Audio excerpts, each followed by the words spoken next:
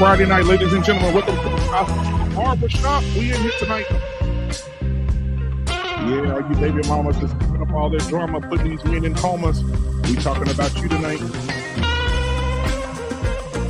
Come on. I know y'all feel that groove. Let's go. Come on, get your drink and sit back and chill. Come on.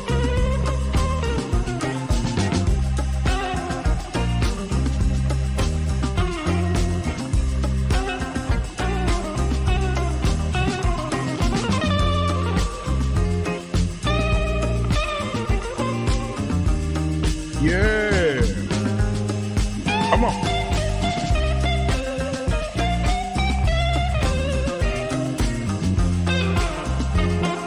Tonight's show is sponsored by Anti-Child Support. The motto of the company is, if you don't stick it, you don't have to pay it. Ladies and gentlemen, if you don't stick it, you don't have to pay it.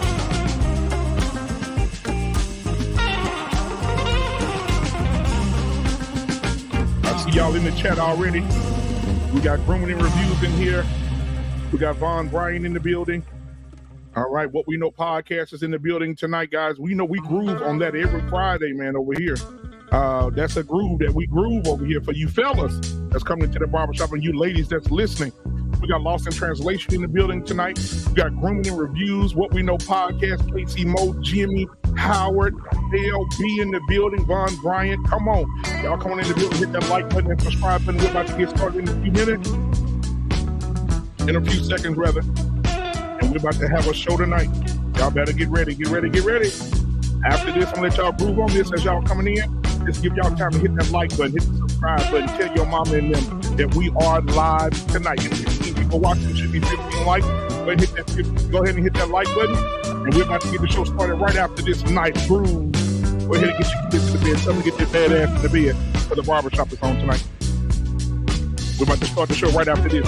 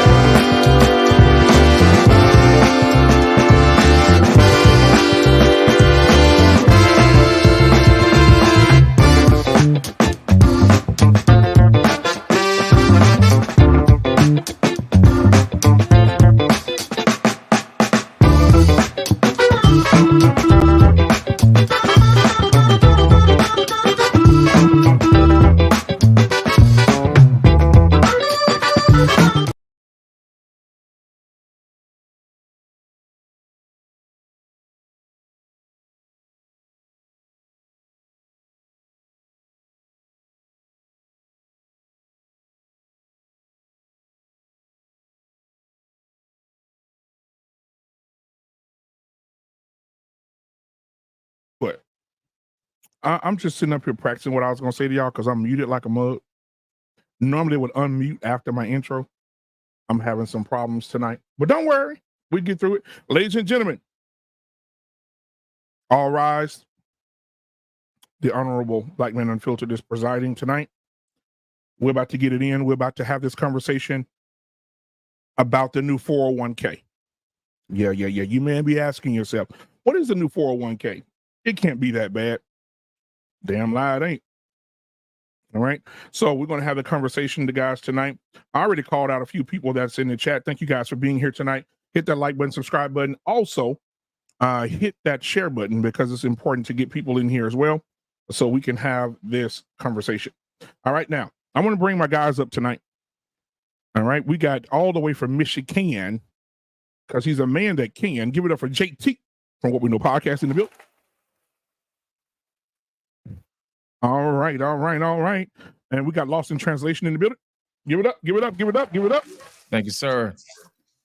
All right. Mr. Bennett and he all the way up in it. Mr. Bennett is in the building tonight. Give it up for Mr. Bennett. All right. Now listen, man. We've been on the road for a long time. This next guy I'm going to bring up here. As you know, I introduced him last week. I told his secret. I didn't mean to tell it, but I had no other choice. He's in the building. But before I do, we got Quincy Fearson in the building tonight. As you can see at the bottom of the screen, he has been a member of this channel for 13 months, a year and 1 month, man. Thank you so much, my boy. I appreciate you so much, man. Thank you for all you do and all you contribute to this channel, brother. I appreciate you, man. And all the other members of this channel as well who support me as well. Thank you. All right. So this other guy I'm going to bring up, he had a stripping engagement today. Mr. Bennett is like making me laugh already. He had a stripping engagement today. And he said he would be a little late, but I think he got through rolling that thing at the nursing home pretty quick. I got a call from one of the ladies at the nursing home. She said she ain't no lane. He ain't no lane. They called him the All Baby Payne. He's in the building tonight. Our Payne in the building. Excuse me. What you talk about? Look. That's what I'm talking about. Wait, I wasn't ready. Oh, hell no. Go get your channel taken down, brother. Wait a minute, I wasn't ready. All right, now how you guys doing tonight, man? We'll start Mr. Bennett and go up. Mr. Bennett, how are you?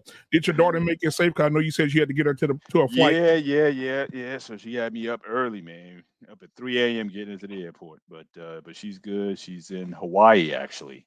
Wow. So what it means to be young, man, I tell you. But getting it in, she's getting her last in before she starts med school applications and that whole line. So she's like, I better get in now because once I'm in med school, I'm going to be on lockdown.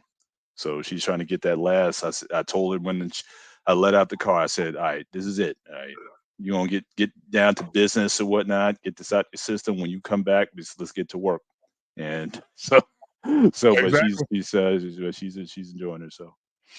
All right, man. Mr. Payne, how are you this evening, brother? All right. How long is she staying in Hawaii? She'll be back this Thursday, and now she's not near Maui. So I know she ain't going there. So I mean, but that drama has to be all over the place, though. Yeah, there's so many stories there. Everything's cool. I can't complain. All right. Yeah. All right. Now we got Lost in Translation and JT jumping in after him. All right. What's happening, Black Man? How you doing, sir? Right. Everything is good, man. It's been crazy, man, with this weather down here too. We done had power outages left and right, man, but we back and rolling. Threw me off a couple of days, but we back now. We back. We're ready to go. What's going on, everybody? It's your homeboy JT. Look, man, What's the over under for the Lions this year, bro? Oh, y'all think I'm playing? Y'all think I'm playing when I say under? I'm not giving you no smoke. I'm asking legit. What is the over? I haven't been watching. I haven't taken all the lines, but over. I think they won today. 10, I think they won. I think they won today. I mean, but this is more like I'm not counting the preseason, bro. Yeah, I'm just saying for the year. Over under 10. I'm Super Bowl, baby. For real, because now that Rodgers is out of the Green Bay, so your over under should be over 10. At minimum, it should be over 10, if not 11. It will be. Y'all think y'all sleeping on the D. I'm not sleeping told anything. you already. I'm asking you an honest question because I think the Bears are going to be trash again. And like I said, Green Bay, now Minnesota, they lost Dalvin Cook. So, that you guys should very easily, I would be disappointed if they didn't win the NFC North Division. I would definitely be. I see, and now Hink is my homeboy, but right now we having this conversation, and I already know what Hink gonna say. So damn what Hink gonna say. Damn what he gonna say. I'm telling you right now, he's Super Bowl bound, baby. Trying to tell you. Hey, Hink, D is about to get in this thing. Let's hop over to Hink real quick. Welcome to the show tonight. Hink, he said that the Lions are headed to the Super Bowl. Come on, man. Come on, man. They not gonna win the division. How they gonna win the Super Bowl? Damn! Wait a minute. Yo. This shit is wild. It is, man. It is, Anton. It's wild as hell. You ain't win no damn Super Bowl, man. Look at it. All right. We gonna see. And look, the Bears will be right the now. NFC North champs. I'm coming on.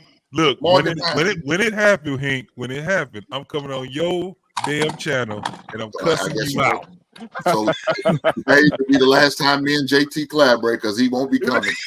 Them motherfuckers ain't going no goddamn way. JT be like, I wasn't here. Yeah, I don't know what you're talking about. Yeah, he gonna say, "Black man, delete that post, delete that channel, delete this show." But none of this matters anyway because Black Man has already declared the Saints are winning the whole thing. Absolutely, baby. David Carr, Super Bowl MVP, baby. Listen, he sent that damn thing in the Cash App. If it wasn't for the Cash App, I would have. Man, Ricky in the building, man. Ricky, what's going on, my boy? I see you out there getting the bag. What's going on? What's happening? Can y'all hear me okay? Yes, we got you, Rick. Yes, sir. Man, same old soup just reheated. Y'all know how it go, fellas. Hey, man, I seen you. Yeah, I seen you with your camera on, man. I said, man, that boy like Malcolm X in that motherfucker. Boy, I saw you with the glasses. Come on now. Yeah, man, I'm just getting my grandpa on. Y'all know how it go. Absolutely, man. Absolutely. Well, thank you for being here tonight, my brother. I got you. Let me know because my buds might be going out of juice. So let me know if I start going in and out. Oh, cool. I will. All right. All right, we got let's see here. We got Illuminated Revelation in the building tonight. What's going on, my guy? Good to see you, man. Hey. Good to see you. We also got Rue in here. Rue, what's going on, my guy? I think he's still watching Star Wars. Anissa is in the chat tonight, guys. Look, she already starting early. She said, y'all act like these women get that much in child support. Most of you don't pay that much. Stop it. Oh, save it for the group, Anissa. Save it for the group. If it's not that much, why y'all be worried about it then? Yeah, we was gonna do something with that. Yeah. That much, why y'all tripping? Ricky, can you say that to Anissa again, you got please? string lights. You put that shit on automation. Oh, I'm sorry. Say again. Ricky, can you repeat that? You gotta grab it first. I said if it's not so much, why you always crying about it then? Absolutely, I agree 100%. All right. Thank you, guys. Before we get the show started. Yeah, before we get the show started, we ain't gonna acknowledge Lost in Translation's first fade. We gonna acknowledge that. Man, come on, man. Look at go ahead, ladies and gentlemen. Hang on. First of all, just wanted to say shout out to my brothers, my beautiful Black Ball brothers of the BMU Network. Lost in Translation, we are actually recruiting membership to this organization. We're taking over YouTube. We're taking over this space here. The revolution will not be televised. So I'm counting up. So you see my banter loose. You see illuminated. You see these brothers here. So we are actively recruiting. So you halfway there, my brother. Halfway there. I'm trying, man. I'm trying. So I'm just saying. So join this movement, this revolution. We're gonna have this movement here that's just gonna take over. So shout out to my beautiful brothers, my beautiful black brothers of the BMU network. So hey, Mr. Bennett. Yes, sir. Other words, he said it translates. Just go get the fake raise and go and just get the shaving cream and clean it on up. It just keep growing back, man. That's the problem. I like it, but it just keep growing back. He said, there's no application needed. There's no application needed. Just once you in the group, just come on and join show us, up. bro. Show that shine, that nice little sheen on the head there, and you are in, my brother. Like swimwear. I'm telling you. And we're not a biased organization. We got white members. We got all kinds of members with us in this organization. So look, it's everything is everything, man. So we welcome all comers who want to join the movement. Thank you, sir. Thank you, sir. Hey, listen, man. I think this is an insult. Before we hop in, listen. Anissa also came back and said, "Is that why men claim to want to raise their kids now because of child support? Why can't we just want to raise them because they're our babies?" If you don't want the kids, just say that. You know what I'm saying? Just get them on over here now. We'll take them. Don't worry about it. We won't complain when we got them. Come on.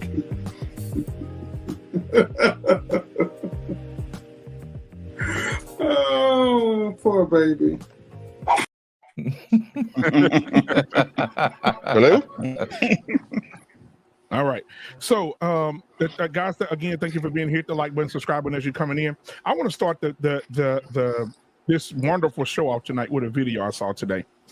And I know this is not going to be encouraging to a lot of people, but I feel the need to play this because this is what most people are not paying attention to. So let me go ahead and play this for you guys real quick. I see here. Let me see if I can find it. Oh, there it is. I don't know I had it. All right. I want to make sure this don't chop up. So I'm going to put it where it ain't. Make sure this don't chop up. This need to be seen right here.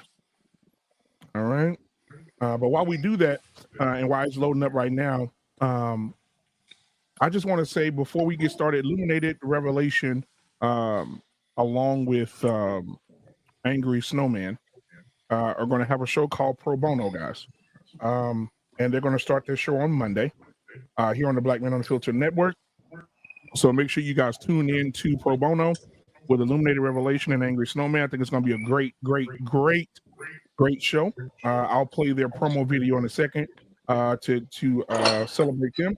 However, I want you guys to see this. If your daddy ain't shit, clap your hands. Why you not clapping? Your daddy ain't shit either. Good. If your daddy ain't shit, clap your hands. If you didn't see it, if your daddy ain't shit, clap your hands. Why you not clapping? Your daddy ain't shit either. Good.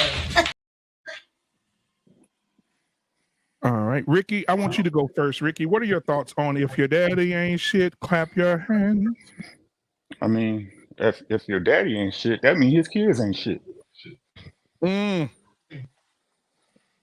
Right? Mm-hmm. She got her kids sitting up there clapping right along with her goofy ass. Yep. Like how shitty was that dick? Yeah, when you was on it. Come on. Right? Like, stop, man. How y'all be out here embarrassing y'all child's parents, man? Like, it's weird how grown folks make kids pay for their mistakes. They literally make their kids pay for their mistakes. Choices that you made, and you're gonna impose them choices upon your child. I ain't got nothing else to say about it. All right. We got an echo, guys, so make sure you guys mute when if you're not talking, so we can figure that out. But Mr. Bennett, let's hop over to you. What are your thoughts on the video? Were you encouraged or discouraged? Oh, very discouraged. I mean, first of all, exposing your kids to that kind of language, to that kind of atmosphere, especially the young girl, that's just not healthy. what was also interesting was that the girl looked back at, I'm assuming her brother, but it might even be her stepbrother, because she asked, why didn't you clap? Because your dad isn't ish either. So that is leading me to believe that this woman may have multiple kids by multiple daddies. And so the fact that the young girl would even say that is again telling about this mother and the environment that these kids unfortunately are growing up in, and it's sad at the end of the day. But yeah, I mean that's they said people who tell you the truth is drunk people, old people, and kids. And I think that that young girl probably told the biggest truth out of all of it. How that that just reflects on the mom. So it's unfortunate. Exactly. We'll hop over to Lost in Translation. What are your thoughts? Here's my thing, man. Here's my thing. Notice they don't never sing that song when Daddy in the house. You know what I'm saying? They always get gleeful and got all kind of smoke to sing when he ain't at the house. You know, he at work, but he ain't this and he ain't that. You know what I'm saying? My whole thing is that's the main reason why we get caught up in the situations and the stuff we in, because we don't show men honor. You know what I mean? We just don't. And the problem is when you have women not showing the men the honor, then what happens is that they don't transfer the power as it should be, so the kids can have respect for their elders and for their father. You see what I'm saying? And my thing is this: if you don't have any respect and you don't have any power, then your community is trash. You know what I mean? So whenever I see women teaching their kids to dishonor their father, I just think that's classless, and something needs to be said about it.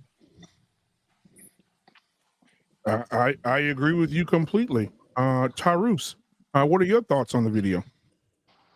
Good evening, gentlemen. I really hate women like that. I don't believe in trashing anybody, father, mother, in public, not social media, not Facebook, not anything. I think men in this country specifically already deal with enough shit as it is to be catching unnecessary heat on social media from, let's be clear, in this situation, better women. Those are my thoughts. All right. Let's see here. Who else? Hank, what are your thoughts? You know, it's funny. I was gonna respond to it. Was on my list to respond to it and react to it on Wednesday, but never got to it. Unfortunately, we got stuck on one topic and it should stay there. But it is what it is. As far as that video, man, there was a whole lot about that video that was questionable and disturbing. And the one thing is, I talked about it before on another show, how they will allow their kids to use such language, man. And I said on the show that they would smile and think it's cute when they 2 or 3 years old, they saying shit, damn, because why? Because they heard their parents say it or their mother say it or somebody say it, and instead of correcting them, they just find it to be funny and laugh and he said shit. I think it's okay. So now they grow up, and then you wonder why your kids are being disrespectful towards you and using that type of language towards you because you made it okay. You never corrected the issue. You never corrected the problem. You never addressed it. You thought it was okay. So translate to this situation. She still think it's okay. She found it funny to what she did. To turn around, not only clap her hand with her mama because she made that old a child theme, a child song, because that's pretty much what it is. Made a funny joke about saying if your daddy ain't shit. I mean, what is that saying about you then? What is that saying about what is that saying about her as a person? You had sex with a protected sex, I assume, unless the condom broke, whatever the case may be, with a man who wasn't shit. To the point where it looked like he might have 2 different dudes that wasn't shit. So it don't look like you learned from the first time or the second time. I don't know how many different fathers they have. I don't know. But she had 4 kids there, and more than likely they probably all different daddies, unfortunately. Hank, wouldn't you agree that more than two means she's probably the problem and not any of the guys? No, yeah, she's a problem because she has bad judgment of character. That's I what I'm know saying. Like more than two is you just like baby daddies. You just she's first of all, for her to even do that song with them kids like that and put it on video and sharing it, that's a problem. She got a bad judgment of character. She shouldn't be a mother with kids. She doesn't deserve a kid. So if I was a father, now I don't know if he ain't shit or not. What you saying may be true. I don't know. But if it was a man with some morals or some type of standards, I would use this tape or use this clip and I would take it to the courthouse and say, hey, this is what she's teaching my son or my daughter or our kids. I don't want this woman around my kids. She's doing our kids a disservice by what she's teaching and encouraging. She's teaching her daughter that most time, more than likely, most of these men are probably the same. And they all ain't shit because she had two examples of ain't shit dudes. Or at least that's what she calls them. So it's bad all the way around to me. But Hank,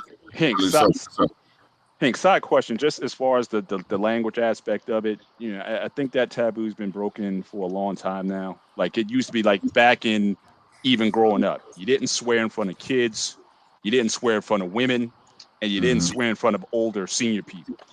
And that whole thing, I don't know if hip hop's to blame for that or what it is, but it just seems like that there's no barriers, there's no filter, there's no respect for like who's in the room. It's just everybody seems to do it now. So do you think that came from what do you think that came from, or why do you think that barrier is just broken? Just your personal opinion. I just it was broken by ain't shit people. I just think she's just trifling this and has no respect for her kids. She has no respect for herself because the way she acts and carries herself, the way she talks. You know, it like you said back in the day, it was taboo for first of all for a woman to cuss, right? That was a thing. It was just, you know, not common, very regular. If you was a with them bad chicks, or a woman of the night, or some type of fast chick, you know, something like that. But now it's like everybody, well, you know, she ain't shit prime, and it's obvious. It shows by the way she act, the little child song she made up and wanted all the kids to participate. Yeah, that's bad. I don't believe in that. Right.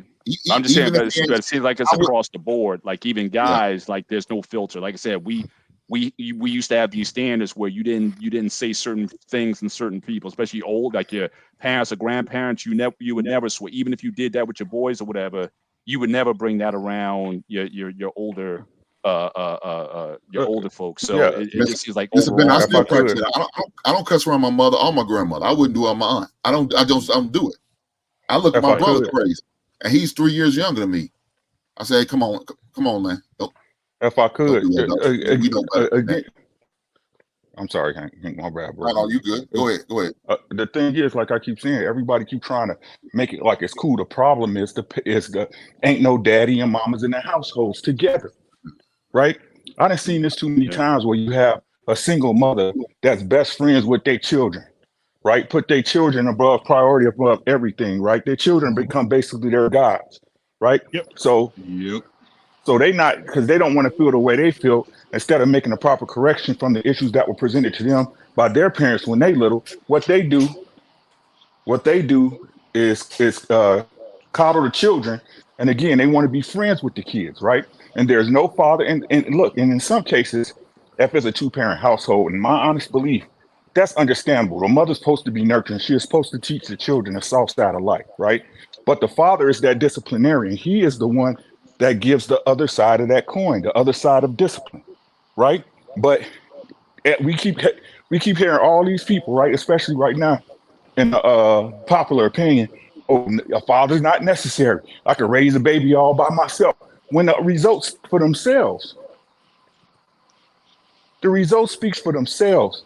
So everybody talking about breaking, like, ain't nobody gonna break nothing. This stuff gonna keep going on until people learn that you need a mother and father in the home. And now, Ricky, I want you to respond to this comment by Ms. Glass in the shout out to Anissa for being here tonight and supporting the channel. She said, of course these problems exist, but depending on the father's income and if there are other kids, doesn't seem like women are receiving much, maybe a few hundred a month. What is your response to that? My question is this: if you Income. as a woman, I'm sorry, Ricky. Did I just hear income? what? We talking about raising of fathers being in the Yeah, household. yeah, She yeah, just yeah, mentioned yeah. income. Yeah. And this is the whole problem, right? And this is what I said before. Women, y'all be looking at kids like they a bag. That's what y'all really be doing, right? Y'all think money raises a child. Y'all think money is what makes a child come out different. Money ain't got nothing to do with you raising your child. You worried about money when, as a woman, you ain't even emotionally available at the capacity to raise no child. But y'all don't be thinking about that when you're on your back, do you? Do you?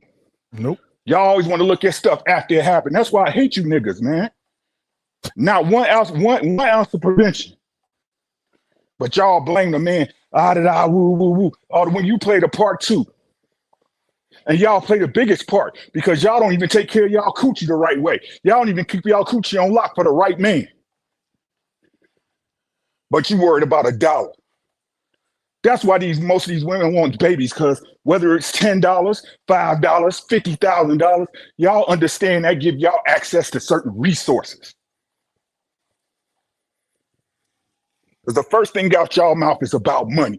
Y'all don't give a fuck about no kids. That's why the kids keep getting fucked up now. Y'all don't care about no kids. The only reason y'all want kids is to have leverage over somebody. That's all I got. Man, Quiet Storm says, what does money have to do with a woman's conditioning her children to disrespect them kids' father? Quiet Storm has a point. All right, anybody else have anything they want to add to this? Go ahead, Arpain. Listen, one of these I'll things. go after Arpain. One of these things that we got to realize that these are the receipts that we need for what we be saying on these panels. Yep. If there weren't women saying ratchet shit like this chick, then all this stuff goes on deaf ears. We got so many receipts, and we need to keep collecting them. I just think that we should be kind of, I don't want to say numb to them, but while we're collecting receipts, we can't let ourselves get too emotionally involved in the stupid shit that some of these ratchet ass honeys say. It's just so many examples, right? Pink Book Lessons just showed another woman had her son murder his girlfriend so that she can get the baby, excuse my language, delete. So, it's just example after example after example. There's so much evidence that, of course, not just having a dual family household is about following the vows and having a relationship with the woman that you have children with so y'all could build a future with your kids.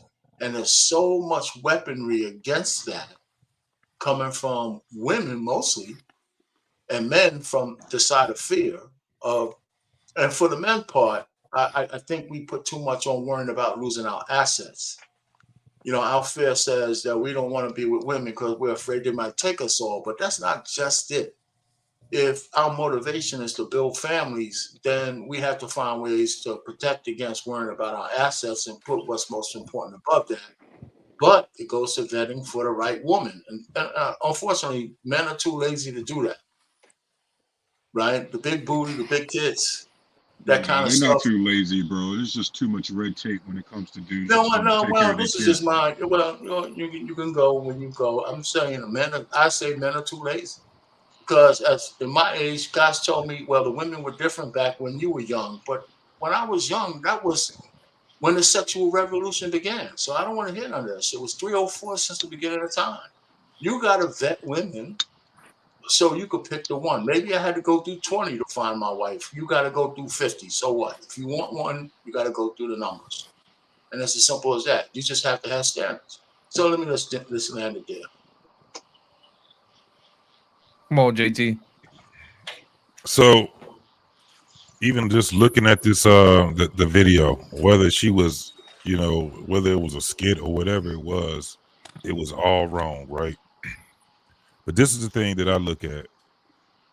When we start talking about marriage, right? In the day and time that we're talking about it right now, we can't get to that right now. We can't get to marriage right now. We have to get to courting. We have to start talking about men liking women again. Because most men don't like these goddamn women. I'm gonna tell you right now. Any guy that's married on this panel, you probably will be able to agree with me on this. There's something about that woman that you have that you adore about her, right? Max. She got flaws. You understand all these things about her. You adore her. The way that these women are out here right now, there's nothing to adore about them. So when we're talking about marriage, we can't get to step 5 when we ain't at step 2. We got to start back liking these women. Most men don't like the woman that they're with. I'm going to say it. Most of these men that's in these relationships can't stand the woman that they're with. When you have a woman that has shown that she's hard-headed in life, that's your cue to exit door left. They're hard-headed.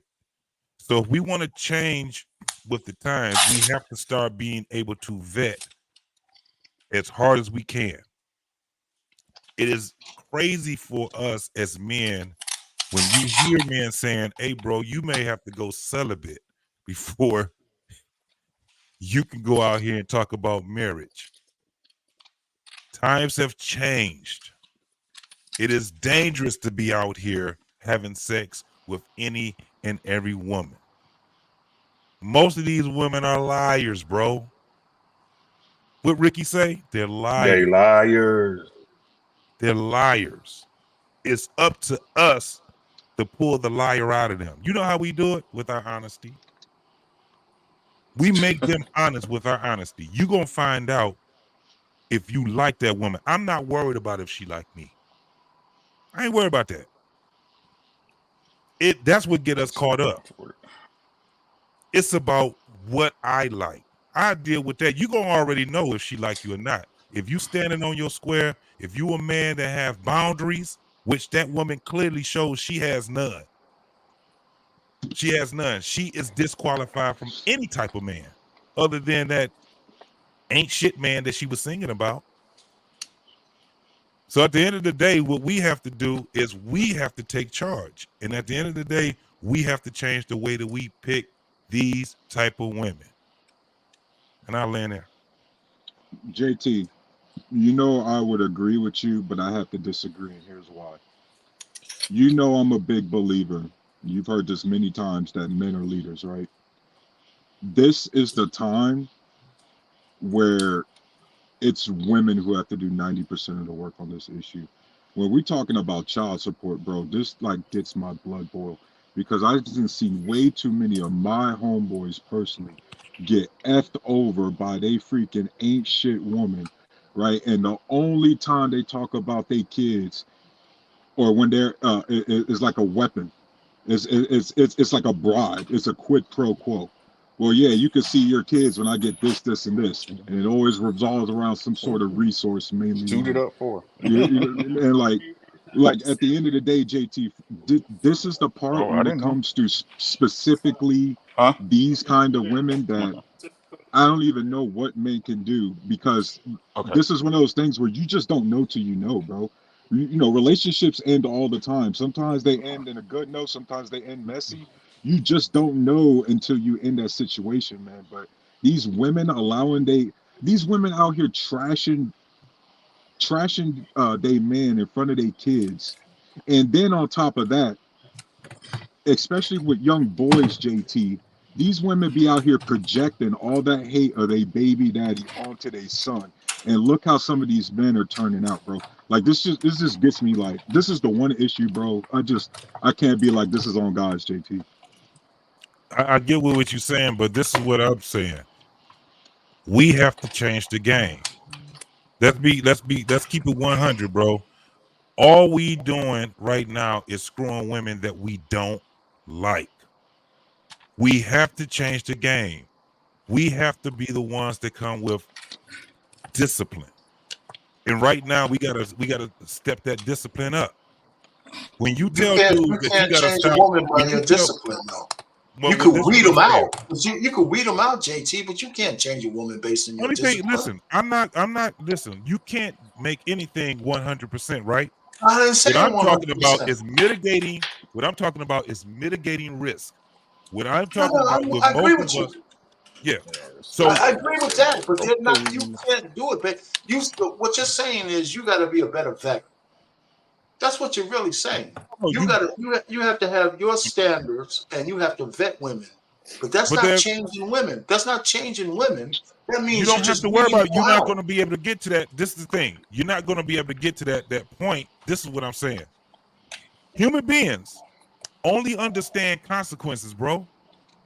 They understand. So there's going to have to be a bunch of people to suffer before you can get people to change their behavior. That's what I'm saying. So with women, there has to be a bunch of women to suffer. At the end of the day, that woman that's sitting there saying, if your daddy ain't shit, clap your hands. There should not be one dude that's worth his salt fucking her. There only should be, hold on, there only should be ain't shit dudes fucking her. She should be suffering. Understand this. You 60, bro.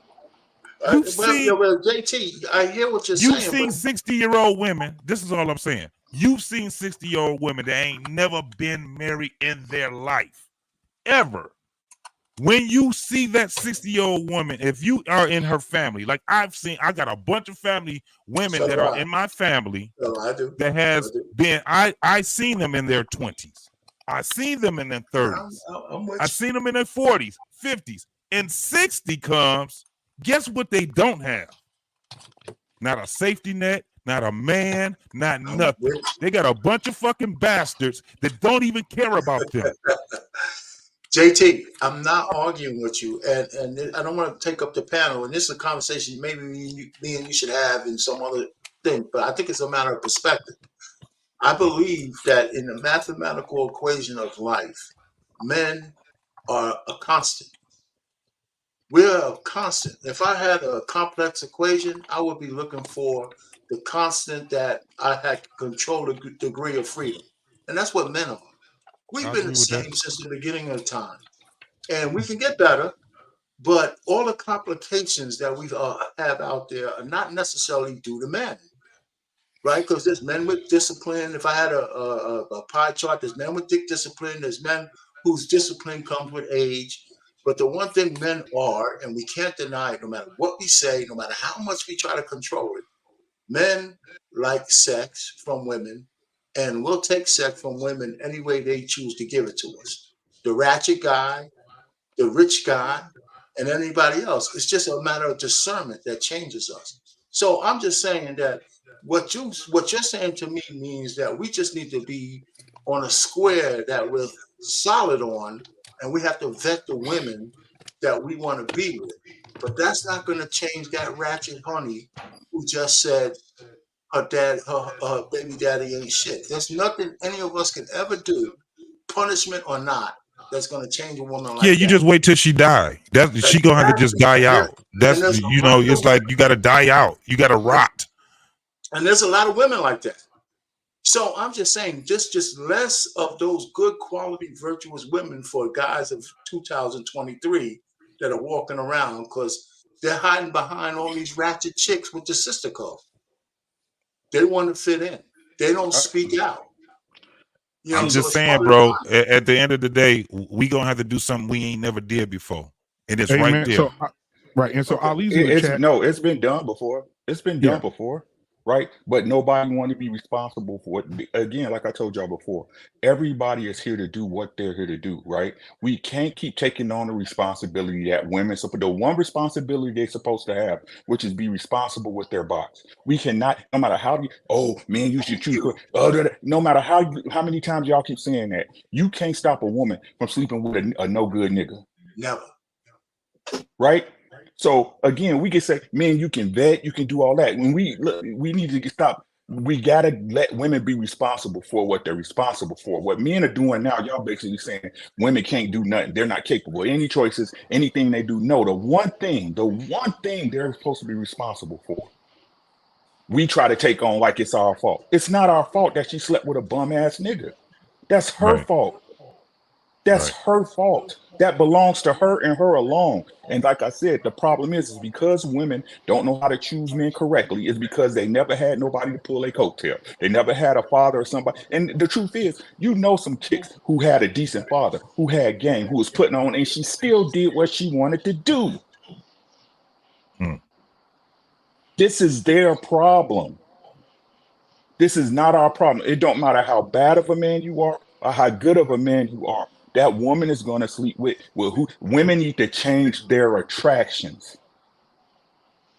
And y'all, everybody waiting on something to change. It's not because every one of y'all know it's hard for a woman to go against her nature. It's so hard that when we see one who's logical and acts like he got some sense, we're amazed. We're amazed. Wow, you really think like that? Is this really how you move? Is this really how your house is? But what do I know? And Ali's in the chat, man. Thank you for being here tonight. I sent him the link in his in your IG, Ali, if you want to come up. Ali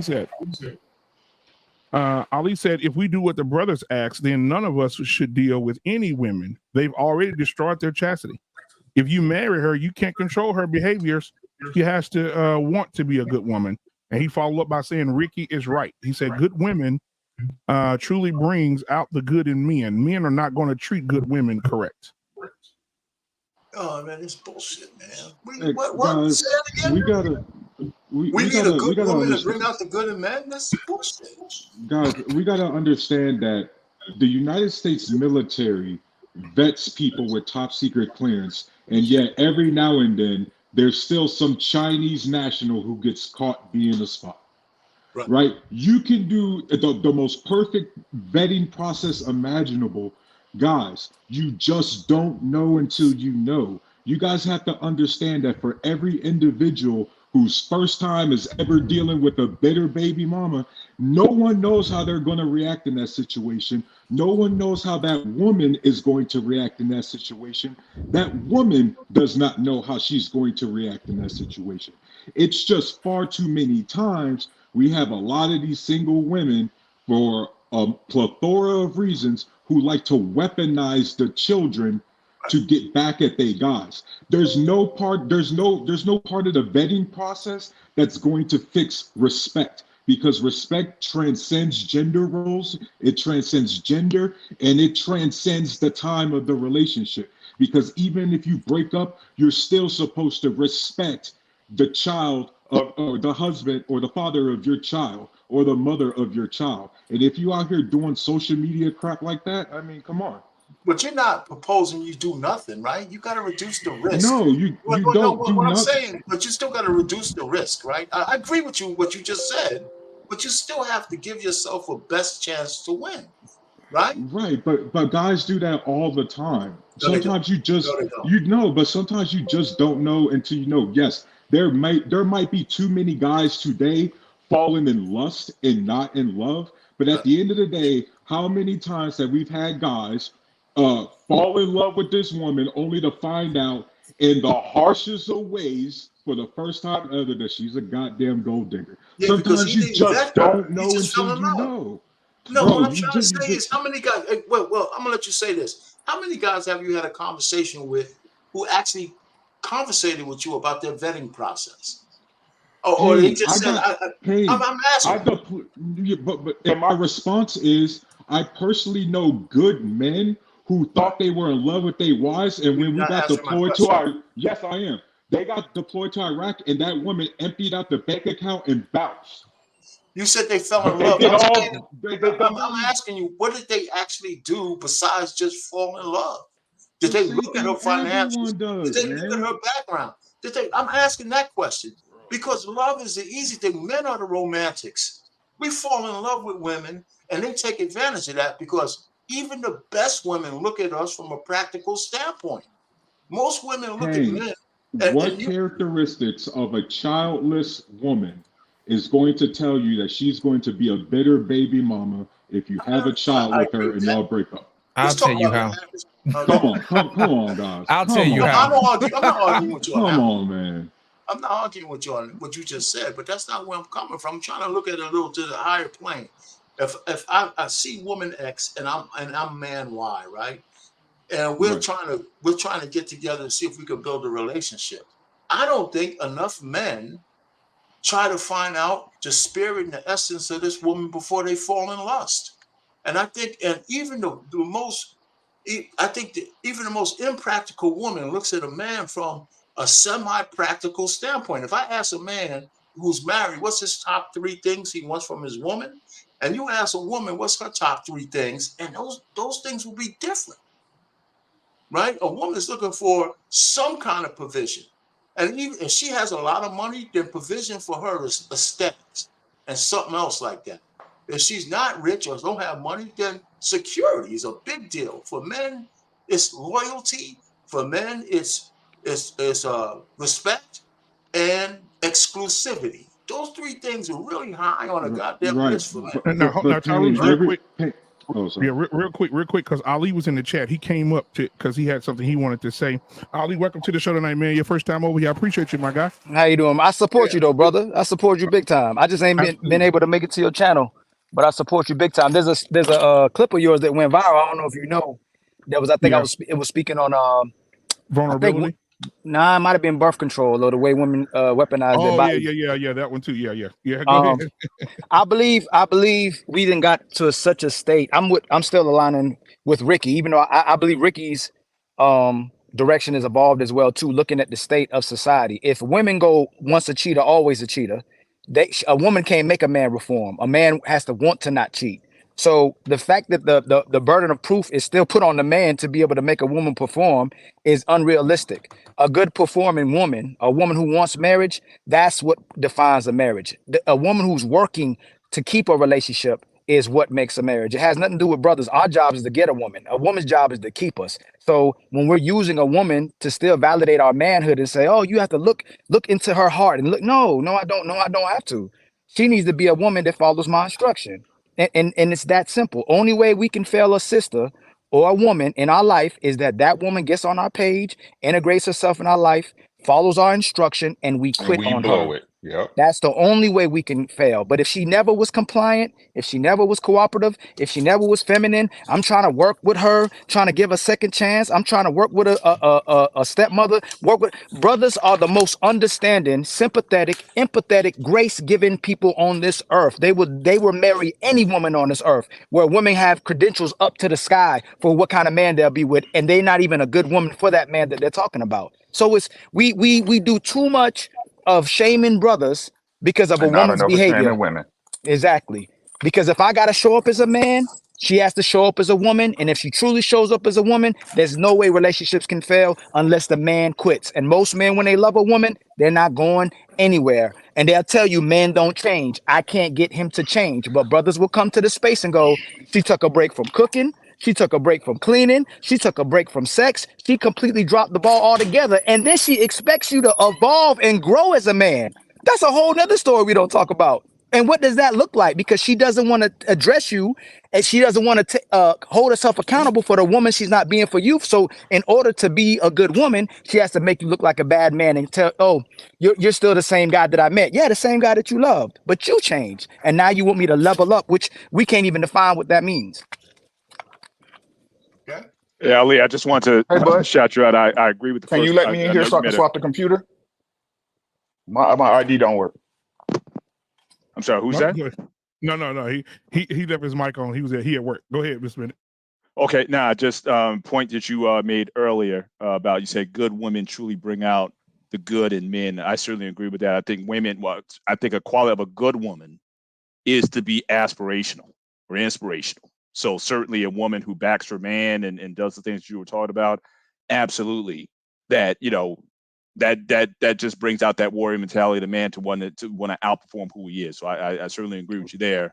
No, you cleaned up that last part where you're saying certainly if she's a bad woman, then you're not going to get the best out of a guy. So I was just agreeing with what you were saying there. Of course, her behavior makes you want to die for her and live for her. Absolutely. Facts. It's simple as that. You can go through all sex that confirms our manhood.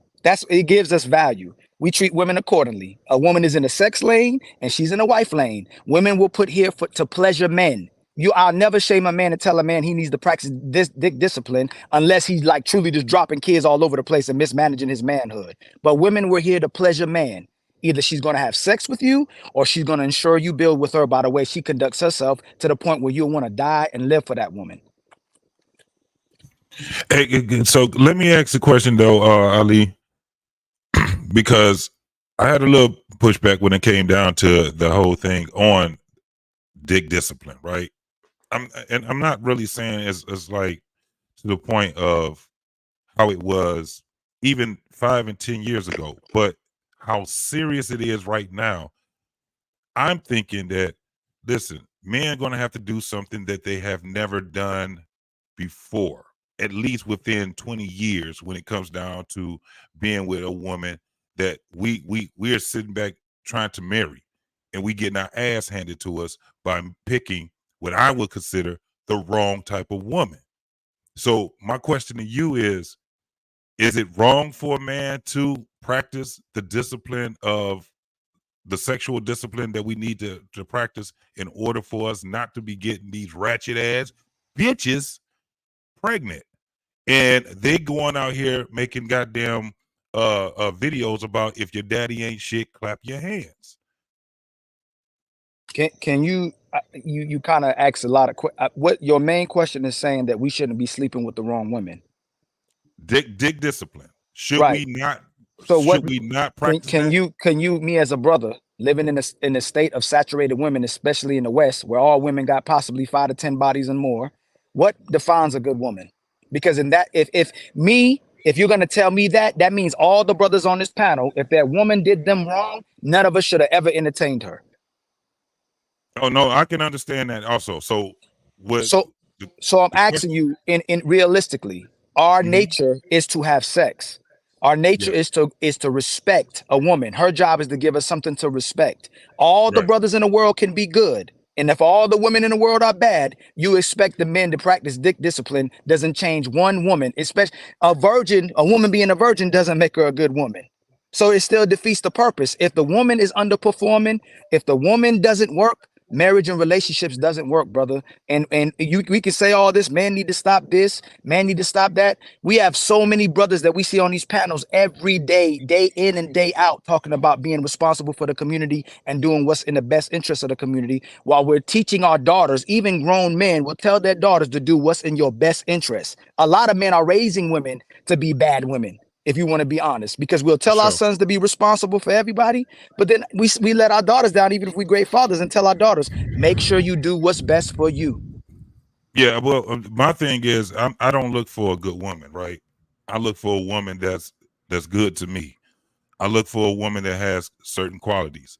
What I'm saying is this: when you got a woman that has 3, 4, 5 children, and you are just sleeping with this woman, and then you eventually start having a relationship with her, like I was saying earlier, and you don't like her.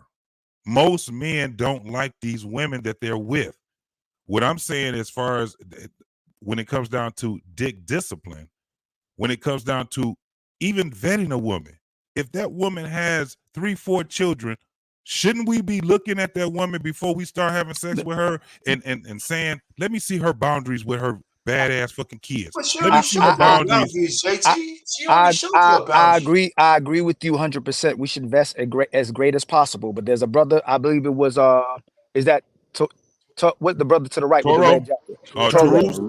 And in the words of my brother Illa, the problem with women is that we can't tell the difference. It don't matter if she's the corporate woman. It don't matter if she's single. It don't matter if she's babyless. It don't matter if she's married. It don't matter who she is. A lot of women are aligning with the bad woman and their ability to weaponize themselves whenever they want to, brother. So even if I'm married with a woman, she can change in a year. She can change in 5 years. She can change in 10 years. And we see this with the great men that's in front of us, the Michael B. Jordans, the Tom Brady's, he's the GOAT.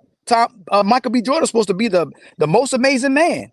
The women are using us to get to up their status. They'll get us and go, man, since I got Michael B. Jordan, man, I can get a man better than Michael B. Jordan. It's not about love and their duty to families anymore. It's about how much, it's about their status, it's about their attention, and it's their ability to be the sole focus of all the relationships. Anything to make her happy. It has nothing to do with her duty to her man, to her kids, to her family, or society, brother. And the problem is most brothers keep saying, vet better, go to the next woman. Vet better, go to the next woman. Vet better, go to the next woman. Brothers are going to the next woman, but they go, you know what? All these women are typically the same, so I might as well stick with this woman. That's the problem that's happening. We've given brothers so much instruction through the course of time. Women aren't getting instruction anymore. That's what's up. I'm with that. So let me say this real quick. Easy Money, one of our favorite participants, say he's busy tonight. I think his wife took his phone. But or his penis. Or one of them. Shout out to Easy Money. What's going on, my brother? Easy Money said, this is for you, Ali. He said, our nature isn't just to have sex. Go to the jungle with that talk. What's our nature then? How we get here then?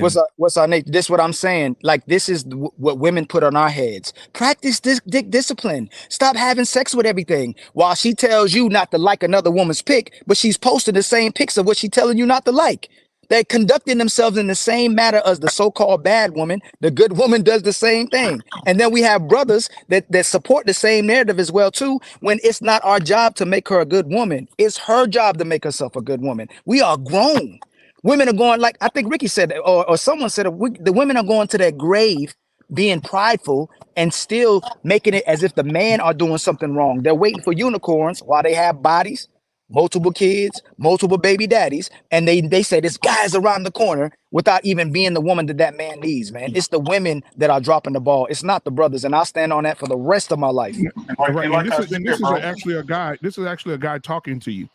Easy Money Jones came back and said, men won't hold each other accountable. That's man law. That's why we acting like we act now. We are held accountable by right. Right. Right. Hold on. So let's say in theory, right, that me and Ali don't hold each other accountable, right?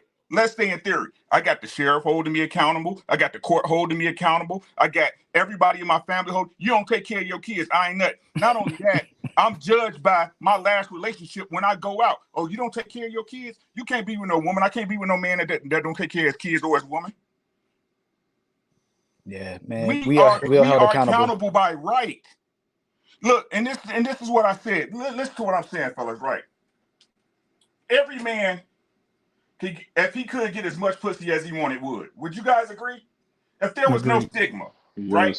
Ricky be keeping it real. Yes. Man, know that.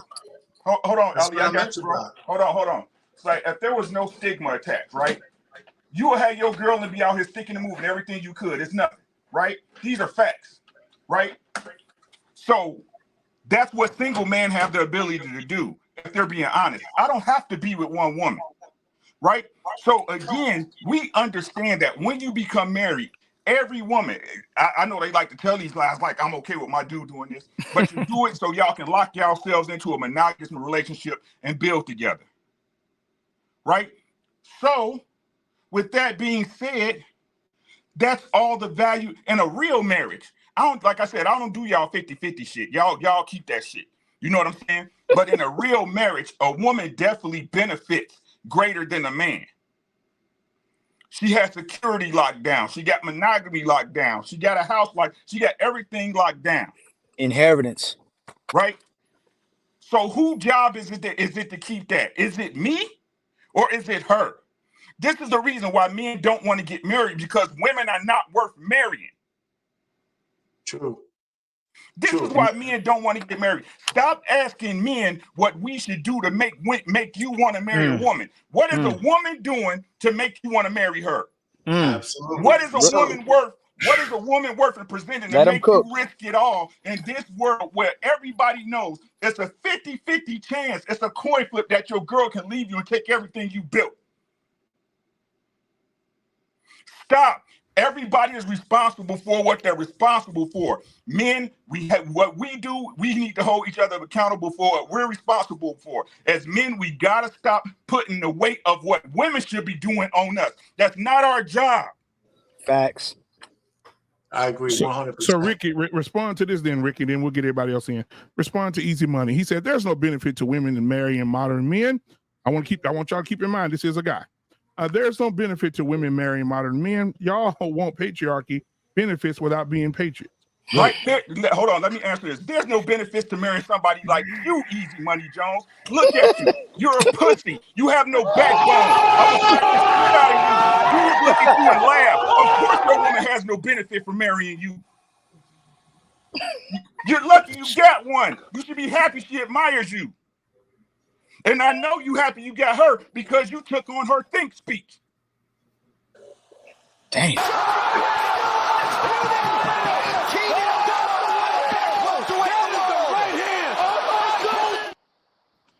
Hey, Easy Money, how could you be a married man and put that statement on any kind of shit? How's Ohio treating you? I think I can answer that for you, everybody. I think he hasn't got laid in a long time.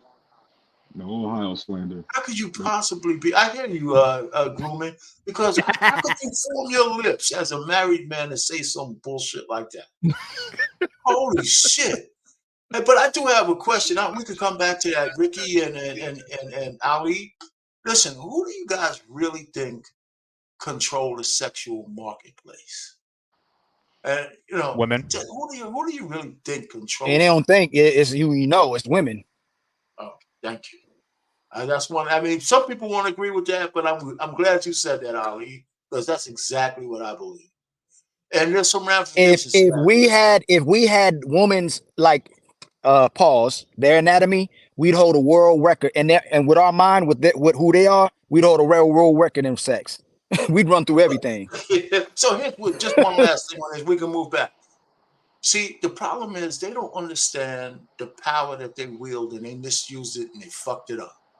Because if they used it properly, the way we live will be a whole lot different. There'll be a lot more marriages. There'll be a lot more guys thinking they would be worthy if they just learned how to protect whatever virtue they have left. Because men, no matter how ratchet we are, I think most men inherently understand we got to earn our way to live. We know that if we don't do certain things, our window is small. And if we don't do the correct things, our lives are going to be fucked up. If you can get to 25 and 30 without some kind of solid kind of trajectory on how the rest of your life is, you're going to have a tough way to go. Arpain, look at the screen. That's for you. Oh, well, Easy Money. You know what? Hold on. At some point, you have to treat children like children and just ignore them. Okay, there's grown men. There's grown men on the panel having grown folk talk. We're gonna master not matching people energy, and we just move on. Well, I was gonna say, was he picked on as a kid? Easy Money Jones, just make sure you stay out your wife's group chat message. Make sure you stay out of that. May I? Wait. May I? Wait, hold on. What do you mean? Hold on, Ricky. What do you mean? What are you saying? I know damn well what he's talking about. What are you saying, Ricky? I'm saying by the way he acts, if he go into his wife's phone and check her group chat with her girlfriends and family, he gonna get his fucking feelings hurt. He's saying he got a scarcity mindset and afraid to lose his woman, so he has to say whatever he can to keep her. I hate to say it. Yo. This shit is wild. Here's the worst thing I'm gonna say tonight. Maybe somebody has to do a paternity test on the kids they have. Oh, Illuminated. Go ahead, Illuminated. Go ahead, Illuminated. That's slow blow shit, man. But Easy Money's all right, man. He's just playing the idiot, man. I think he's just doing that fire for effect. Whoa! Hold on a minute, guys. Hold on. Grooming reviews. I'll bring you right back. We just had him come up on the panel, ladies and gentlemen. Oh, look, have fun. I'll bring you right back. Grooming. I hope he's ready for the Dragons. Oh, here you come. Hey, look here. It makes sense. Before Easy Money Jones in the building. Come on, Easy Money. It makes sense. Easy Money. Hope you're ready for it, man. Look here. What do I need to be ready for? Look here, Easy money. Brother, you ain't Yeah. even in the gym, brother. Like the conversation is already over, brother. You ain't even taking care of yourself properly. Yeah, there No, you it go. ain't That's even. a It's not show. even about that. Like I was expecting you just come said up here you like one brought of the it best up. men. Why did you say it? I can break it all the way down. You're not even the best Do what you candidate want to for a do. man to speak on this subject. But Do what what you want to do. how can you blame a man for not just like Ricky said, how can you blame a brother for not being married if the woman is underperforming? Okay, so let's back up a step. Okay. Well, I So wanted you're to asking interject here, BMU, before he came on, because there's a reason behind this. Okay, from a spiritual perspective, if you look at it, what we're going through now is emasculation. Okay, there is a spirit. We talked about it on the other panel. Her name is Jezebel. Jezebel emasculates the male species, and the male species is submissive to the woman. So what happens is she takes the role of the man. And what do we see in society now? We see women want equality, and they want to be on the same level, on same par as the man, which is out of order. So when you have in the YouTube streets, they call them simps, they call them this, they call them that. It is a lack of manhood, of lack of grabbing your male fortitude and moving forward and standing on your square, because that is the natural order. If you are going to be in a marriage, you must take the lead. That is what the marriage is based on. It was the man. It was the man that finds the woman. When you have women out here proposing to men, finding men, looking for men, they are out of order, period. You may not like that order. You may not like what has been established as the patriarch and the matriarch. Those are the facts. You can try to usurp it. You can transform men becoming women, women becoming men. There was a study out of the University of Chicago that studied that. It talks about the history of religion from all different genres, not just Judaism, not just Christianity, not just the Muslim faith, but how did that spirit jumped across all these many generations to see what we see now. Solomon said it best: there's nothing new under the sun. So what we have is the man has now digressed, and the woman has now taken the lead. Now, according to my generation, when the government came in, he systematically removed that man out of the household. So once that happened, then now the government became her man. And then she got her career. That became her husband, her money, and all this, and the status and social media. You know, you guys say it best. You cannot change a hoe. A hoe is going to be a hoe, a woman of the night. She's going to be that way. But they want us to change, and they want to have the six-pack abs, 6'2", and he's got to make six figures. Okay, what are you bringing to the table? I'm sorry. Who's requiring that? Hold on. I got to right before you go, I promise. I'm just a little pushback what the brother said, except for his message. I'm not gonna play some. I think he's correct with his message about a woman having to be ready for a man, right? But that's Western philosophy and chasing the women. That's not what he said. No, let me finish. Villages raised women, and the father gave their women to men. It was a courting system. It's European. That's that European philosophy where you chased a woman and got on one knee and asked her to marry you. In ancient customs, the village raised the women, and the father gave his daughter to the man. You raise women to be wives. I know you're shaking your head, my brother, but we can have that conversation a whole nother time. Yeah, women were groomed. Even in Eastern culture, the men still had to lead the courting phase. What the hell are you talking about, dude? What I'm saying is that don't got now the this barcode. what I'm speaking of is not a Western philosophy of men chasing women. I'm talking about a spiritual, biblical, Middle Eastern philosophy. He who finds a wife finds a good thing and obtains favor from the Lord. Period. Now, what has happened is that, you know, depending on what culture you coming from, Ali, we've had these debates and discussions before. I don't want to take away. I don't want to take away from your message, brother. But God made the woman for man. I don't know how we went there, but God made the woman as a helpmeet for man. I understand that. At the end of the day, everyone needs to understand this. Whether it's spiritual or not, we could talk about virtues. At the end of the day, a young single man in his 20s does not give a damn about Solomon or virtues or anything when he's trying to bring back a gutter thought at 3 a.m. Exactly. Guys, here is what discipline means. You have full responsibility to wear a condom. No matter what goes down, when we talk about sexual marketplace and everything, at the end of the day, sex, consensual sex, takes two to tango. Men, you have the ability to say, no, I'm not going to have sex without protection, because you have the ability to keep a condom in your pocket.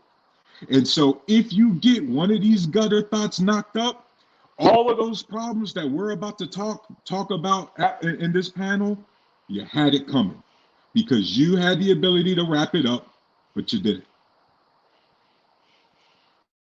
All right, before we move on, we got Easy Money Jones in here. Easy Money was very active in the chat tonight. Easy Money had a lot to say about go back to the jungle if you think women were made for men for sex only.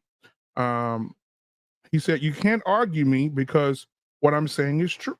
Easy Money Jones, what do you have to say, man? You said there's no such thing as the sexual marketplace. No, it's not, especially with the way that it's described. It's described as this place where these static qualities, these qualities are like have the static value in the marketplace, when in reality, in a real marketplace, the people within the marketplace set the value for whatever it is that they're selling. So you can't just say that women want 6 feet, 6-pack, six figures, which ain't that much like it used to be, but whatever. Like, that doesn't even make any sense when there's a bunch of dudes that's 4'11", 5 feet tall. They got women chasing them down the street. They got wives and girlfriends and baby mamas and all of that. So, this whole thought that, I have to be a certain way to attract women is nonsense. Hey, Easy, on that point though, right? Before the dating apps, you might have had a stronger justification for what you just said, but the data is solid. The sexual marketplace does have a value, does have, the women run it, and they choose a top 20% of the men for certain reasons, and they'll choose other sets of men who have aesthetics, even if they don't have money, for other reasons. It's all on the bell curve. Wait a minute, it's all on the bell curve. And so you could just kind of plot that shit out. It's really not that. There's a whole bunch of men from 18 to 30 ain't getting no pussy whatsoever. No. That's on them. No. It's not just on them. So because some men who don't have money or aesthetics, they're invisible to a lot of women. Arpain, you and I both know that ain't true. Let me finish. And I'm gonna shut up after this one, and you can go ahead. Even a crop rise. Listen, there's some women. The way the market is based on social media, we got big, fat, 800-pound women who think they're 10s, right? And they ignore guys at their level because they think they can get a guy who's at some higher level, and they actually play that out. And there's a lot of that going on. So that's why pornography's up. That's why the sex doll business is getting ready to go crazy. And that's one of the reasons why prostitution will never be legal across all the states, because if it ever is, there'll be a whole lot of women in a shitstorm worth of trouble, because men aren't going to go through the bullshit to get laid. They're going to just go and pay for it. I'm just telling you, they just go and pay for it. But men have always paid for it. Going through all kinds of arrogant shit with a chick, especially in the West, to try to cultivate anything, especially since the baseline thing that every man wants is to get laid. Even if you want to get married, even if you want to just have a casual affair, in the bottom line of that, we all want to take our Johnsons and stick it in a nice little hole there. We all do. And I can only speak for, heterosexual men, and that's all we're talking about here. So let's stop the cap. And women understand that men are a constant and they manipulate the marketplace to their benefit, but they're so chaotic, they're doing a pretty bad job of it. And that's why they all got goddamn trauma and all this other shit. Okay. Did you say a nice little hole? Did you? Nice little comfortable, juicy. That's what I'm saying to you. So I hear what you're saying, but I don't understand this deference you're trying to give to the women, because we're really not saying anything they don't already understand. So when you talk about, like I said, the sexual marketplace thing is such a ridiculous concept that's made up as a cope to those individuals that you speak of that aren't getting any action. Dating and relationships comes down to proximity, as it's always has. Social media apps, the majority of the population isn't that heavy on social media. I believe the last dating survey that came out, it was like 1 in 10 or 2 in 10 people find their mate via an app. The other 80% is some variation. Hold on, easy. And let me tell you something. That is absolutely wrong. Do you understand wrong what the biggest dating app is? But that's a small part of the population. It's IG. No, it's not. I'm aware. It's aware. IG. It's Instagram. And at baby. the end of the day, absolutely, you have a lot. And it's free. First and foremost, we have to talk about who are we talking about. When we're talking about this whole concept of dating, we got a generation that's here already, 30 years old and below. That's who we talking to.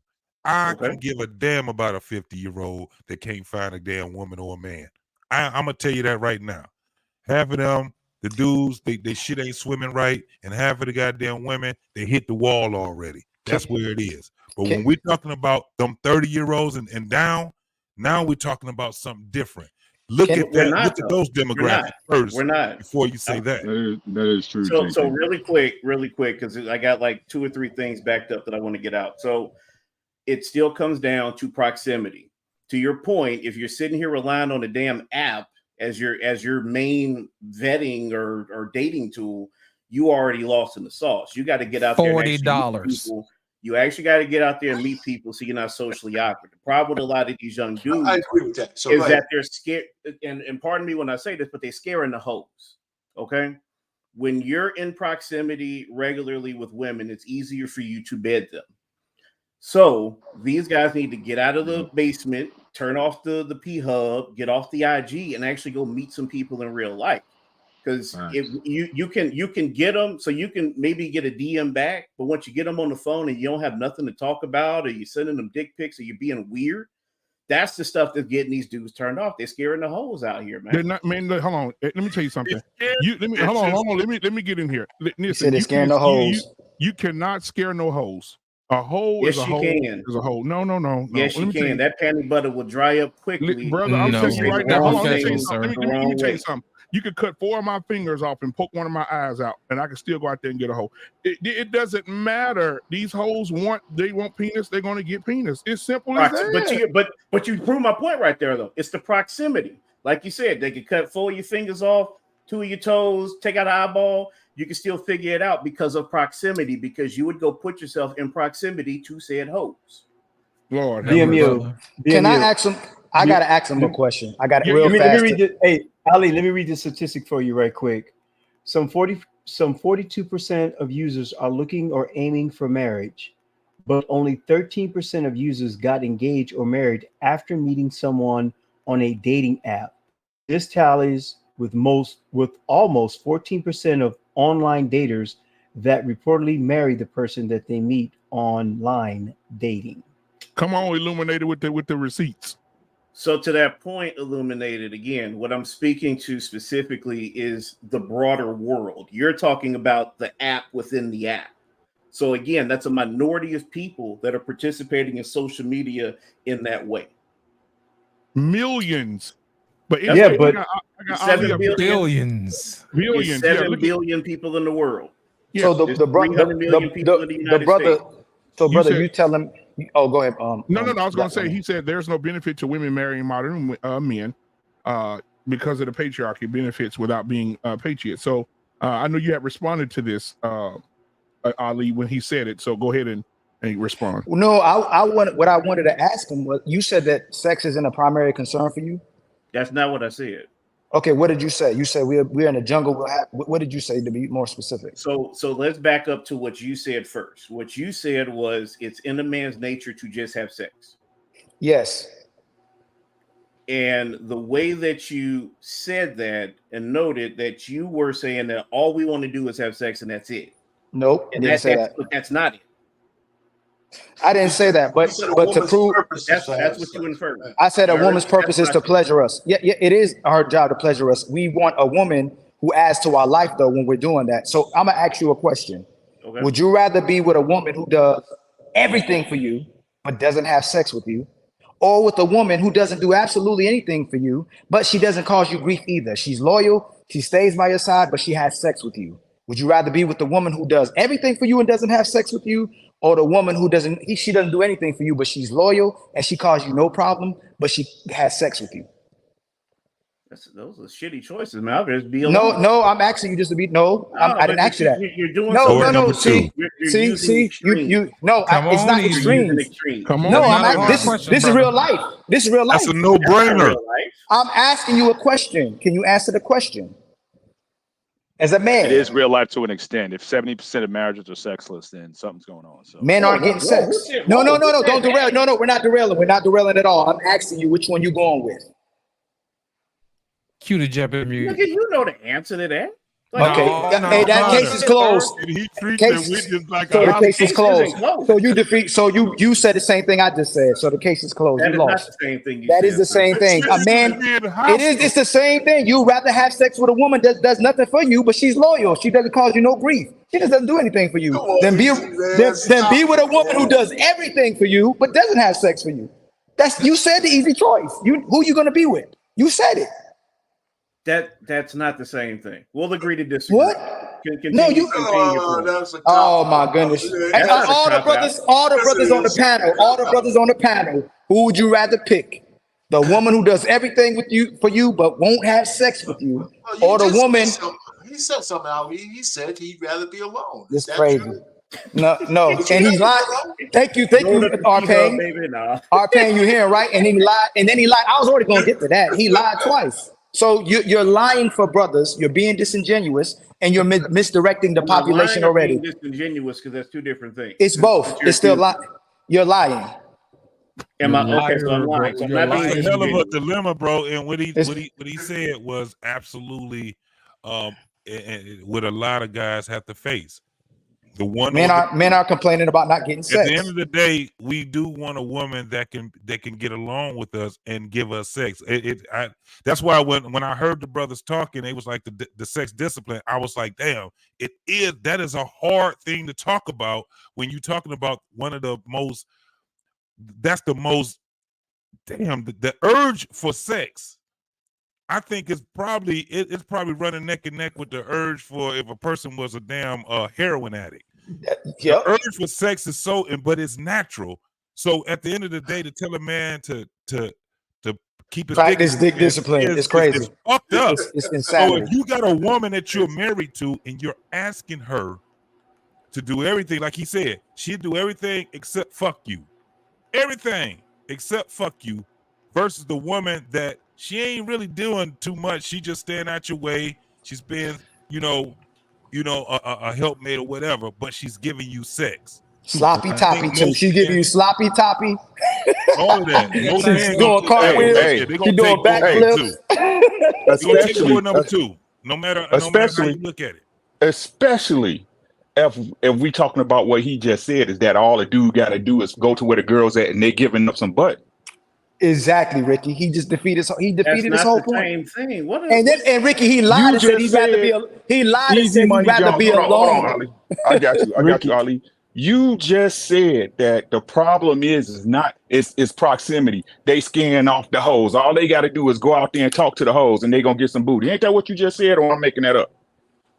look, man, just go ahead and get to your woman bashing thing if that's what. Because It's not woman bashing. It's who responsible for what, bro? This y'all problem. That's what I'm saying. How you bashing a woman? He's married. The brother's married. Because it's the woman's fault. If a woman sleeps with a man that does not take care of her children, it's her fault.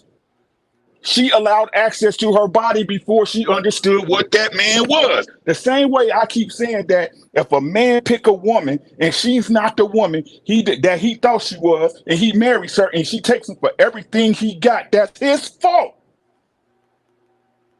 Women control sex, men control relationships. That's what I'm saying. Just keep blaming the women, and we're going to keep failing these young men. You can't do that, brother. We are failing the men behind us. Hold on. Arpain, hold on. Okay, I'm sorry. Your cousin, man. Let me say this real quick. At one time, I got a lot of pushback because I told my daughter something. I told my daughter, she went off to college, and before she went, we had a real conversation, which we always have since she was 15, 16 years old. But I told her, I said, baby girl, if you go to school and you come back home, you're not married, but you're pregnant, I'm going to ask you 2 questions. Were you sexually assaulted? Right? And if you were, daddy going to go take care of business. Daddy going to go make the place where I'm going to shake the place up. All right? But if you weren't sexually assaulted and you're pregnant, it's your fault. Because I put you up on game. I told you what to look for. I told you what the red flags were. I told you what Pookie them looked like. I told you what. Don't get mad at me for walking on your floor. And if you went out there and you stay safe, bro. Your legs, and you out there open your legs, it's your fault. I told her I could bring her here right now. She'll repeat the same thing verbatim. Hey, black man unfiltered. Black man unfiltered. They say my body, my choice. Yeah. BMU. Yeah. Go ahead. BMU, check this out. The global market size of online dating is $475.28 million. Damn. There are more than 8,000 online dating sites globally. 7.8 million users use Tinder in the US. 320 million people worldwide use dating apps. Almost 14% of online daters marry someone they meet online. Oh, here, you're going to like this one. 55% of LGBTQ plus adults are said to have used a dating app. 84% of online daters are looking for a romantic relationship. And 24% are looking for a sexual relationship, and around 42% of users are looking for marriage. Can I tell y'all? Can I tell y'all something? Let me just say this. Can I tell you something else y'all need to be aware of that a lot of people don't know? Guys, real quick, the facts that Illuminated just stated were absolutely correct. Here's the macro level. He is absolutely correct when he says 320 million people around the world are using dating apps. In a population of about 8 billion, that goes up to 0.04% of the world population. Can y'all tell y'all something y'all may not be aware of as well too?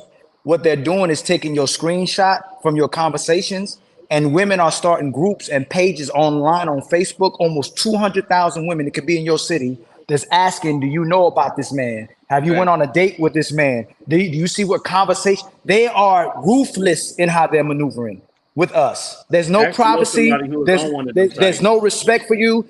They're exposing what you're saying. They're exposing what you're doing. They're not. It's not even about the man anymore. It's about leverage. It's about control. Nigga, we've been doing the same thing. What are you? No, we have. About? No, what are you talking about? We don't. Been doing the same thing. Come on, man. Stop that, man. Stop that, man. I get with what you're saying, Easy, but I'm telling you right now, this motherfucking shit is way more advanced than what we was talking about. Exactly, even bro. 5 years ago, bro. This Hell shit's yeah. way more advanced. It's horrible, It man. ain't So lying. y'all don't know any men that drop news that they get, the sex tapes that they make in their group chats. Y'all don't know any Hey, men who let do me throw you. No, Let me we don't. let me throw some. BM. Hold on. I'm gonna use his BMU, words BMU, against him. I'm gonna use his words BMU. against him. A small amount, a little BMU. bit, a I rest minority. my BMU. case. I'm gonna pull out BM, why Ali. you I delete rest me my on case Facebook, right bro? there. Ali, hold on, Ricky, hold on. BM, Come why Hold on, you on, avoid Ricky, me check on this out. Facebook? JT, Nah, I gotta ask JT, about this. let's see, JT, Ricky, Mr. Bennett, and who else? BMU and Ricky. Check this out. They are now throwing divorce parties. Women are. Men aren't. Yeah. I made a Women post are. about that. Yep. Okay. Dr. So, Dre did, but keep going. I got you. okay. You're trying real hard, Easy, but you're failing and falling fast. All I'm Hey, watch telling you this. is Illuminated men's Hey, divorce watch. parties Ask was him is called easy. taking them to the strip club. What Who are was y'all wrong? talking Who about? was wrong? Kiki Like, come Palmer, on, guys. Kiki Oh Palmer, my or her God. boyfriend? Who was wrong? So how do I He ain't got answer? no answer. Boy, Wrong ask for the what part? No. I didn't ask what part. As a whole, who is wrong? Kiki Palmer or her boyfriend? Nah, I ain't gonna let you bait me like that. I Like am you tired Bait you? of being Yo, green. y'all, can y'all believe this, yo? Bait you? BM. Because it's a two-part The thing. back chat, man. Yo, this is y'all. This is insane. This is what. What's up So with that, this BM? is the men like him support what women are doing. Support women having access, using a man resources in life just for himself, just for herself. I thought we just said that's the man's fault. We just heard a whole thing about that. If a man is how is getting it used, if a man thinks a woman is one thing and then she ends up being another thing? How is it his fault? Didn't we just say it's the man's fault? Didn't I just hear that? No, he said if you didn't put no research into the woman and then you find out later that she's someone else. He said if you didn't get to know that woman. Okay, so how do we know if this dude got to know that woman? Oh my goodness, man. She said it. He said Right. it. She said she was posting him say he's the most amazing dad. He's the most amazing man. Prior to that, which we see women do all the time. Monday, this guy is the greatest guy in the world. While he may be in your DMs. Next Monday, divorced, a divorce party. Greatest decision I ever did in my life was to get married and to get divorced with this man. Yeah, sometimes it be like that. So who was wrong? Kiki Palmer, her boyfriend? Actually, he was wrong because we wouldn't have known there was an issue. Oh my If God. he didn't go on social media. She was out in public completely disrespecting this man in front of millions of people. And you like, went wrong. That man didn't put a ring on that Oh my woman's finger. God, bro. I He can't believe you just blamed said that that, man bro. for going on social media. Hey, I'm happy. Another light-skinned guy in the building. Well, you came at the right time. Easy money. So you're saying that he's wrong for going. Hold on, you saying he's wrong for going on social media and saying you're a mother and you shouldn't be dressed like that. But she's not wrong for grind. Hold on, but she's not wrong for just having a baby for a whole nother cat and grinding on a whole nother man in public. So real quick on with that. her cheeks out. What? Yeah, she did have the cheeks out. So to that point, so Jesus that man want to get online and cry about his family and set standards for his wife. Why didn't he marry that woman? What the fuck her? He put his seed in that woman. He put a seed in that woman. He created that life. Hey, we have already come to the terms. Women ain't our biggest problems anymore. It's brothers like this. It's the man that be our problems. Because he saved them. He saved them. He'll save them, and since he saved them, he gotta support them. Yeah, he gonna keep them afloat and everything. He just said wear protection. You telling me that's bad to tell dudes to wear protection? Not anybody. That ain't what he said. Who said that? Brother, what you? That's what Easy just suggested. Yo, wear protection. He just told dudes to get offline and get in the game and got her pregnant. So what's the problem? You know what I'm saying? He got off the internet. He went to go see Kiki in real life, and he got some real life cheeks. So what's up with that this time? Come on now. You missed it. He'd rather be alone than to deal with any type of woman. It's crazy. He said he'd rather be alone lying on the internet. He looked like he probably does live alone. Yeah, he killing himself. Wow, boy. Studio apartment, with the furnace that we gas. That's probably why I'm talking crazy like this. You know, you married the first thing that was available for you versus we having sex with the first thing available to us. We might have sex. you married her. You married fat, bald-headed, no-neck midget. I sentence you to 3,000 lashes for conduct unbecoming a black man. Yeah, he I had ain't bald to. yet, Blake, man. Don't play me like that. I'm not bald yet. I mean, he had to because if this don't work out, he in trouble.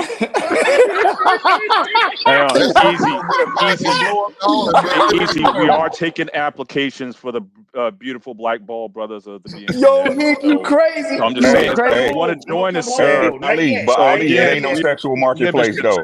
It ain't no sexual marketplace, though. Exactly, Ricky. Exactly, Ricky. I just want to make that offer to you, brother. Man, Yellow Skins is taking over tonight, man. Y'all killing the game, bro. Listen, hold on. Man, Easy. How you gonna respond to that, Easy? He said that if you didn't work out with your wife, it would be hard for you to find another wife. Might be. Ricky. Because at the end of the day, Easy, Ali is trying to get to where you're at because you already succeeded. Ali is trying to play catch up. Let's be very clear. Dudes like Ali are trying to get to where we're at. This panel just took another turn. Because let's be very clear here.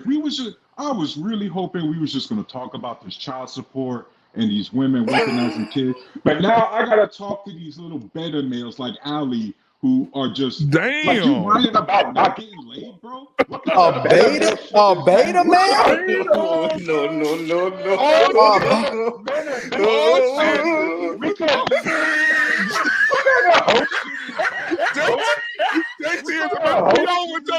Bro, are you okay? Yo, Ali, if I was your competition, if I was unmarried, I'd have to start a cult, bro. If you was my competition, I'd have to move to Utah and have a polygamous marriage. You think so? Damn. You think so? Whining about women. Hey, I absolutely know so. Hey, who's this guy? Why you so mad at me? No, dude, I'm excited. You look like the opposite. Any man this mad is not getting no pussy. I'm not mad at you. You are so mad at me. I don't even know why you so mad. Why you so mad? You ain't getting sex. You not getting sex. It's built up. You got that built up. Criticizing a dude that you're trying to get to. Ali, at the end of the day, Easy accomplished everything that you can't yet. What's that? He's over here trying to, dude, he's married. He's got a family. Ali, you. You don't think I can get wives? If you could, you would have already. You think so? Yeah. Where you think I'm at right now? Where you think I'm at my place?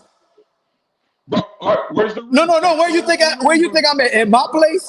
So you using the wrong dynamic, Tarus. Yo, you are way you losing bad. You're down so bad. You down so bad. The fact I know you're not getting any because you have to support the women's message that doesn't even make sense. If it doesn't apply, let it fly. I support the married. Hold on, let me finish. No, you talk. I support the married man. I support marriages. I want men and women together. Your problem is when men are talking. If your I didn't finish. When we're talking, we're not talking about a success. No. Only reason why we talk about Easy is because he's married and he put himself into the situation and said, "Man, it's just." And let me finish. Go ahead. I'll let you have it. Go ahead. You're angry. Go angry. You won't let me have it. You angry? Go ahead. I have the resume just like Easy to speak on this, and you don't. At the end of the day, you're trying to get to where Easy's at. Easy's on side quest right now. I've been 15 years married, bro. I'm on side quest right now. You know why I'm upset? Because there's guys like you a goddamn sexless marriage, man. You see what Easy look like? I've never seen happily married men. Who said that? Easy look like he needs to be. Don't worry, I got you next, buddy. Don't worry. Yo, there's too many young boys right here with a lack of male role models, and the best they got is guys like you, Ali. And that sucks, bro, because if the best they got is guys like you, they set up for failure. Out the gate, bro. What you say? Out the gate, they're done. Let me tell you where you got the dynamic messed up. Let me know when you're done. Let me in here, man. Let me tell you where you got the dynamic messed up. Okay, go ahead. Information and y'all dudes ain't giving them good He information. gonna keep talking. He gonna keep talking. Giving them good information. You gonna have to mute him, BMU. Oh man, you got to mute him. I'm good. He gonna I'm keep good. talking. I'm good. Right. So you would have a point to lose if you was on the right side of the coin or the dynamic, right?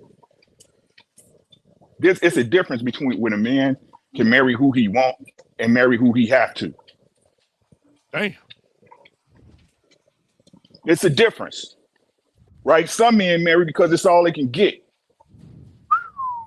Right? This is the argument you're supposed to be having with a woman from the woman's side of the table. Oh, she winning, she did it, she got a man that's taking. It's not the same on our side, boy.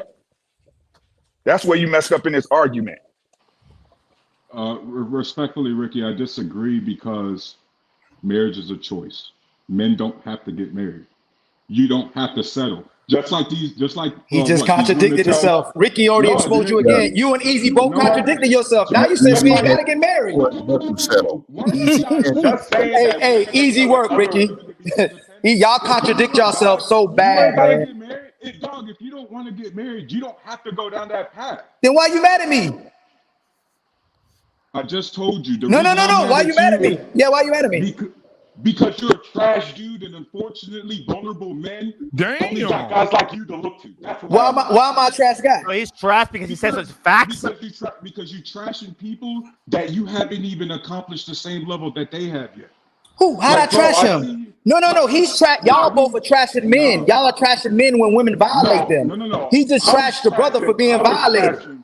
I was trashing bitter baby mamas, and then all of a sudden it turned to a bunch of dudes once again whining that they can't get any ass. Like, damn. What? Who said that? Who are you talking about?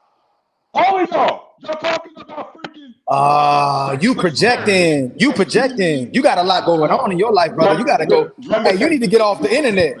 You need to get off the internet. You projecting. No.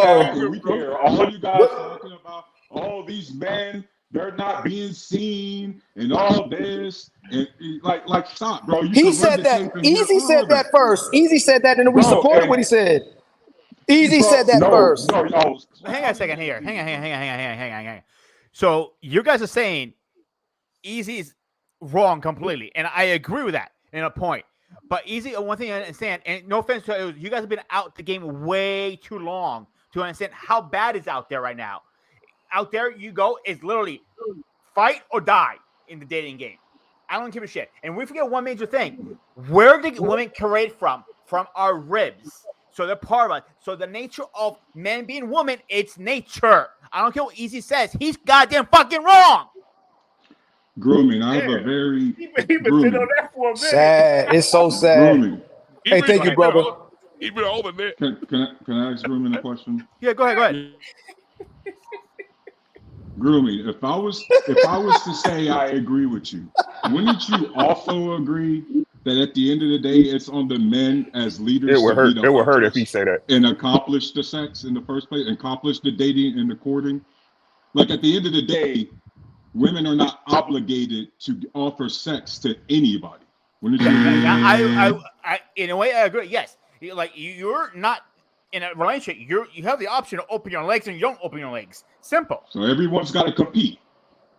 Yeah, in a way, yeah. So the dudes whining on the internet about not getting any ass, they lose the competition. No, who's telling women just to open their legs, brother? You having issues right now. You having a mental. No, you having a mental breakdown. No, I didn't. You having a mental breakdown. Oh, I'm sorry. Did you? You having a light skin breakdown. Women are meant to pleasure men. That wasn't you. Men are here. Women are here to pleasure men. So I'm not having a mental breakdown. You just. Who said to just have sex? Who said just to have sex with them? You did, bro. No. You're the one talking about women. Does your wife pleasure you? Does your wife pleasure you without sex? Yes, bro. 15 years. So you made my point. So you made my point. No. Oh, that's right. You don't have anything. You just out here. You made my point. You made my point. So hold on. Marriage. Hold on.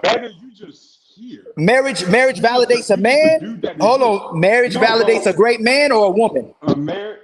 Dude, just your character validates who. No, I didn't ask you that. I didn't ask you. You making it personal. I'm not making it personal. So in order for a man to be great, yes. So I'm asking you. So based on your credentials, a man has to be married in order to be great. No. So what are you talking about?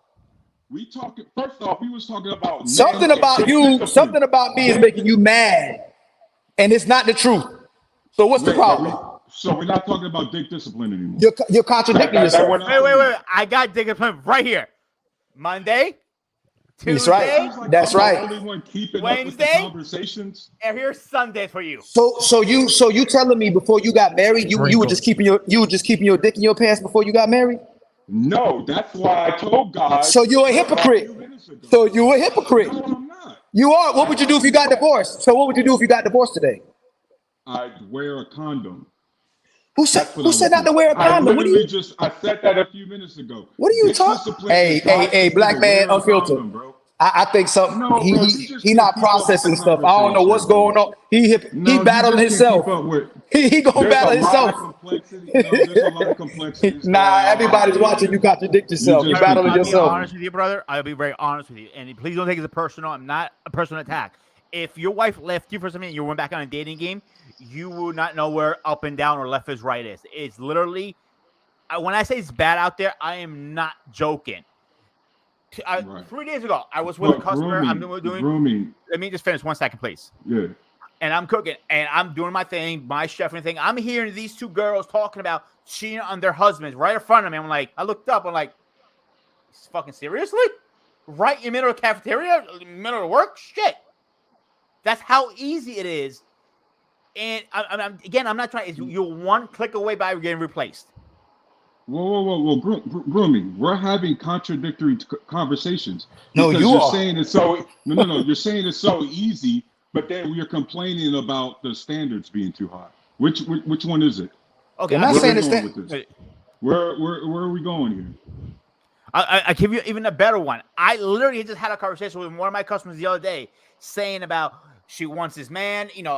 All the standards like what we are talking about on this panel today, but something's always wrong with the man. Like one is maybe too much. The beard's too long. This, that, this. Okay, so who is the fault there? The men or the women? I'm gonna say with the women that are in fault because they're the one are at the clubs half goddamn naked half the times. Like I can see these girls leaving, literally kids wearing these leggings, and I can see their fucking underwear. Who knows a lot about hair, and I give you that credit, that real credit. What is it about the men who have no problems getting sex that make them different from the dudes who just complain about not having it? They're not committing to be husbands. Why would they? Just sex, period? Sport fishing, baby. That's what they do. They have no incentive to get married. Oh, come on. I have a very good friend of mine. Now let's keep in mind. Hold on. Let's keep in mind. Easy Money said there's no benefit. Easy Money said there's no benefit to women in marrying modern men. Y'all want patriarchy benefits without being patriot. Lost, can you explain that to me real quick, or at least enlighten me on this idea that it doesn't benefit, please? I didn't say nothing about benefit. All I said was guys who get it.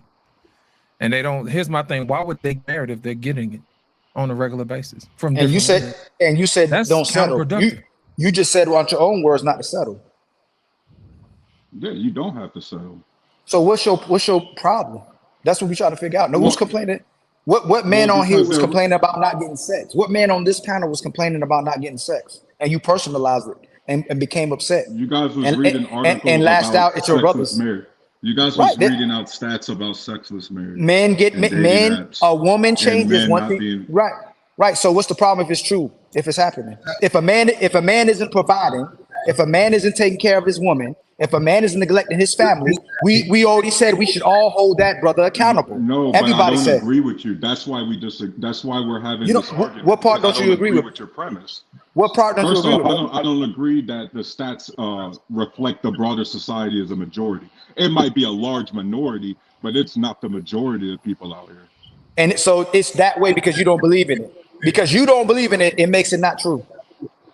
No, because I listen to a bunch of sources. I read a bunch of different sources. I use my own eyesight, and guess what, man? Sometimes. What makes that source true over the source the brother just read? Because he's still talking about a bunch of dudes who clearly go to the club and have sex. No. I didn't ask you that. I didn't ask you that. What makes your source more valid than what Illuminate just provided? Life. Did you write it down? We already see what kind of brother you are. Yeah. Tyrus, do you understand the divorce rate right now is the highest it's ever been and it's keep going up? And right now, men are having less sex than ever in man's history. Why? What is the context behind the stats? What part of that are you guys not getting? What is the context behind the statistics you are citing? Okay, so if you know them, please educate us. Yeah, because you don't believe the ones we give. No, we can't tell you anymore. No, we can't tell you anymore because we told you ours. You don't believe it, so give us yours. You can't do that anymore. You don't believe the brothers on the panel. You just said. I will say what I my think. Personal experience. I can't use vague answers, so I use personal experience. So, for example, you know how long Groomer, and this is what I wanted to tell you, Groomer, how long have men been complaining about not getting any ass from women? I'm pretty sure I was born in 1987, and I'm pretty sure men have been complaining about not being able to get any women before then. Nope, Shane, am I correct? you're wrong. You're wrong. You are absolutely wrong. Let me tell you why you're wrong. Just making up stuff. Let me tell you why you're wrong, homie. Let me tell you why you're wrong. Because in around about the time you was born, homie, we had Donahue and Oprah and all this shit. It was women complaining about ain't shit men. There was no men that were sitting back complaining about not getting ass. Guess what men were doing? They were trying to get ass. They were trying to figure out how to do it. The way that they dress, the way that they put cologne on, all kind of crazy ass shit that we were trying to do. But when you're talking about men complaining about not getting ass, there was not a lot of men complaining about not getting ass. They just wasn't getting ass. They was not getting it. At the end of the day, it's even worse now. You got forearms like Easy does, boy. That motherfucker eating the shit out of his meat, boy. Right.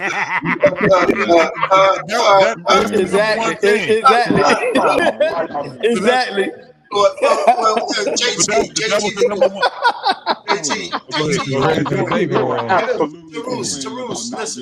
These platforms, men might have been complaining about, but they didn't start hearing it until we got these platforms. The platform of YouTube is relatively young for men to get what was on their chest out, right? Women for 30, 40 years have all of these shows telling us what is wrong with us. And we're finally starting to have men starting to express what they're feeling in this space. And I still call it the sexual marketplace. I don't give a shit what Easy said. But our pain. It's the crazy part. It's the crazy part. A lot of dudes. Let me just finish on this one. So it's not like this is a long-standing thing. Now, some people go overboard, some people don't. But there's got to be a readjustment to say, listen, this is what we want. And I think this is a benefit to women. And it's a benefit to women because for the first time, they're starting to hear men of all backgrounds, bald, light, white, black, saying what we want. And the message is almost streamlined. They could ignore it, but there's a lot of good nuggets in there for women who are actually looking for men to take to heart. And every time you get a rap, let me say this before you go to let him finish, man. Let me just say this real quick. But every ratchet ass honey who says having sex with a lot of men don't count, there's tens of thousands of men who say it does matter. And then you tell a woman, listen, it might not matter to you, but it matters to us. And so it doesn't really matter that it doesn't matter to you. It matters to us. And every man will tell you it matters to us. And we've already, in the West, already agreed to move the goalposts from virgin. And now we're starting to make excuses for the woman. Does she have 5 or 3 and all this shit? You know, so what I'm trying to say is we've made a lot of concessions in our lives as men already for women. And at some point, we got to stop doing that. And the first thing we got to stop doing is absolving them for having control of their own pussies. You know, I mean, that's their shit, man. Yeah, for sure. Wakey, wakey. Wakey, wakey. He was just in deep thought. I thought you were snoring there. Now he's thinking of new stats. Pain, I'll let like it David. Pain. If that was the case, and just hear me out here. If that was the case, then why is it that I could throw out this random stat that I hear all the time about, well, the number of sexless men are on the rise? You see, we keep on these panels or on the YouTube streets where we use all these statistics. We always talk about women with multiple baby daddies. And yet in 2023, for a few years since then, we're actually having the lowest amount of childbirths, historical lows. So women are statistically keeping their legs closed. And now we got a bunch of guys. You out your goddamn mind. You're horribly wrong. You're horribly wrong. That was a hell of a job. That was horrible what you just did. No, actually, Ali, but did you look at the demographics? He ain't talking about birth control. They having the same amount of sex as birth control and abortions. We got to look at the demographics of what you're talking about, because there has been a decline over the last year. But what's the demographics? And then our pain. He said because women aren't having kids, they're not having sex. That's hard. That's a lie. That's a lie. Right there. That's a lie. I mean, women I see daily pregnant. He's horrible. There's 17 women. There's over 17 million. Oh, excuse me, 22 million abortions since 1976 from our community. What are you talking about? They're having a lot of sex. They're aborting the babies. If I could. Okay. Dog, there's 330 million people in this country. If I could, to address what you said, Tarus, and I hear what you said. I actually hear what you're saying on this part, bro, right? But the reason why they not having babies is because man ain't fucking with them. Let me tell you, right? I'll give you that. Let me tell you, my son, my youngest son, right? He's about to turn 30. He refuses to deal with these women out here. He refuses. And it's a bunch of, I'm talking about stand-up dudes that work, got their shit together, their own place, invest in doing, I ain't gonna say they ain't rich, but they good, honest dudes. And they is not dealing with it because the caliber of woman is not worth it. Ricky, this is not a man's problem, guys. This is a woman's problem. This is a woman's problem. For men in their 20s, Ricky, because I get your boy, because he's already been through life and it sucks. But for the guys starting out, we got way too many young boys, Ricky. They not even trying. Like at the end why? Of the day, why? Some effort out here. Why? Ricky. Like, come on. Why? Because that's what leaders do, right, Ricky? Man. Why? No, answer my. I got you on that, right? But why aren't they trying? Look, I get that they're hopeless. That's the one reason they're not hopeless trying. Ain't got nothing to do with it, bro. Ain't got nothing to do with it. Nope. Hold on, y'all. Hold on. Please stop. Y'all, give me this one. Give me this one. Stop. Please, sir. Stop. No disrespect. Answer the question. Why are they not trying? Not that I don't want you to assess their mentality. I want you to tell me why they're not trying. I literally just said that, and you gave me that answer. It's because they feel like the quality of women is on the decline, or has declined. Okay, thank you. I appreciate that, bro. Right. So again, what is that telling the people at large, ad nauseum? The arguments are incorrect, guys. The women must become better. This is their thing to handle. We have nothing to do with this. Wait, let's come back a sec. What? So when we say the quality of women has declined, and that's why these younger cats aren't messing with women, how would they know that the quality of women has declined if they weren't around to have the quality prior? If these are the women that are within their age range, and what we're essentially saying is that now the women are worse than they were before, this current crop would have no idea. Okay, answer me this, right? Do you have to stub your toe to know it hurt? That's not the same. No, just answer the question, bro. Just answer the question. Man. Answer the question. Do you have to stub your toe to know it hurt? I can think that it hurts, but I won't know until I actually stub my toe.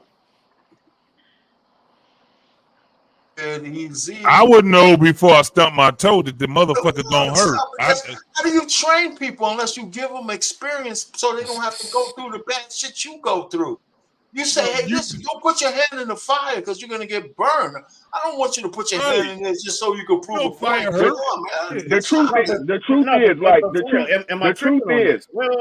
is, let me answer this question when you're done. Be direct. Wait, Rick. I'm gonna make your example for you. It's better than what you're trying to do. If I'm a dope fiend and I go buy some dope and I smoke it, and the older dope fiend comes to me and says, "Man, that dope used to be better than that." I don't know that other than what I'm told. If all I've ever had is stepped on product, I'm not gonna know what the good stuff is like. Okay, are you hey, Ricky, congratulations on having a 30-year-old, man. That's dope, bro. 30-year-old, keep it going, bro. Are you finished? Can I address? James, bro. I don't want to interrupt anybody anymore, right? Okay. So look, the reason why they don't is because what y'all say don't happen. Men telling young men really what's going on in these streets. Men actually coaching boys up to not even risk their livelihood on something that's not a guarantee. That's what's really going on. These young fellas is really seeing these older cats being ran through the reamer. They seeing and getting stories from their mother, their daddies after they get away from their mamas, to really telling the story of what went on. They see what go on with these people, not just older than them, but in their demographic. Young men giving they all to a girl, and she go out and have a baby by somebody else, or having sex with somebody else, or emptying his apartment and leaving and going to another state. That's what I'm telling my son. This is a woman problem. Hell a yeah. man cannot lead without followers. There's no point of having a structure when nobody follows the structure. There's no point of being good in a world full of hyenas. Yep, that's what I tell my son, brother. That man doesn't know that, other than what he's being told. And what are you? Man, what are you talking about? Hold up. Let me address. I got y'all. All I I've got ever you. had to step Let me address. I got y'all. Tell me how good the dope was before. Watch. We're not talking about dope. Hold on, I got y'all. See, y'all see how he get an argument just like a female, right? With the color purple stories and shit about, well, what if you did? Well, what if that? Because he has a feminine mind state, right? This is what I keep telling y'all. They marry women with dicks. He has a feminine mind state. He thinks like a female. Come on, bro. I'll prove it every time because he can't answer a question directly. As soon as I ask him a question, he want to go off into whatever about him and ask me another question. You don't even answer the question. You in an argument with your girl. Guys, the personal insults are great. Y'all the problem. You niggas are the problem. I keep trying to tell y'all, you niggas are the problem. You the guys who continue to deal with women and let them run game on y'all and let them run however they want. Y'all, you yes dear ass niggas. Y'all made that. Yep. Well, he said y'all made the insults. He didn't make the insults. You were in the chats making insults, and then the brother next to you started making insults. Y'all made insults and popped up on the chat on the panel. But Easy said it's y'all old niggas. That's the problem. Got a problem? It doesn't matter. I don't give a fuck. I don't care, bro. We gotta stop letting infiltrators and snakes around real men. Right. Get them the fuck out of here. That's what we were saying earlier. Not matching their energy, because they're here to just divide. They don't know the market.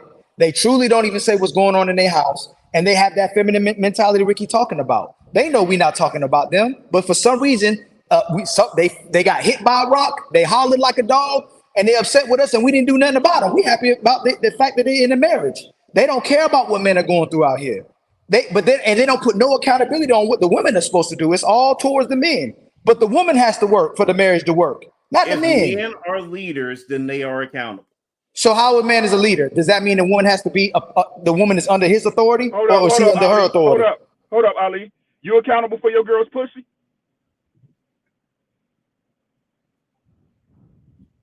I think he's talking to you, Ali. No, I'm talking to you. Talking to you, Are you accountable for your girl's pussy, or is it her body? No. Talking to your ass. We're gonna talk to each other like men if we're gonna bring that in. No, you don't say that. You thought he was talking to me. Question. Man, that's sad. Are you accountable for your girl's pussy, or is she accountable for it? He looked like he not. What does that even mean?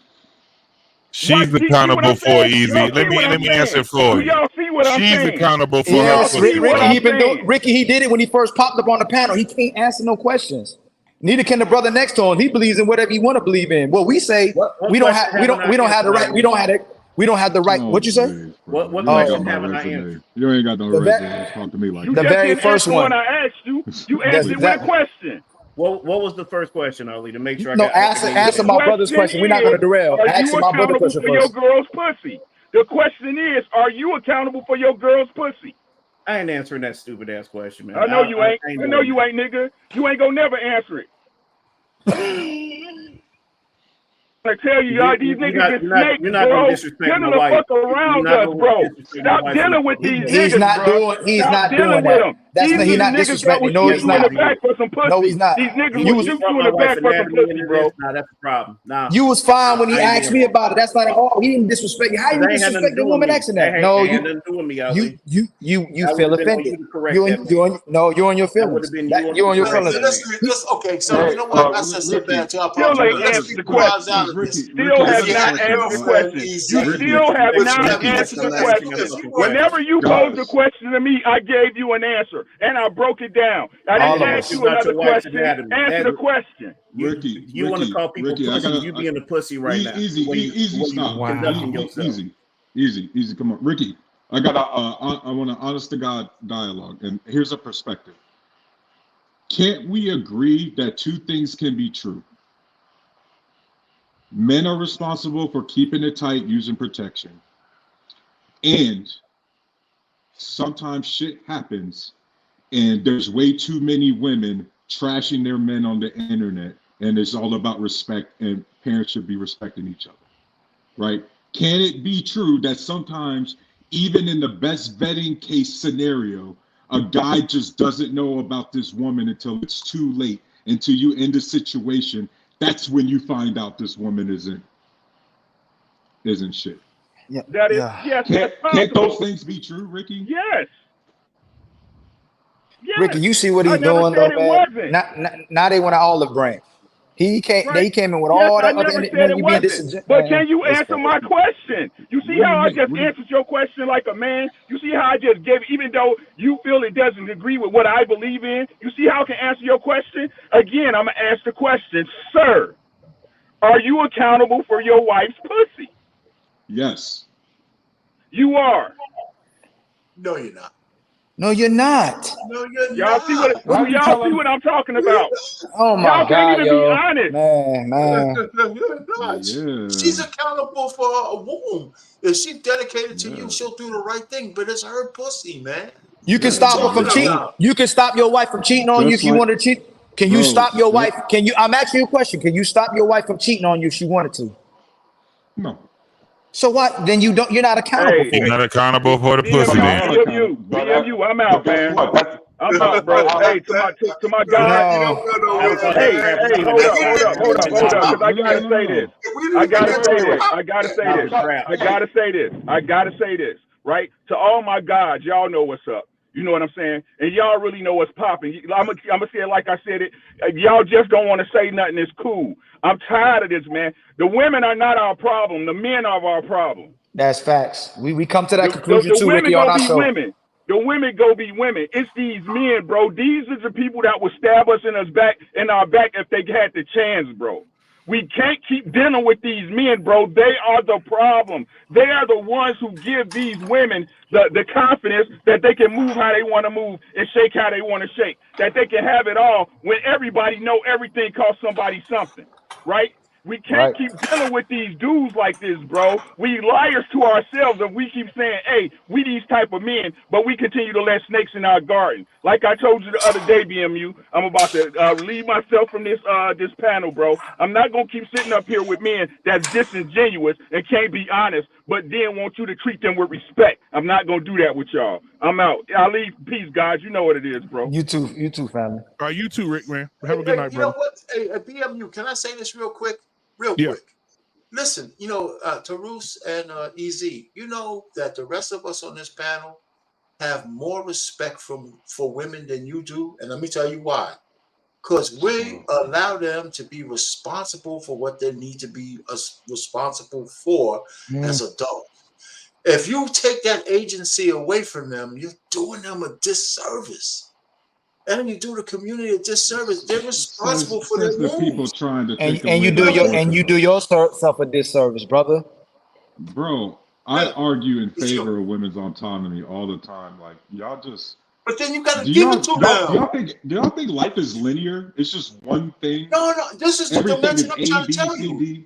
It's not linear. That's why you have to give brother. You are projecting. You're speaking about yourself. Nobody on the panel. You're speaking about you. Nobody was like that till y'all came on the panel.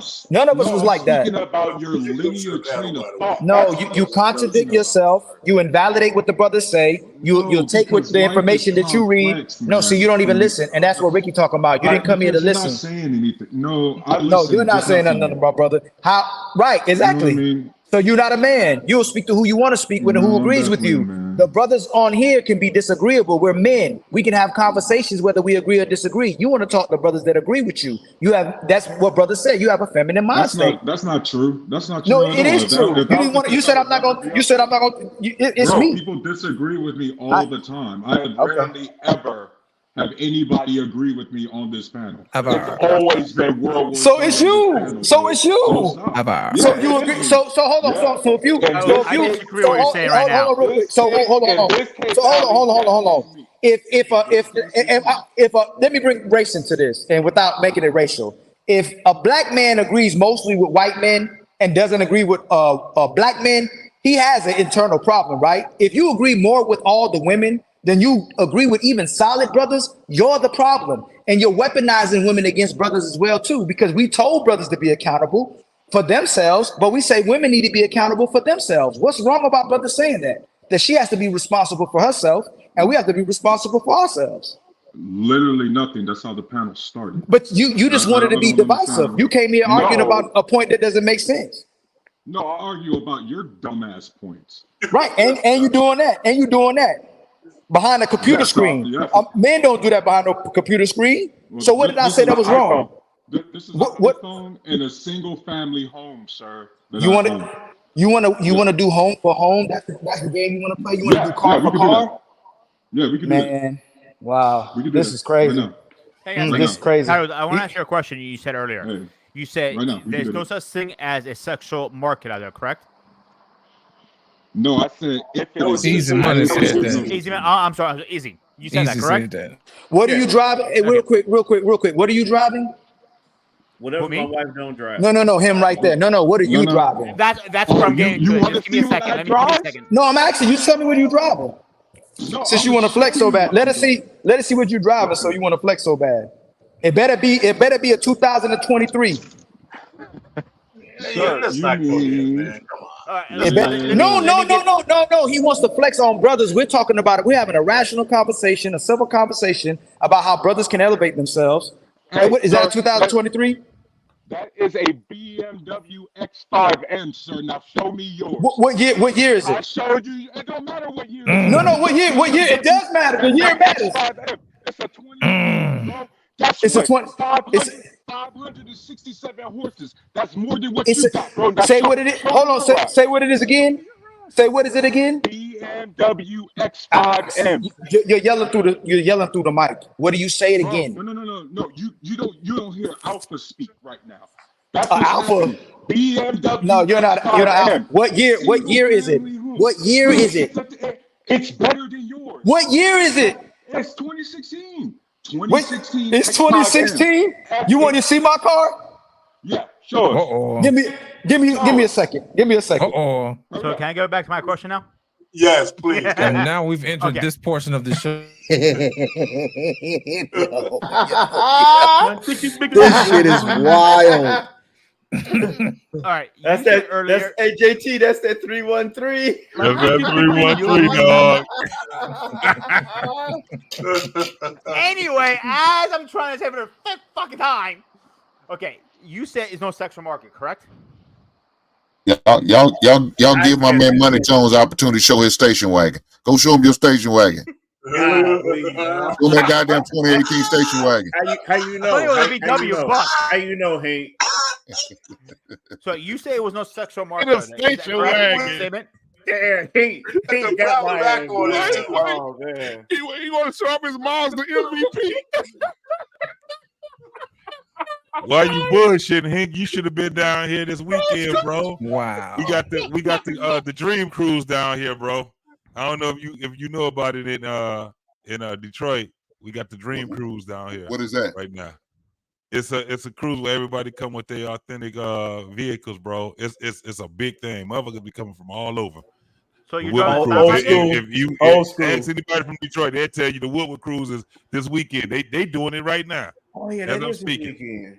Well, Yeah, shit, I was at the we had the big car show out here the first weekend in August. So they had over 9,300 cars here. Oh yeah, nice. well, if you come over this way, bro, I'm telling you, Woodward, you got Woodward Avenue, man. That mug is popping right now. It's off the chain. All weekend is gonna be like that, bro. I'm talking Howie, about can you anything. please hurry up and show us your car, bro? All right, let me I'm get to tired my of it, question bro. now. All right, yeah. So it's me and you. Let's Yeah. square No. up. Hold on. Your BMW WX what QX5M whatever Hey, 2016. that better not be your girl's car either, bro. Let's go. You want to see my name on my? Hold on. I just want to see He the said car, my bro. girl's And car. it better be Seriously? yours. I just want to This see man the said car. car. What are we doing Show us here? the ride. Hold on. I'm this Let's man look making me like walk it. to my car. Oh, you know Hey, you your can girl's take. car? Yeah, Hey, y'all keep that's talking. your I'm girl's walking. car. I'm walking to my car. No, I'm gonna show you my name. This is Oh, my here we vehicle. go. What are you talking Yeah, about? yeah. My car is What happened? double the price of your car. Well, can you hurry up, please? Yeah. I'll hurry up. You should have never did that. And then you want me to take you to my house tomorrow? You know what I do for a living? No, and I don't care. Yes, you do. You would have never done that. Do what? Lost in About to be embarrassed for translation. What doing are what we you just doing did. here? Bro, What are are we you still in the doing? No, house? we saw he Still in your wanted. girl's I would house. never do nothing like what he did, but since he want to embarrass herself, we can embarrass herself.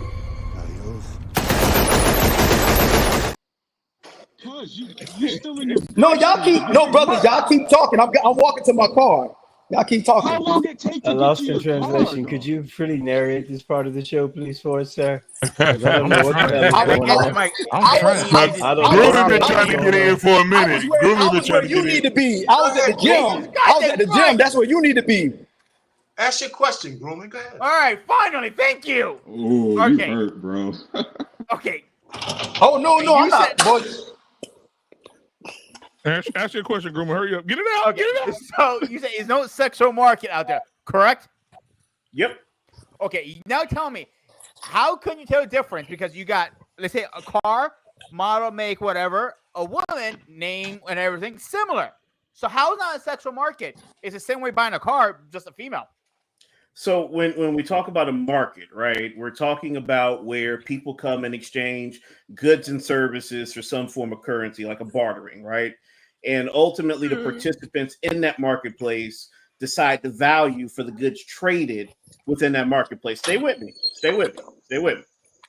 So if we're talking about a sexual marketplace, right, and we're saying that people are setting the value, but yet people different value things in people. It's not a static amount of things that you can like in a person. So to your point of, the 6 foot, whatever, and all of that, like that's cool, but that's not going to be not every woman is drawn to that. Not every woman is going to fall for that. Women I have a drawn to whoa, the hang on. value. Let me finish. Let me finish. All right. So to that point, like you are paying, but no. So to that point, right? Where the people in the marketplace set the value, right? And I have a very simple saying when it comes to this dating thing: women like everything, men like anything. And what that means, broken down even simpler, is that a woman will tell you, "Oh yeah, he's got to have a Rolex, he's got to have a boat, he's got to be 6'12", 6'13 and a half, whatever." And then she'll end up with a dude that's 4'11 with a bald spot that drive a Honda. And what it really comes down to is, again, proximity. If you are in a woman's proximity and she finds you attractive for whatever reason, and sometimes women find men attractive for things beyond the physical appearance, which is why you know, I could look like how I look, and I had a woman that I have, right? So to that point, women will like anything. I mean, everything in terms of, you know, what it is. They fall in love like in here, and then it goes all the way down. You know, it's like a water slide, right? That's why you got the, you know, slip and slide. So, my man, appreciate that. So to that point, on the other side of that, men like anything. You know, a man will hump a tree if the hair's long enough on it, okay? So to that point, as we had talked about earlier, you know, that's the issue with the market with your marketplace theory, is that there's too many variables to really decide a market. You think about like you know, the market for the airlines, right? Right now you got what, like 8 or 9 airlines that are still left in the game, roughly, probably fewer than that. I mean, no, I'll be honest with you. But ultimately, the people within that marketplace decide the prices for the tickets. If the people set the tickets too high and not enough people buy it, they got to bring those prices down. It doesn't work that way on the inverse when we're talking about dating. Like, there's not somebody who's just more valuable inherently, or, you know, within that market to where their value is worth more. It's all about whatever market you can create and craft for yourself. If we're going to talk about like a marketplace, but even then, it's not this static thing. It's too dynamic to measure and call it a true marketplace. Easy, let me ask you a question. Hey, lost in translation. I'm going to ask you one question. Yeah, go ahead. Go. Easy, you said there's no such thing as a marketplace, right? There's no such thing as a sexual marketplace. Sexual marketplace. Okay, great. What made you decide to choose your wife over other women you had a choice over? Man, he didn't have a goddamn choice. No. This is cool, man. Like we had a good vibe. We got along. We had known each other for a little bit before we started dating, and you know, desperate. Yeah. You didn't have a vibe with any the other women you were considering? That's not what I said. I'm just asking. I'm asking you, what was the difference between the woman that you married versus the other woman you had access to? That one was real, the other one was a magazine. Golly, dog. Where the shots fired at on that one? Man. You sure he doesn't have a blower door back there? That's a pretty easy question. This is your opportunity to brag on your wife, bro. Blink, she's in the room. So here go with my question.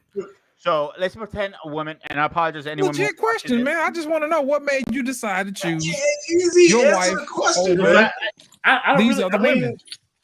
So to your point, you know, what put her over everybody? God, it's really hard to say, because I mean, Jesus Christ, no. You shouldn't have said that on the internet, bro. God damn.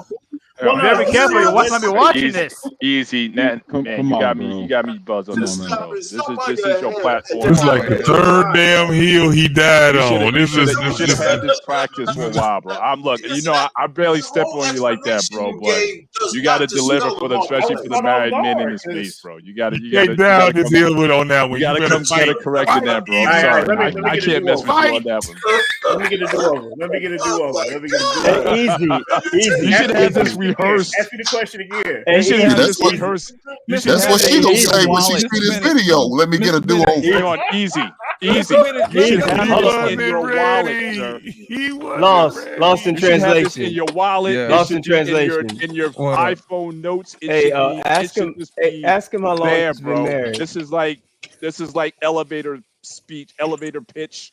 You should have that. You should have that there, Mark, bro. I'm sorry. I can't let you get away with that one, bro. That's a reprimand right there, bro. You gotta fight, Edie, fight. That was your opportunity to brag on your wife. Messed up on this one, bro. That was your opportunity, man. Hey, easy. I'm gonna help you out with that. For real, I'm gonna help you out with that. What did your wife do that was better than what the other women did? You know what? So there's a story behind that. So like one thing that she did that really stood out for me was we had went out together, and I pointed at something that I liked, and I was like, dang, I really want to get that, but I only got enough money for something else that I was trying to buy. And so I walk away, don't think about it again. A week later, I see her, and she's like, hey, you know, it was around Christmas time, and my birthday and Christmas are together. So she gave it to me and said, you know, happy early birthday, in case I don't see you for your birthday. And there was the thing that I pointed at. God damn. Yeah. Hey, bro, come on now, dog. Come on, man. Oldest trick in the book, right? Dry, come on, man. Oldest trick in the book, right? But yeah, she pulled me, man. She pulled you by buying you a gift, right? What did Whoa, she buy you? whoa. It ain't he that found the wife. It was the wife that found he. Pretty much. Not necessarily. Easy was a gold. Ricky said you the You fat, bald-headed, no-neck midget. I sentence you to 3,000 lashes for conduct unbecoming a black man. Easy. Let me ask you a question. How long you been married? 16 years. Okay. You don't know why you married her? So I said the vibe was just the vibe was different. No, what I'm saying is in 16 years, bro. You retarded, bro. 16 years. Okay. I think, Mr. Bennett, you've been married, what, 20-some years or 30? I'm on my 27th year. Okay. And Tyrus, you got 15, right? Yes, sir. JT, you got 14 what? for me. 14 for me. How many you got, JT?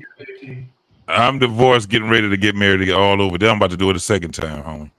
Okay, so all right, we'll talk about that some other time. We'll personal counseling, brother. Personal counseling. Okay, so yeah. So Easy, for 16 years of marriage, when Lost in Translation asked you that question, that's something you were supposed to just spit. I mean, it's just something that it's almost like bars. Lost in Translation always talking about dropping bars. Your marriage bar should have been like, hold on real fast. Okay, y'all can see right here, right? Y'all can see that way. Can y'all see? Yeah, we can see it. Can y'all see? Can his car do that? Hold on. Y'all know what that is? Let me show you something too. That's that come here. No, that's that Audi. Hold on. This an Audi? Oh, that better be an RS5, bro. Hold on real quick. You guys, man, tripping me So out. we don't think this is a guy that wants you to prove everything. Hold on No, real quick. you're the one who wanted to. Can y'all see the I'm balance? just Can y'all see the balance right there? This nigga went and got the transcripts. $71,935,000.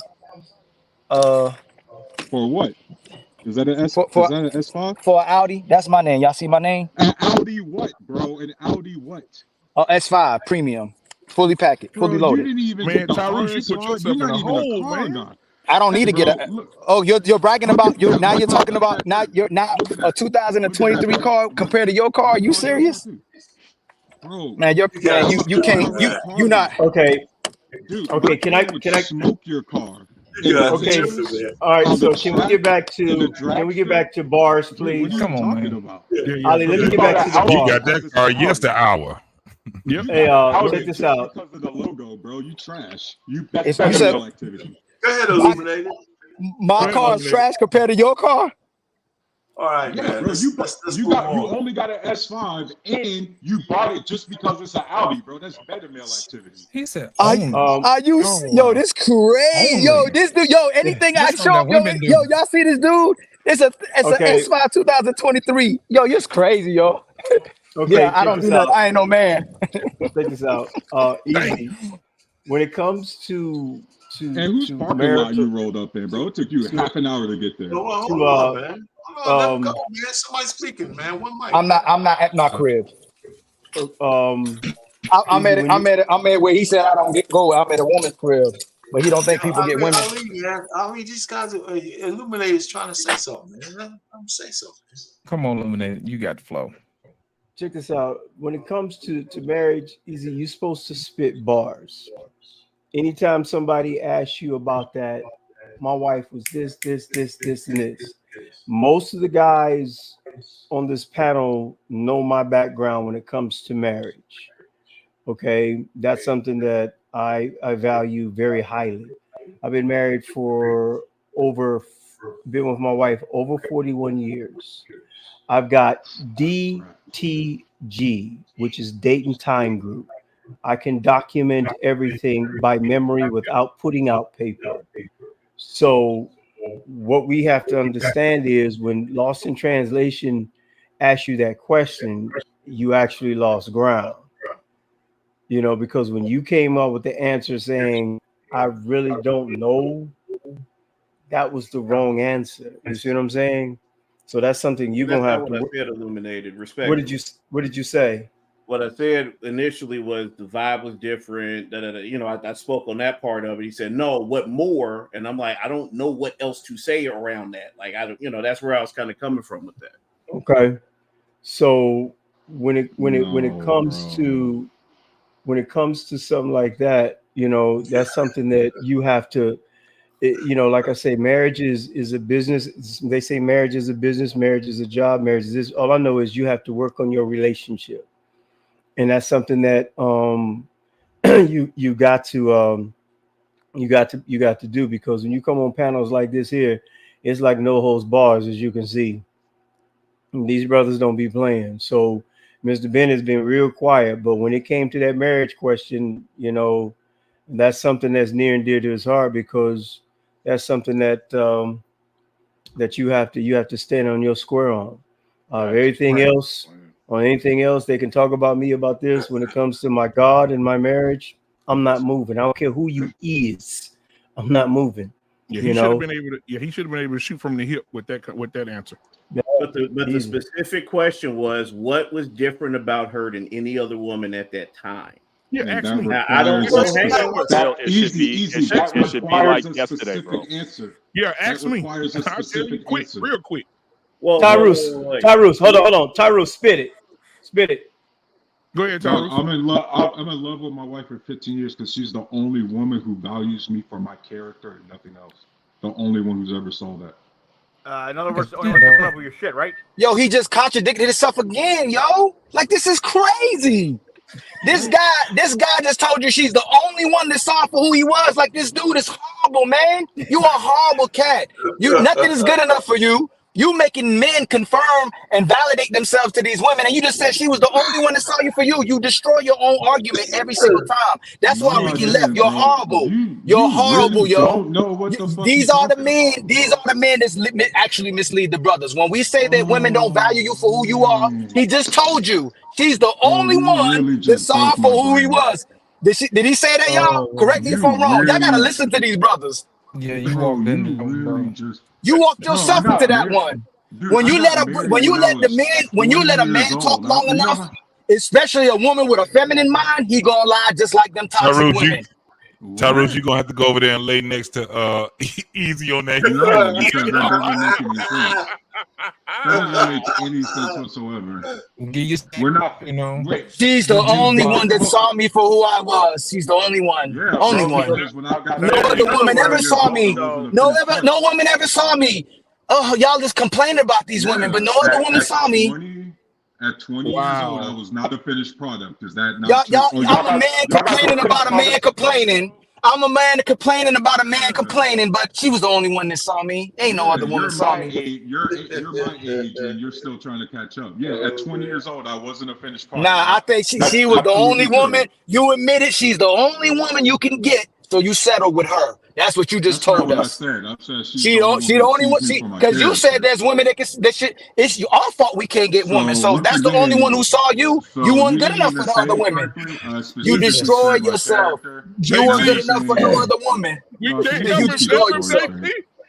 You ain't good enough for them other women. That's why. Hey, congratulations. Congratulations. You were lost in translation. So we can have a good conversation. Black man, did you have like a theme for tonight, man? I did. But the only thing we gonna be able to say is fuck child support. JT, help him. JT. So, Mr. Bennett, I'm gonna ask Mr. Bennett, why did you marry They your gonna wife? learn, man. They gonna learn. Surgical with this bitch, Jay. Watch this. Sorry. That's not the same question. Because she fit the criteria that I was looking for. That's not the same question. Okay, ask him the question, Easy Money. So, Mr. Bennett, why did you choose your wife of all the other women you had at that particular time? Now watch this. She fit the criteria that I was looking for. I created a 4-page document on what I was looking for in a wife. My wife met at least 80% of it. That's my boy, baby. Yo, that's an amazing answer. That's a fire answer. That was it, bro. I had very specific criteria I was looking for, and she met it, and it's been validating ever since. Because there were certain character things that you don't know, and like it was said earlier, you don't know certain things over time. She is the most genuine. She is the most authentic person that I ever met. She is totally devoted. And I never had to worry about, these guys talk about in these spaces, you worry about, well, what if she changes or whatever? I never worry about her ever changing. She is consistent. She is steady in her temperament. And she is just been a rock and a backbone for me throughout this whole time. And she allowed me to be, because I wasn't necessarily the perfect guy when I got married, but she allowed me to form into the man that I am. So again, on all those levels, I'm not trading her for anything, bro. You ain't say no goofy answer like she was the only woman you were good enough for, right? Well, that's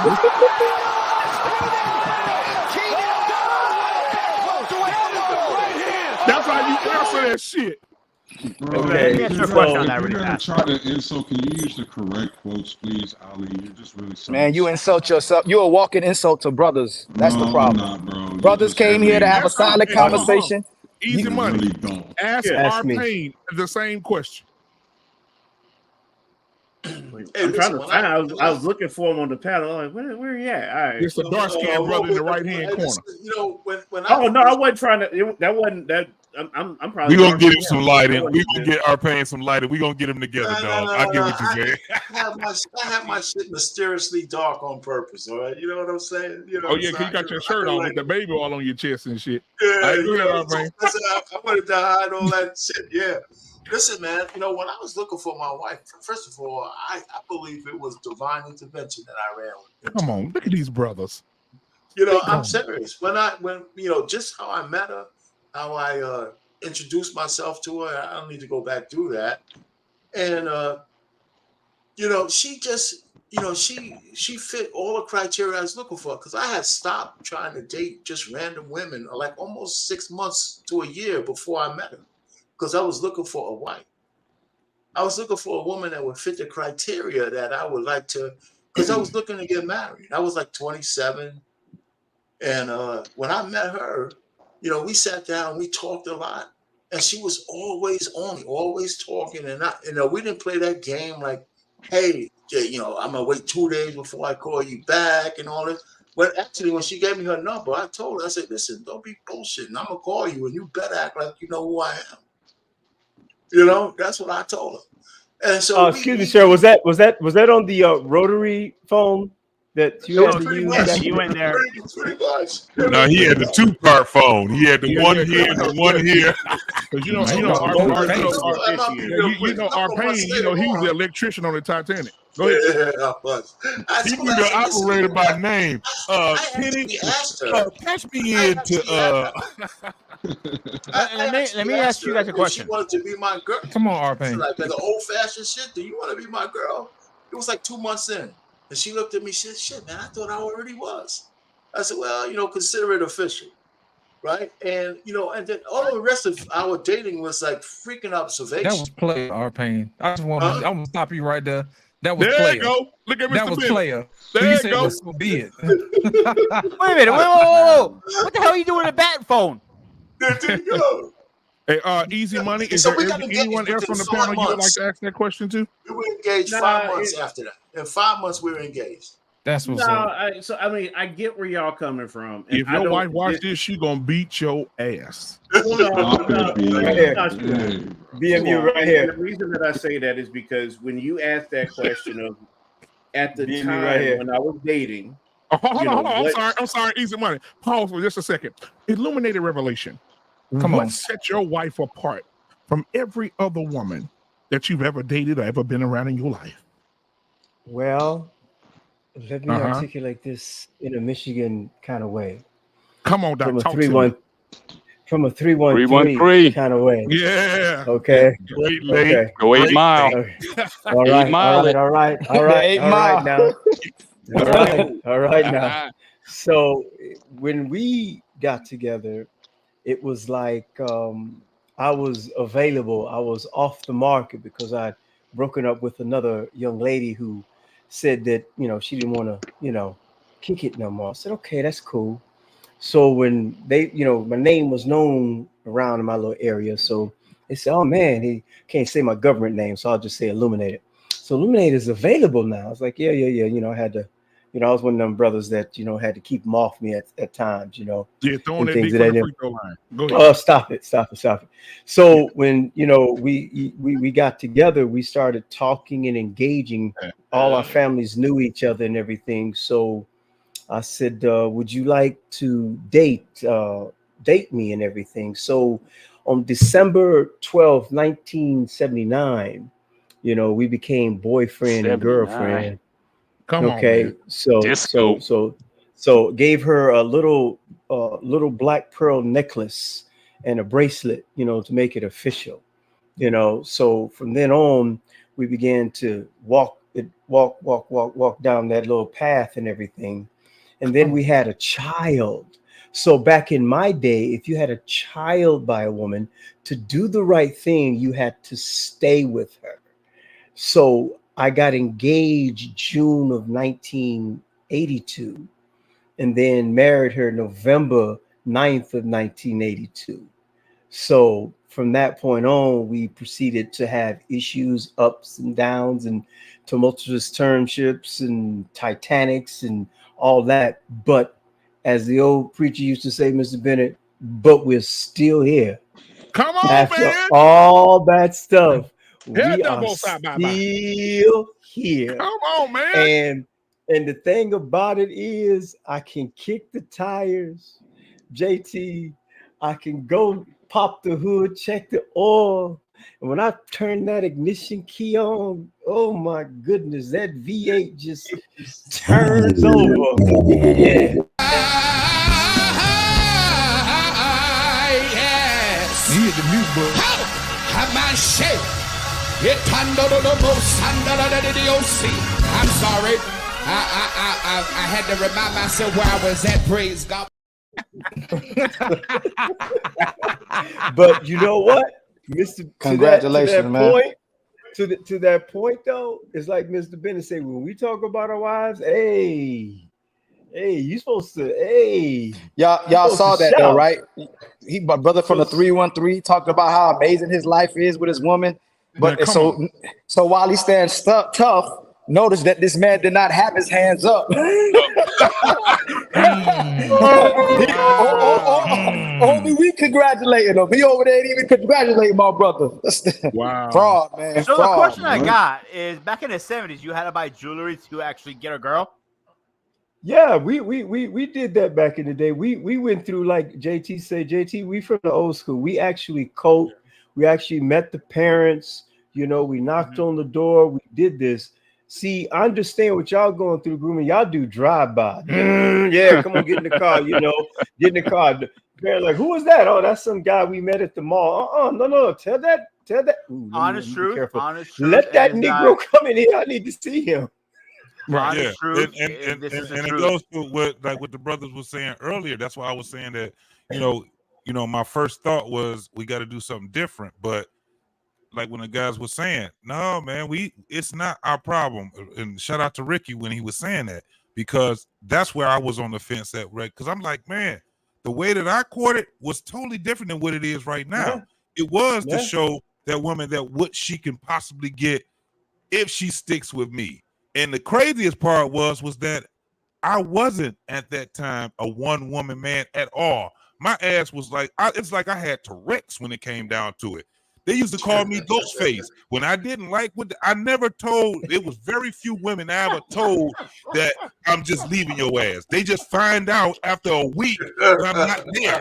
They calling me, I'm not answering the phone call, and this is before cell phones and all that shit. I had a damn house phone and a goddamn and an answering service, not a voicemail, but an answering service. And when call ID? that she was not the only one. You know how she knew she was not the only one with me? Because she seen my attention was all over the place. I was all over the place. But when she got my fucking attention, guess what I ended up doing? I ended up leaving all that other bullshit alone. I got married at 22. My first marriage was at 22. I visioned that woman being my wife, being the mother of my kids. I visioned her being my wife and then being the mother of my kids. And it turned out just like that. I married her. 2 years later, I had a daughter. 5 years from that, I had a second daughter. Now, this is where it comes down to what the brothers were saying earlier. Man, them motherfuckers will change on your ass. You just don't know. I was married 9 years. We done traveled the world. Come back to goddamn Michigan, and this motherfucker started having a conniption fit. I thought it was me. For 15 years of my divorce, I thought it was me until I got older. And now, guess what's happening now? The roosters have came to roost. Did I say that right? Nope, the chickens have came to roost. The chickens come home to roost. Now, in my 50s and in her 50s, that's what I'm doing. I went through all the bullshit that I had to go through by doing that because I took that risk. Now, guess what happened now? I have someone right now, and this is probably about 10 other relationships later after my marriage. I've been divorced for 20 years.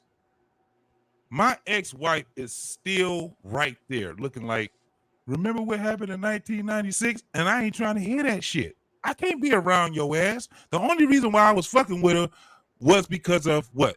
My children. We had to co-parent with each other. Now my children are grown. Guess what I ain't got to do? I ain't got to fuck with her. So guess what I also have? I got genuine love for her because my intentions was greater than whatever anybody can even say. And she understood it. Guess what she's trying to do now? She's trying to get it to a point where I can at least try to get back to just having a good conversation with her so we can see what's going on. That should have never happened. I got a woman that's in my corner. So I would never even put myself, and I've never, for 20-something years, bro, never put myself in a position where I'm either going to sleep with her, I'm either going to have a conversation where she can go back to my girl and tell my girl, you know, this is how close we were. I remember being a 24-year-old, and she told me we can join it by the hip. I looked at her like she was crazy than a motherfucker at that time. We ain't never be conjoined by the fucking hip. It was what it was. We ended up getting 2 kids out of the deal. My kid, I'm a grandfather now. At the end of the day, it's a risk that we have to have as men, and we can't be going around this motherfucker being scared dating women. We just have to get to a point where we can understand what our value is.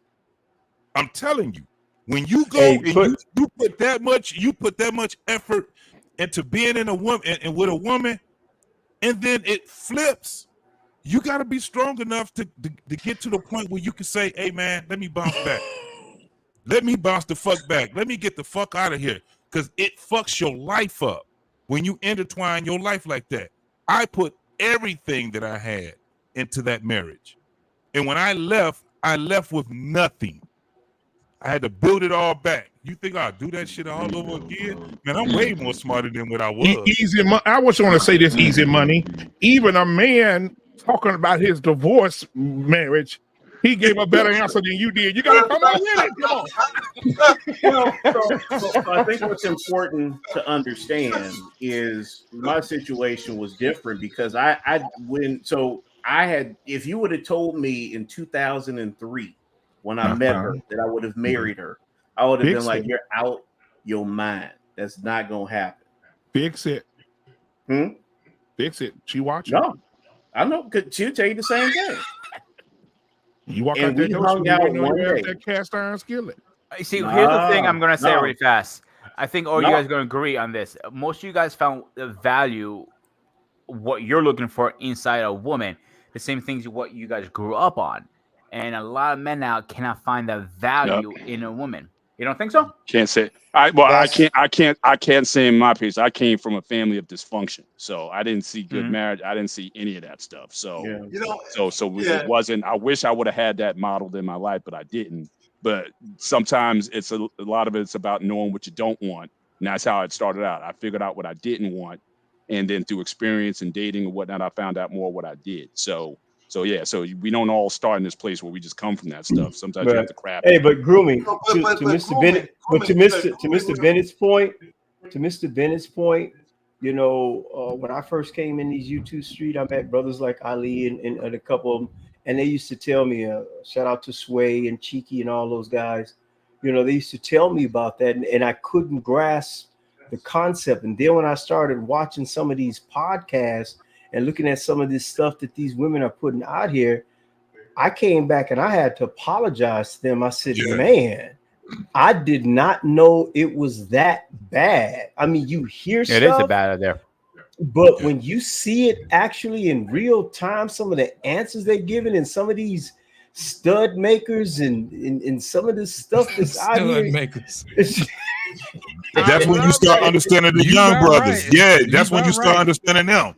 Yes, sir. Yeah. Yes, sir. So, and to you guys' point, I was going to read a statistic about earlier in the panel about why childbirth is on the decline, because brothers are on their square, getting their grind on, getting their paper up, and then getting their passport. Boom. To Ali's point, they are going to those villages, you know, and finding them a wife, because I've seen women come on these spaces from Africa, from the Philippines, from the Far East. They saying, "Oh, the American women, keep sending us men. We'll take them. We'll take them. Just keep sending them. We'll marry them. We'll take good care of them." Illuminated. I have to say this though, and this basically to my brother Tyrus. We all have different anecdotal experiences, right? But there's no fucking reason why we gotta 100% just knock out each other's ideologies. You did what I'm saying? Like listening to, even with it's a lot of shit that I can agree with Easy on. You know what I'm saying?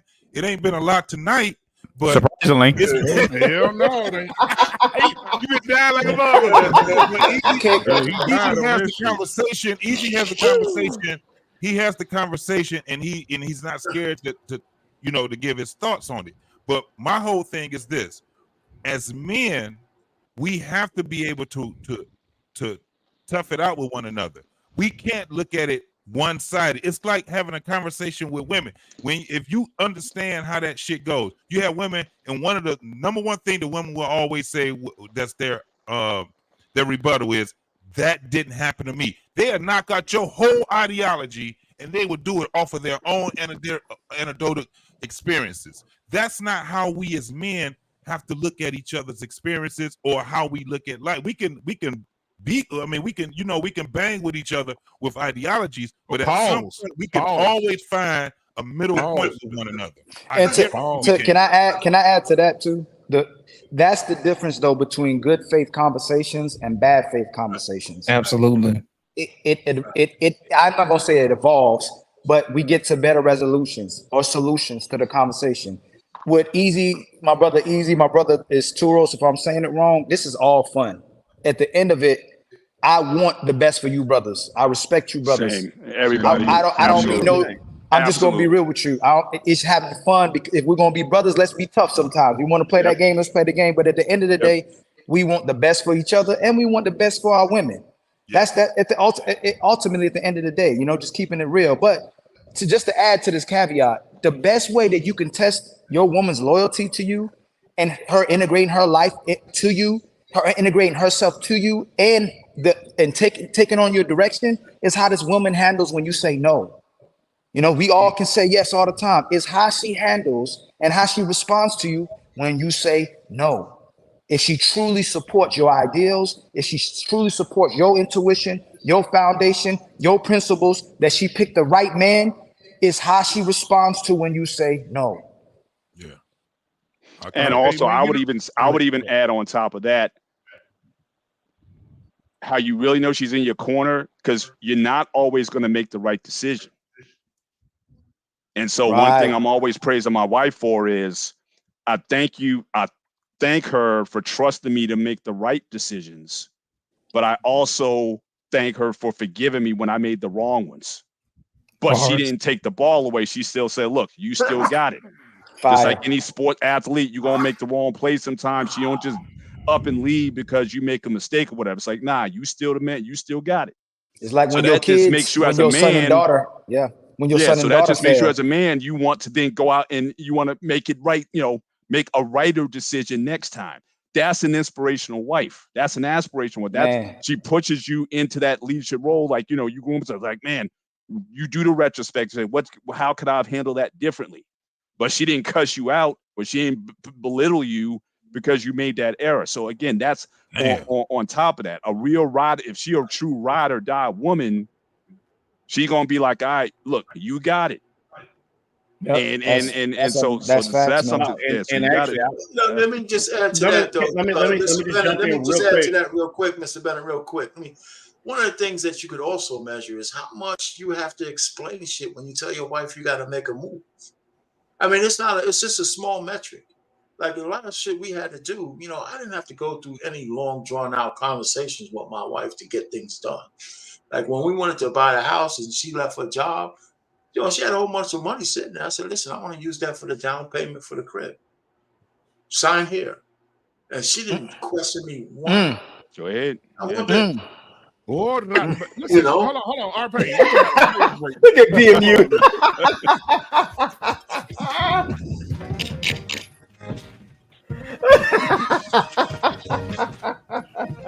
Okay, man, go ahead, Doc. Hey, sorry. Go ahead, Payne. Hey, real quick. Y'all preaching tonight, real brother. quick. Ahead, I just before we change that subject, I just want to stay on that in terms of Easy. You in the doghouse. You better come right. I'm about to break out right now. So okay. I would say the number one thing. Hey, Easy. Make sure you leave your number in the back chat, man, so we can call and check on you. So if we don't hear from you next week, we're gonna make it good. Hey, Illuminated. We're here at Fox 14 News, where allegedly Easy Money Jones was decapitated by his wife for stepping out the doghouse. Yeah, and she. Hang on. I got a solution to this. I got a solution right here. No, insurance policy. I ain't had the insurance policy long enough for that to pay out. All right, so real quick. Come on, Easy. The number one thing that you can gauge your woman's downness by is how you're able to lay out the vision early. You say, "Hey, this is what I'm trying to do. I'm trying to become a business executive." Making this much money with a leather couch and a big screen TV. I told her that when we were 21 years old. And every move that I've needed to make for my career, whether it's been out of state, because we talked about that before, and there's other states that I've lived in. If it's making, to your point, making a mistake on the job that I should not have taken, and trusting the vision and riding it out with me and doing what she's needed to do along the way. Whether it's been taking the kids out of school to homeschool them, whether it's been stepping away from her career, whether it's been going back into her career, whether it's been moving people, helping to move people in the house or whatever it's been, anything that I've been able to kind of lay out, she's been down with it. And like I said, we've had like 10 or 11 different addresses in the last 15 years, and she's rolled with me every step of the way. See, and this is what you should have said earlier when we asked you what set her aside. But that came later. That came later. I wanted to say a joke so bad, but I'm not gonna say it. I'm gonna take what you say. I want to say something so bad. I'm gonna let you live, Easy. I'm gonna let you live. Just give me 30 seconds for that one piece. Just give me 30 seconds. So what I was saying earlier was I never thought I would end up marrying her. And like I said, we hung out that one day and the vibe was just there and we just clicked and we laughed. And at the end of it, I held her and it felt different than any other person I'd ever experienced in my life up to that point. Now, granted, it wasn't like I had a ton of experience, but I knew like I was talking about with the dope. I was talking about with the dope. Like when you get that stepped on dope and then you get that pure, that Peruvian, when you get that Peruvian, you mean dope, Colombian? Man, mine come from Peru, dog. We knew with it. We next level with it. Oh, so shit. To that point, I don't know what Peruvian is, so we'll go with Colombia. But to that point, like it was just something Shout out so to the Colombians. different about her. They make good chicken. They make good chicken. We made so much progress in the last 30 minutes. You see how my man is just now that the flow. You see how the change just came. So that's why again. That's why being shame is amongst the important. men and the brothers. This is the collective. This is what it does.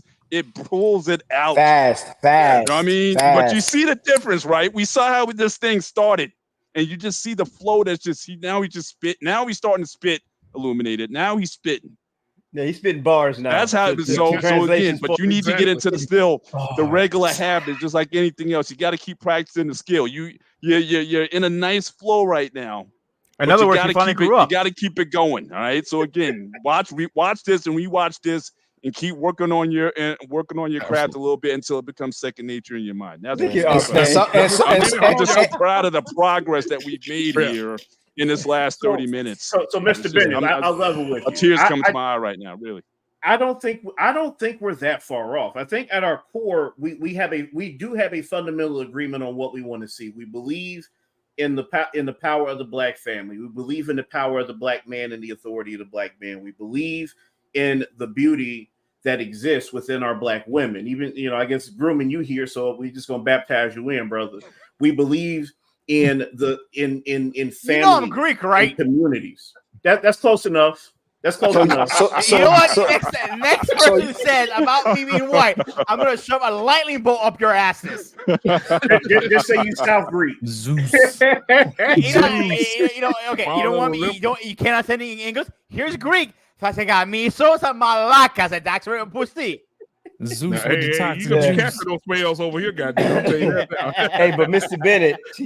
Bennett, to your point, I agree 100% with you, because it's now you can look back over the years, and that's why I try to tell, the younger guys when I come on the panels, find you someone that you can build with, because now I got dates and time groups, with her, to where I know when certain things happen on her side of the family. She knows what sudden happened on my side of the family. Now it's just, me and her until the end. When I was down and out, I always tell my part of the testimony where when I was down and out and I was really struggling, she said, we was in Grand Rapids. She said, hey, why don't you, see if you can go back in the middle? I said, girl, I'm too old for that. I said, we just gonna have to make it. She said, no, go check it out. I said, and then that's when the Iraqi war kicked off, and they said, hey, you can come back in, you can keep your ring. I said, oh, wait a minute now, hold on, tell Trigger Mike to stop thirst trapping. Here's the thing.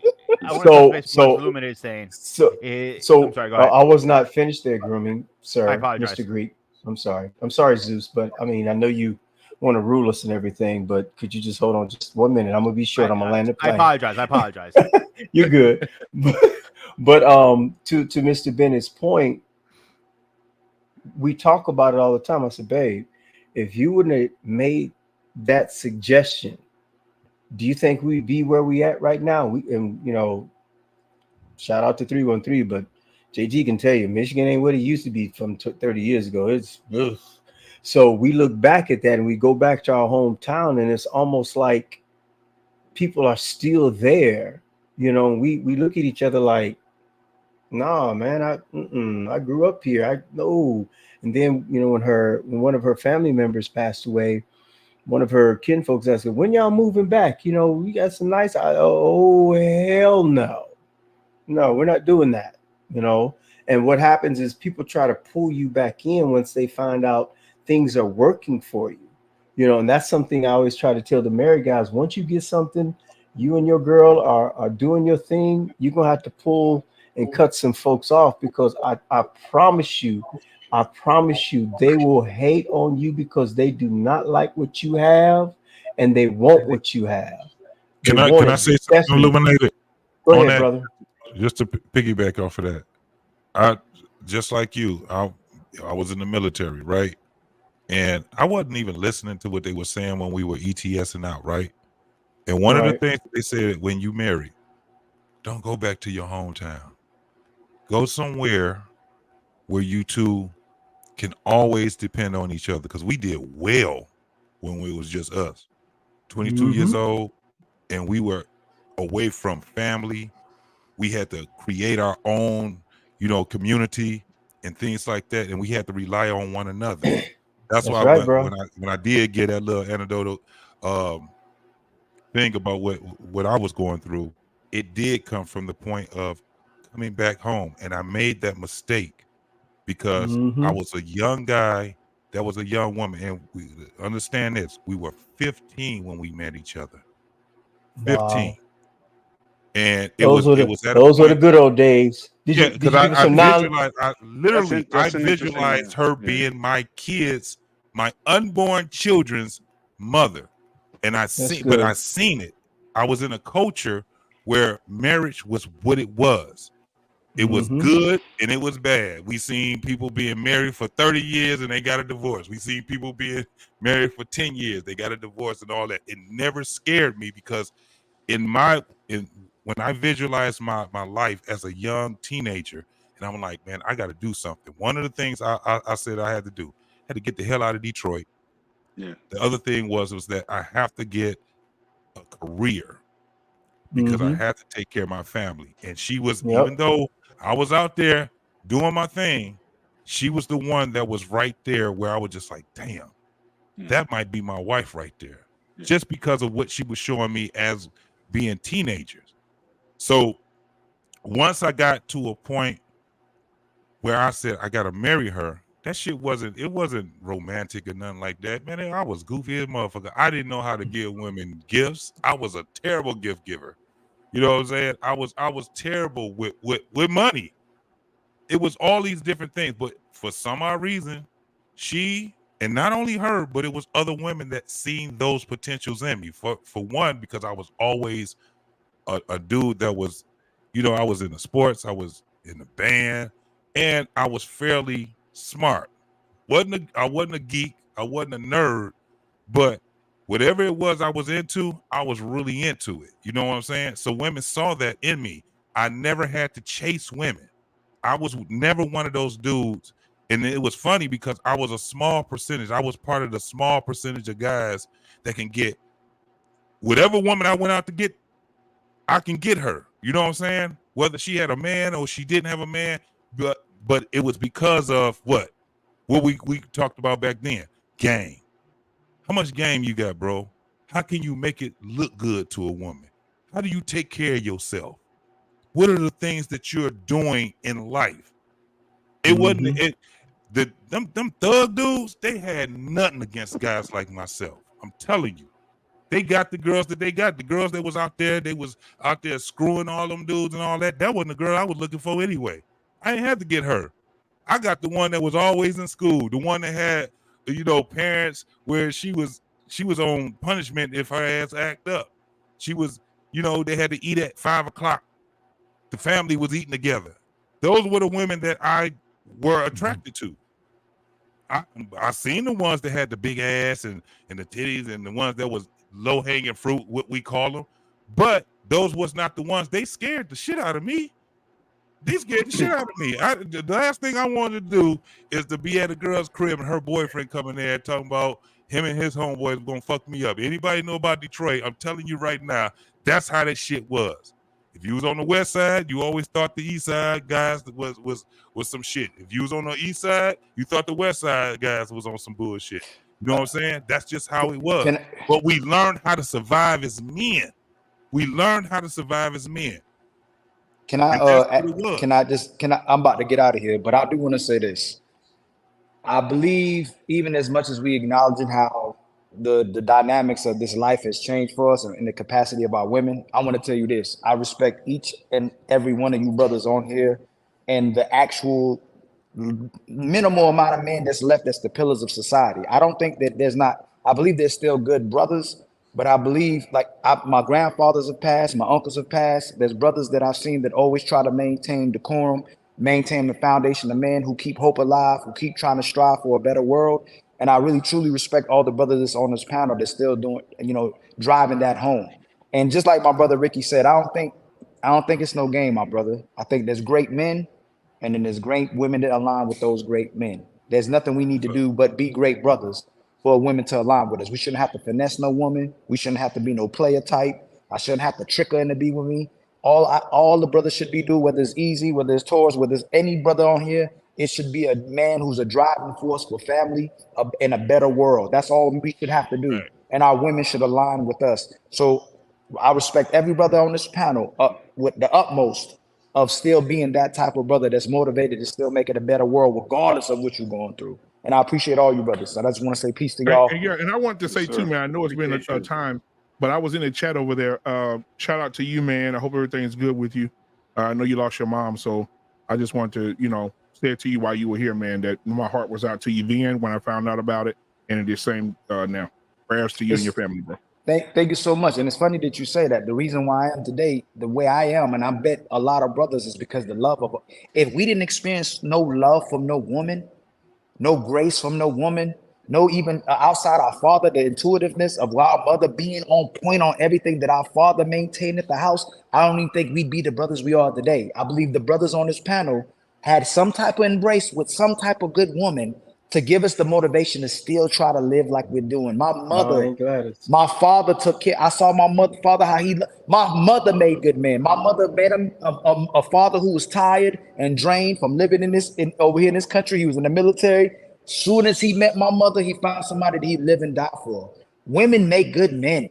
And I'll say sustain good men. We have to be good men, but it's something about a woman that can change a man in his right at the doorsteps, man. The women are a driving force of us to at least maintain being good brothers and continue to be good brothers and want to be inspired and motivate to be great people. My mother was everything, man.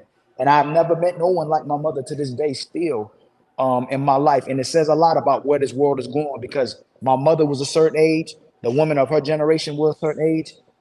And when Brother Illuminated spoke on what he's saying, that he's literally looking out here and all our brothers are looking out what's going on. These are different women we're dealing with in today's time. And I hope those women realize how important and special they are to maintain brothers continue to want to love and be great men as well. All right, man. I appreciate you for coming through, brother. I'll send you the link for next week if you want to come through, bro. Hey, Black man, I support you a great deal, brother, whether I show up here or not. You doing a lot of great work in the space, man. I really respect you a lot. Our pain, regardless, Illuminated, Toro still, you brother, well, no matter what, you still spoke a certain way. Easy, you brought something to the conversation. Lost in translation, Mr. Bennett, grooming. Yes, sir. In a different world, on a different panel, the guys would tell you that I'd be the first one congratulating you for being a minority with a fucking outie. I love it when my boys ride forward with me. So. I knew that was coming, bro. Hey, I believe you. Ali, you see how sometimes these women got us arguing with each other, and then that's what we assets, brother. Brother, that's what we. Yo, brother, you a trip. That's what we try to tell you, brother. I think you had a misunderstanding in this conversation or something, but yes, that's what we try to tell you. The women weaponize. Women are supposed to bring us together. Women are supposed to maintain the family. I'll tell you this: if I say anything in this conversation, men are order. You're either in order or you in disorder. Women, when they love, they sustain order or they manipulate order, and they destroy society when they manipulate us worse than we can ever destroy society with just their essence. We are order. They're supposed to love order instead of manipulating it. And when we're both in disorder, we're children. Yes. Y'all have a great night. You too, hey, JT. Hey, I just wanted to go back to this. Okay, go ahead. I just want to go back to something JT was saying. I was going to show a video real quick, but you go ahead. I just wanted to get back to something that JT that really stuck out to me when he talked about the idea of having to get away from your surroundings when you get married. I mean, that is a major change, I think, from how things used to be, because marriages were essentially about community coming together.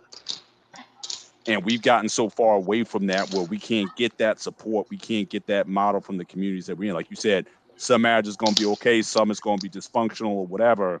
And so sometimes just like the best thing, it's like when they say, scripture says a prophet isn't honored in his own country. So sometimes you got to get out into a new environment to set things right. But at the same time, you're disconnected because now those people can't see you.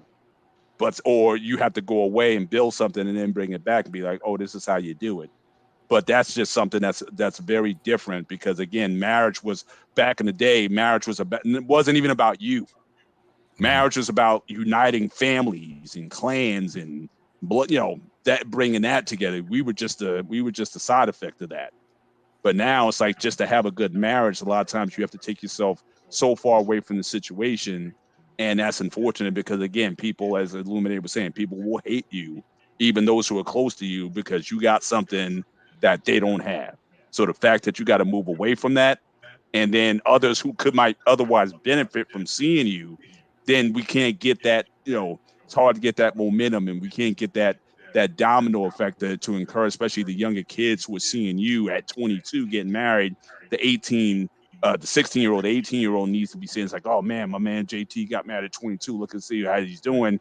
They can't get the benefit of that because of all the ratchetness that's going around from other people around trying to bring you down for doing something that's positive. Yes, sir. So that's just a major. That's just a major. Can I ask a quick question? Before we move, hold on, before we move on, I'm a man of my word, and for that reason, I have to do this.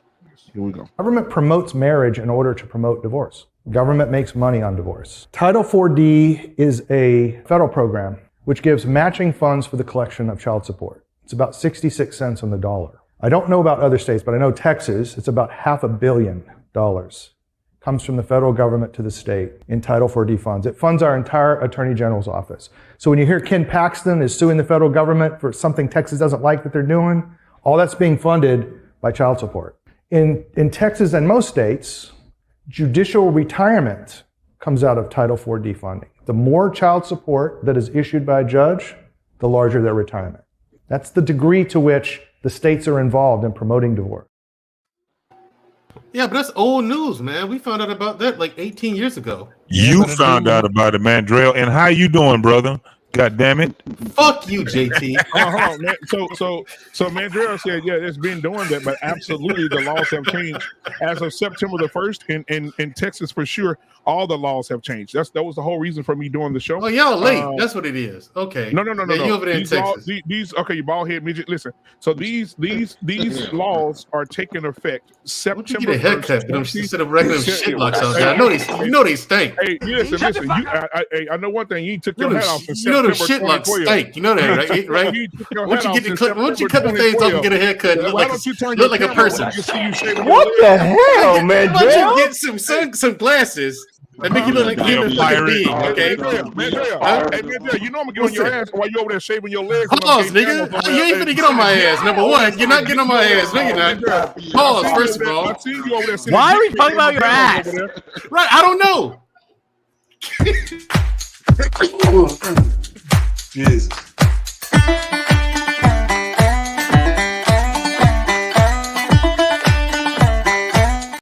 Shout out to Black Man Unfiltered, man. You know?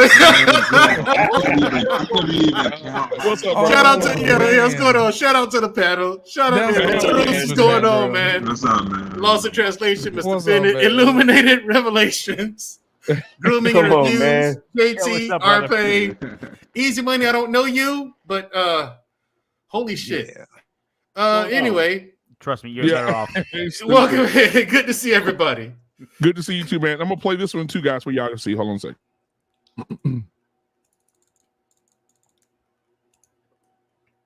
Well, come on, play it.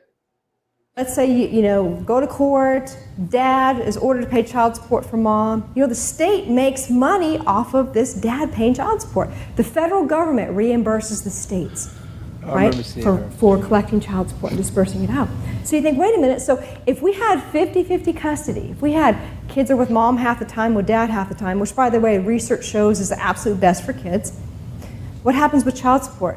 It's greatly reduced or there's none. The more child support the state can reel in, the more the federal government pays the states. It's a business, you guys. You think and then of course we've got the feminazis out there saying, these deadbeat dads, these poor moms. No, number one, these poor moms fought against a dad trying to get equal custody. All we want to talk about is dads they're not deadbeat, they're dead broke. right. So, guys, what are your thoughts? Again, old news. I want to read something that I think you brought up earlier, BMU, and that's about paternity tests. Now, according to the Legal Information Institute, if a mother was not married at the time of conception or birth, the name of the father shall not be entered on the certificate of birth without a sworn acknowledgement of paternity signed by the mother and the person to be named as the father, or a determination of a paternity has been made by a court of competent jurisdiction, in which case the name of the father is as determined by the court shall be entered. In such cases, the mother will sign the certificate attesting to the personal data as shown on the certificate as being true. When a certificate of birth is completed by the attendant to indicate the father's name in accordance with the above provisions, the sworn acknowledgement of paternity or a certified copy of the court determination of paternity shall be attached to the certificate of birth and forwarded to the birth certificate to the state office of vital records, where such evidence will be placed in the permanent confidential files, sealed and subject to inspection only by order of a court of competent jurisdiction. You're done. Yeah. Yes. Listen, And with that, so no, with that, I want to go ahead and say what you got to say, but I got one more for you. But go ahead. Okay. So with that, the thing was that what they didn't put together was that they should have made it mandatory for paternity, a paternity test. Yep. That's where they No, went wrong. No. They didn't go wrong. They went right with that, JT. See, if paternity tests are mandatory, then you have to go at the real father, in which case the woman probably doesn't know who he is, and good luck finding him. But this way, you can this way they can put it on anybody. Anybody, they can put it on any the child on anybody. They didn't go wrong. That was a part of it. That's the idea. I don't give a fuck if it's right. No. Ethically, you're right. Yeah, However, it was wrong for the community. When it comes, so fucking what? It's good for the organization, the business. Yeah, it's good for the state. It's good for the government. Who has to suffer from it? Hey. That's your problem. Go make more money. No. This is what I'm saying. Who has to suffer from it? It's the child that has to suffer from it. Hey, they'll be all right. We'll just the child not what the government's going to do. What the government does for that is, it's a big circle. Yeah, the child suffers from it, and chances are, if you're a parent who can afford it, you take your child to a counselor or a therapist, and the child's not suffering. And the therapist prescribes some drugs. The child's not suffering. And there you go. Goddamn know where the money's coming from. How's a child? Hold on a second. And then the child is on drugs because the therapist prescribes him those drugs. And it's just one hand feeding the other. Our pain. Yeah, Ritalin, Adderall, our pain, Ritalin, Adderall, all those stimulus. I will say this, our pain. I spoke with a teacher because I'm in the PT. I do all this shit for my kids, and one of the teachers said in a meeting, in a school board meeting, she said the kids are they're prescribing these kids medicines at higher rates than ever. Yeah, Ritalin, Adderall is a bunch of stimulus, dude. She said her son came home. And she took him to the doctor. They recommended he go get checked or whatever. The doctor recommended that he take some type of medicine. And she told her husband, I'm going to take the medicine to see what it does to me before I give it to my son. Yeah, I remember that. No, I hear that, but I'm saying, what does that have to do with paternity? Hold on. She said she took the medicine and went to Walmart and forgot why she was there and started crying and said she was just ticking. And she didn't even know where the fuck she was. Like she, so he's absolutely. But I agree. I agree. It does not have nothing to do with paternity. So let me put something on your plate that will be better for you. Okay, let me play this and then we'll react to this. Okay, here we go. A lot of people don't understand how family courts work. Can y'all hear it? And what the incentives are in family courts. People think of them as an objective judge and this sort of thing. But the way that family courts are managed is they prevent you from presenting contrary evidence. That's why I've never been allowed to select a psychologist for my son. The courts will never allow me to do that. The courts pick the psychologist who will then present the evidence to the court, right? Now, fortunately, I've been able to record them. I've been able to gather evidence and actually prove that they perjured themselves. So they've had to throw out all this evidence. But it's taken a lot of work and it's cost me a lot of money to do that, right? And most people can't do that. So family courts basically work off of fabricated evidence. That's number one.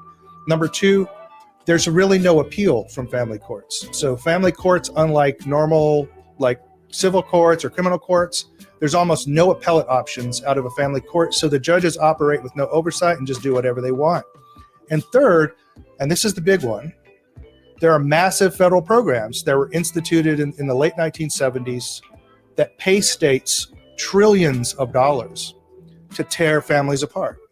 So it's so innocuous when I tell you, be like, this is a great program.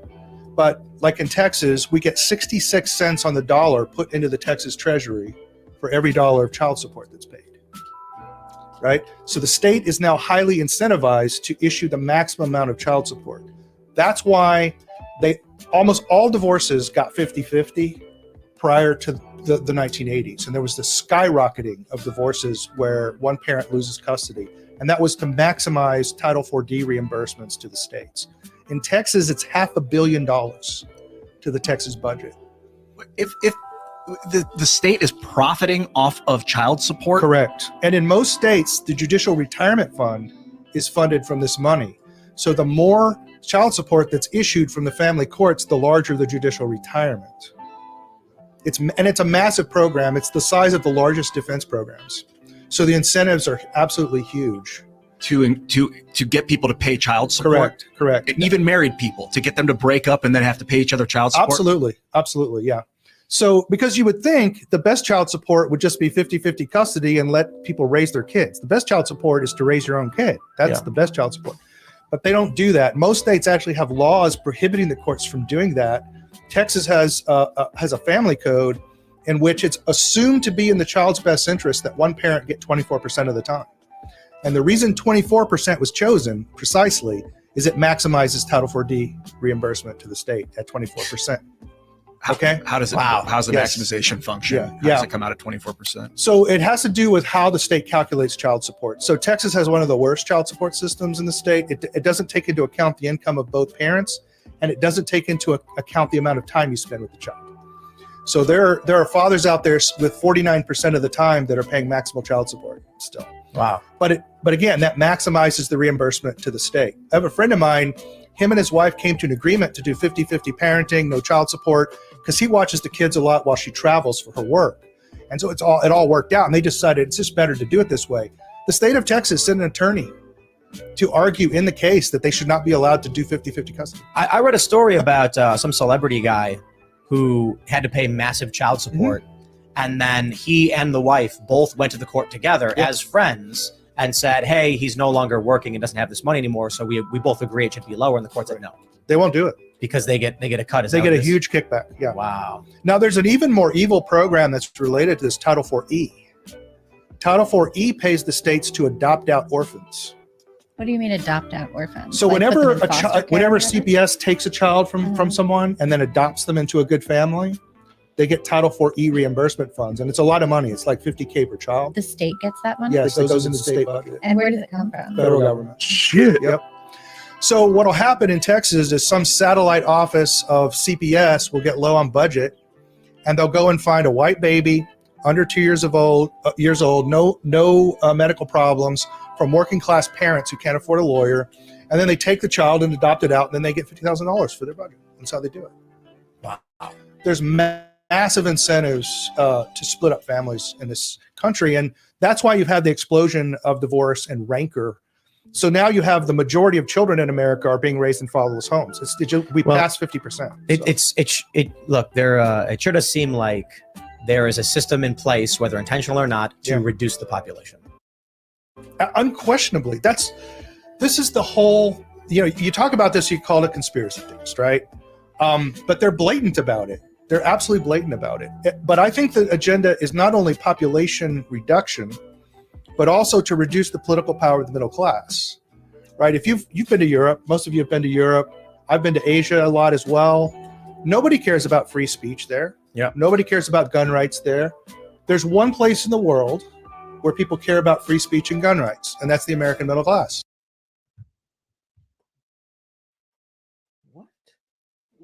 All right, well, I pull up these receipts. What are you guys' thoughts? JT, we'll start with you.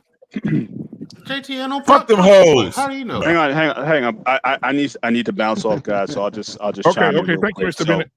But I think this may then challenge some of our, I think we may have a binary view of some of our political, how this political process works. So again, as he said, this is happening in Texas, red state, blue state, or whatever. But the seem like the color that ultimately at the end of the day that matters is money.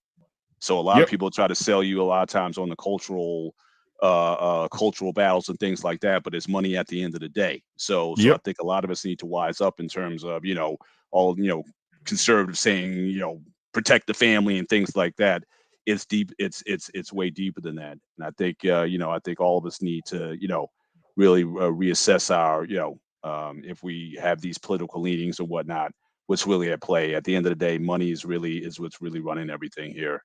And that's driving a lot of motivation. So that's all I want to say on that. But guys, this has been a great barbershop tonight. You were great. Easy. I respect you to no end. You and Tarush, y'all come into these very hot parachute into these very hot chambers or whatnot. Y'all take the smoke or whatnot and give it back or whatnot. And I just respect you guys for what you add to the diversity of this panel and whatnot. And so it's nothing but love here. And and for all, shout out to all the panel, what you guys bring to this. So always a pleasure. And again, for everyone, support this network and this channel. Black man, I told you, you're doing God's work in this place. When we doing it like this is what God's work looks like. When you have these brothers, we can shout it out, we can cuss each other out or whatnot, and still come together at the end or whatever. That's what it's about for us. So I really appreciate it. So again, if you're liking this content, subscribe to the channel, become a member of the channel. And let's grow this thing. There's no reason why this man shouldn't have at least double, triple. He should be in the 5 digits right now as far as subscribers and whatnot for what he's doing. And so I just stand with you guys 100%, and will always be a supporter of this environment. So salute to you, brothers. Y'all have a great weekend, and I'll catch you on the next one. All right, thank you so much, Mr. Bennett. All right, Mr. Bennett. They lost in translation. What are your thoughts, my brother? Hey, sorry to say, black man. Can I jump in really quick? Because I like I said, my youngest is like a zombie out here. So I'll just 30 seconds. Lost the translation. I'm sorry, brother, but I promise you'll get it next. Well, at least, black man, make that happen. So really quick. So yes, I think that there are issues with the child support system and the way that it's administered. Yes, I think that there are issues with the foster care system. However, that talking point right there really it contradicts. So on one hand, you can't say that there's a population reduction effort and then turn around and say they need more kids and they need to separate more families. Like, you would have to continue to make families in order to separate them to make the money. So to that point, and I know I'm going all over the place, but just follow me here. I got to push back on this population reduction theory, and like I said, I got to push back on some of what he was saying. Like I said, at the end of the day, why? Because it doesn't make sense. But he had irrefutable proof. No, he right, didn't. Exactly. There's irrefutable proof about it. I mean, easy money. Easy money. I'll help you, man. Hold on, y'all. Easy money. Before I did this show, I did my research. Yeah, they do have a retirement fund set up to take 66 cents per dollar out of your child support. And for old fat white men sit on the porch for their fucking retirement. Yeah, and you said it's at the judges in Texas, right? Anybody that's in the judicial system. It could be judges, it could be federal workers, anybody that's in retirement. That fund is for them. So, and black man, you gotta. Well, hold on, easy. You gotta understand that one more thing, JT. The more people that they put on child support, the bigger the retirement. No, why wouldn't they fuck over men? But watch this. What is the judge also? Hold on. Let me rebut. That's billions of dollars. That's $500 million. Let me rebut. Texas can implement a 0.004 state income tax and get way more than that 66 cents on the dollar for from the child support. There's other ways that they can generate way more money. Why would it just have to be child support? Now It's what? not just child support. Minimum. Child support is one of them. Like he said, it's a huge conglomerate. It's a system that's as large as one of the biggest defense departments. Exactly. It's not And so. Child support is one of the ways. Exactly. It's not the only way. But Exactly. also understand they grab money from this. They put in policies, right? They grab money from here, from there, from over there, and over here, and you combined it into one pot. And what you got then is a huge fortune. So, and that way it's harder to track. What is the point? Again, going back to my original question, why child support? There's other nefarious things that they can do and invest in because it's easy to get way more money. Because hold on, I can answer that. Hold on, guys. In Texas alone, last year, this is why. In Texas alone last year, $32.7 billion was made out child support fees. $32 billion was made out child support fees. Okay. That's why they fucking all these men out there fucking money. So what? No, but watch this. It's also, you got to remember, the judge also acts as a lawyer. Exactly. The lawyer also acts as a debt collector. Two different things. Now in Michigan, which I can tell you it was a lot worse in 2001 than any other state in the United States, right? In Michigan, they had a sting. What the sting did was go anybody that was delinquent over $12,000 for child support, they went to their homes, to their jobs. They ended up tricking them, telling them that they're taking their kids to a baseball game and they're arresting the fathers while they're with their kids, right? Once you are arrested, they had the woman, because normally it was the woman, was a victim. This is how it was in court. The woman was a victim. The man was the defendant. And they made failure to pay child support a felony. They made it a felony, right? Come on. So then once they incarcerate you, now what happens is that they'll give you a minimum of 6 months in jail. Then they would tell you that you don't have to stay in jail. What you can do is we have a multitude of programs. We could put you on the work release, which means that you can go to work because you got a job. You can go to work, but you have to come back to the jail. That costs $900 a month. Or you could be on house arrest, $1,700 a month for house arrest, wearing a tether. For the remainder of those 6 months, right? Now, with that money that you're paying to them, guess who it don't go to? It don't go to the job. But so hold on. I want to say this real quick, Easy. I want to say this because I want to make sure I put all the information out there. Okay. Right. There have been men arrested and put in jail for overpaying their child support because the state couldn't raise it if it's overpaid. There have been men who have went and said, I owe $10,000 for the year. Here's $10,000. And they put them in jail and they held them in contempt of court because they thought they was being smart asses by overpaying their fucking child support, and they locked their asses up. Big time. Okay. How do you go to jail? How do you go to jail for overpaying your fucking child support? But go back to my original question. Easy. Child support. There's so many other ways, to your point, that they can pull off this cruelty to black folks and make incredibly more money. Crack was It's not just black people. Oh my God. Easy. Hold on, guys. Guys, hold on. I'll let you answer, Tyrus. But the population reduction is in a document called Agenda 2030 and Agenda 21 and Agenda 2050. And before they destroyed the Georgia Guidestone, one of the first of the 10 commandments was this: reduce the world global population to 500 million people. That's in their documents. But so even with that, that doesn't make sense from a capitalist society standpoint. If you reduce the population, you have less people to consume your products. Like this whole economy is a house of cards. Okay. You do not understand. They do not want Homo sapiens. Why do you think we're transitioning to transhumanism? What do you think I'm not transitioning anywhere. No, you're not. But I guarantee you, after I'm gone and you're still here, watch what the world looks like by 2050. Actually, by 2027 is what they're pushing for because they're behind the power curve. Eliminated. Look, right now there are Fortune 500 companies, large companies that are bringing people from Iceland and Greenland and Australia and all these other countries to do menial jobs because you do not get it. To do them. But that may not be the group. This is the thing. That may not be the group that's doing what they're set out to do.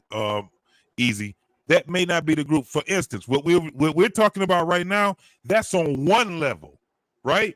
When we start talking about the globalization of, getting rid of the amount of people that we have right now and reducing it, we're talking about another group of people that's working that other group of people.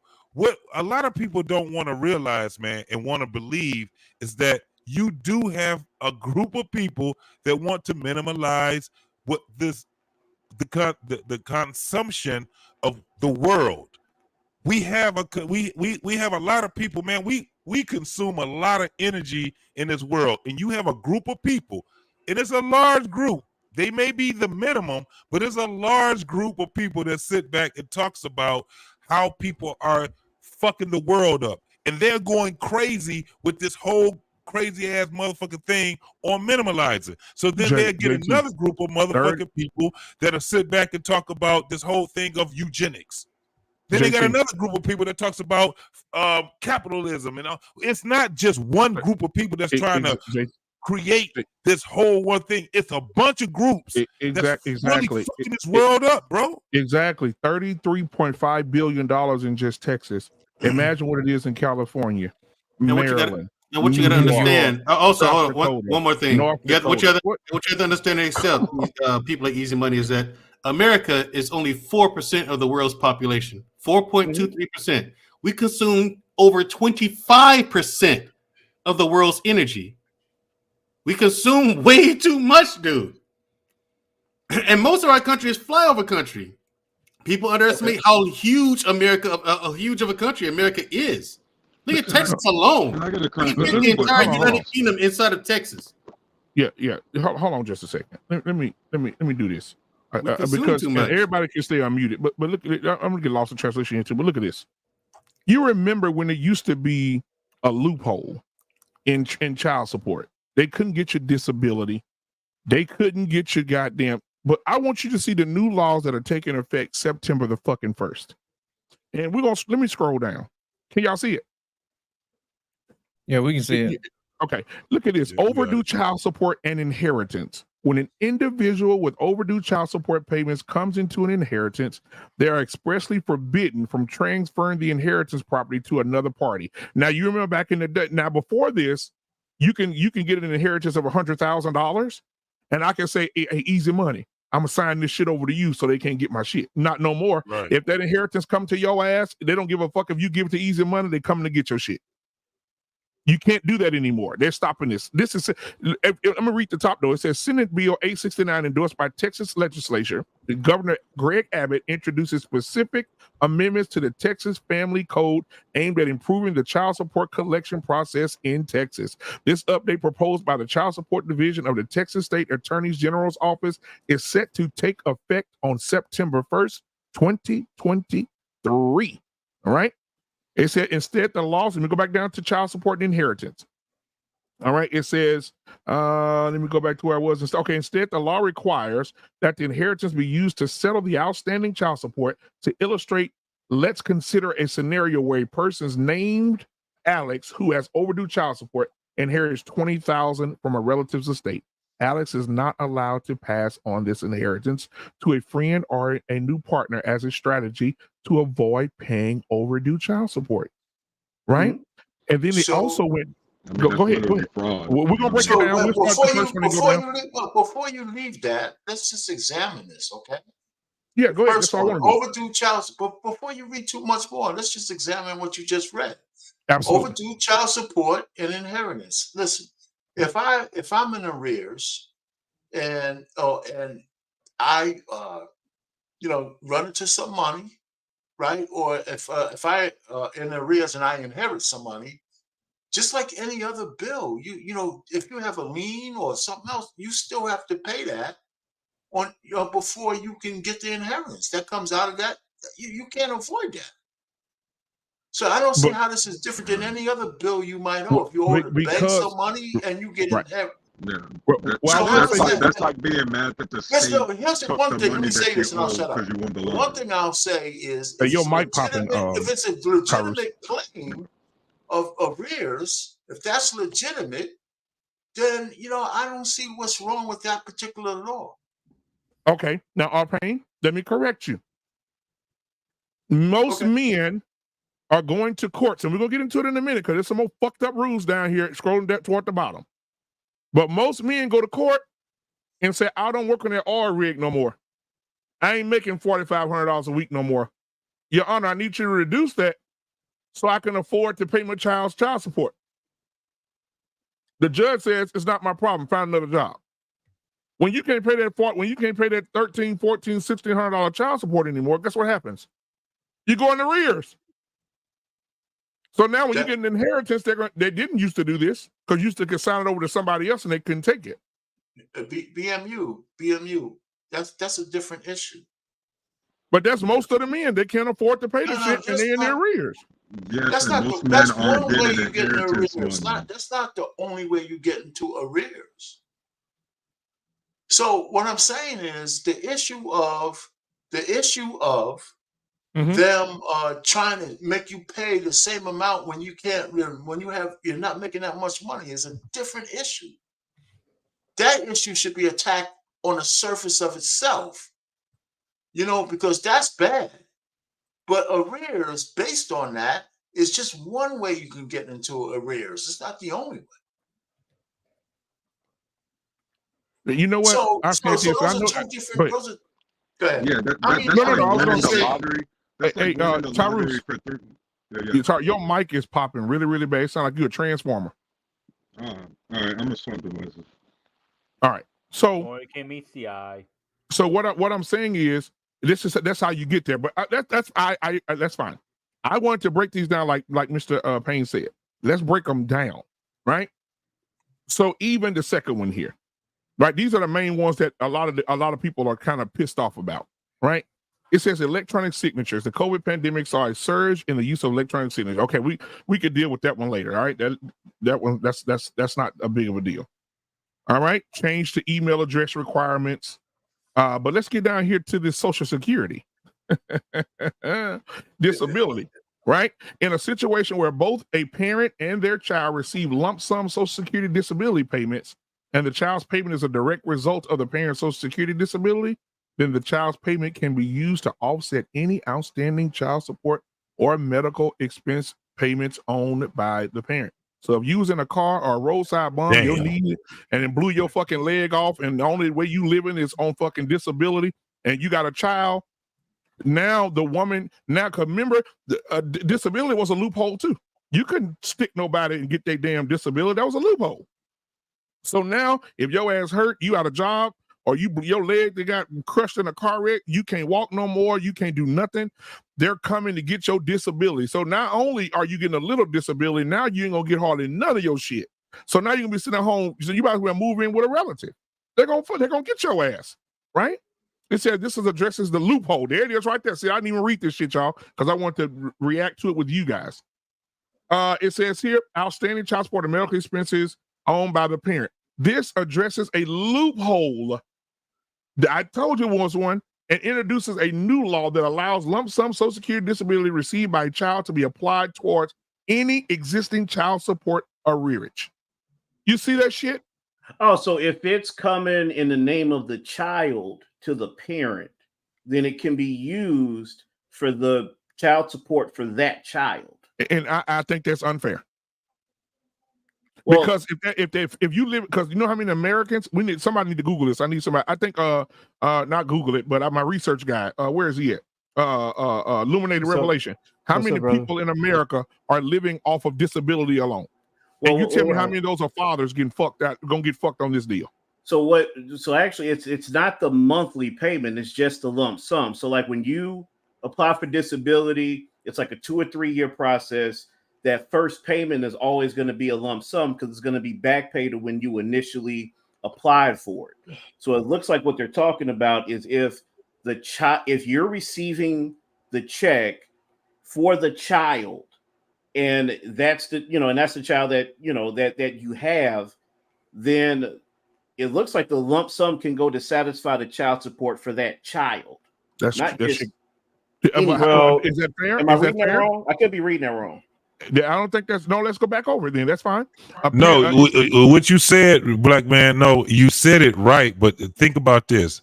So Security is normally for someone that's over 67 years old. Mm-hmm. So that's Social Security retirement. So we're not talking about disability. Yeah, disability is different. Yeah, that's a different pot. That's a different pot of money. Yeah, that's a different part. Is a different pot of money. But read the end of this. Read the end of this, right? It's to clear what you have in arrears. It could be a large sum, but once that arrears is cleared, then I'm assuming you're going to go back to no. The government ain't going to give up that money, bro. Come on, read the last. Come on, come on, man. But hold on, Arpain. If think about it, last year alone, let's go back 12 months. 12 months ago, you couldn't fucking touch my disability. Now, according to September the 1st, you can. So if you're gonna get your lump sum, you mean tell me they get the lump sum, and then if I miss a few payments, they won't go in and get some more out of Social Security? No, I hear you. That's bad, but it's not like it's just for child support. If the arrears is cleared, you can have $1,000 in arrear, or you could have $10,000 in arrear, whatever it is. But once it's cleared, right? Then it goes back to your disability is just your disability. No, hold on a second. If you're in the rear, because also going to start deducting out of your disability for child support. Until the arrears is clear. No. Hold on, man. You got to still understand this. We're talking about people that are either senior citizens or getting ready to be senior citizens. If your ass is in a rearage, hold on. If your ass is in a rearage and you are in your 60s, you are in your 70s, your ass ain't in no $10,000 a rearage. Goddamn right. Your ass is in $50,000, $100,000 a rearage. Hell yeah. Ain't no $10,000 rearage. Okay, JT, everybody, let's kind of we're trying to be illogical here, right? Mm-hmm. If you're in your 60s and 70s and you get a disability lump sum payment, which it sounds like it could happen anytime, you could be in your 30s, 40s, or whatever it is. So we're going to the extreme. Yes, that's what a disability payment doesn't have to do with your age. It has to do with your disability. So I get you. So here's the situation. If you are in arrears 50, 60, 70 years old and you've been in arrears that long, there's going to be something else to bite your ass because of those arrears, not just your disability payment. I mean, I know it's bad, okay, but let's just say, let's take a normal case. Let's take a case that's not in the extremes. But okay, I got one for you. I'm looking at it right here. Okay. They said the average lump sum. I'm looking at it right here. I just Googled it. The average lump sum in disability lump sums is $1,800. Is the max. $800 is the lower. All right. Okay. If you want to average, if you can average that out, but we'll say $1,800. All right. Depending on how old you are. Depending on how old you are. Now, if you're getting, I'm reading right here. If you're getting this is ridiculous. If you're getting $1,800 in lump sums, or you're receiving $1,800 a month, and you owe $60,000. This is just an example in arrears. They're gonna take that. This is I'm looking at it right now. Average is $60,000 after 55. If you are on disability and you owe $65,000 and you get $1,800 in lump sums or payments, they're going to tax your ass until they get their 60. Well, wait, okay, but you're still using extreme age and extreme amount of No, arrears. wait, Mr. Payne. Let me tell you that's something. what it is. I know I wish he was up tonight. I know a dude right now. His name is Michael Smith. His son died. His ex-wife had a car accident and he passed away in the car accident. Okay. He's still paying child support and the boy been dead for 7 years. Huh. Okay, man. How is he doing that? Because of the arrearage. Arrearage is different from regular.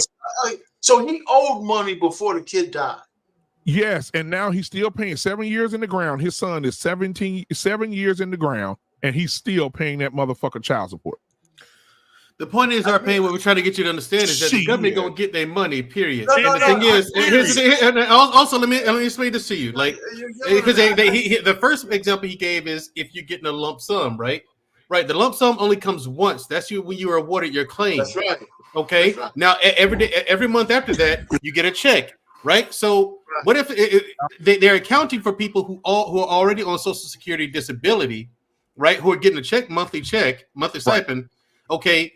Okay, where did they get into the rears with the child support? How do we collect from them? And they're explaining to you now, yes, we're going to come for that too. Out of your disability. The point is, guys keep glossing over this shit, right? If the guy was already in arrears and the state is saying, we're not going to give you any relief about what you owe us. That is nothing different than any other goddamn bill collector. Gotcha. Right. Hold on. But our paying, yes, you're right. But a car payment necessary, a mortgage necessary, a bank loan necessary, paying for a child, paying a big lump sum on a child that I wouldn't pay with the child if I had him with me. Okay. BMU, listen. If you owe money on your house and it burns down and your insurance is not good enough to cover that cost, they're gonna still come after you for the money. That's our pain. It's not always the state. It's not always the state. We're not talking about something. Arrears? We're talking about arrears. It's the state. Right. No. It's not the state. No, it's not. Who is it? It's not necessarily the state. Hold on. Let me The explain. government funds the state, and the state, right? So the government is paying the state. So the state is going to push for the money because the government matches their every dollar that they get from child support. So they get hold on. When we talking about arrears, hold on. It's not necessarily the state, because if she's never ever taken anything from the state, you got to pay her directly. This is the thing. If it's the state, it's one thing, but a lot of times it's not the state. She never had food stamps. She never ended up getting. Say it again. You're paying her because the state's telling you to. Man, no. It's not the state. It's actually the county. It's the jurisdiction that you're up under. Okay, it's a government entity making you pay, man. I mean, that's not minced words. Listen what I'm saying. Black man, let me unfold this thing for you, man. Yeah, go ahead.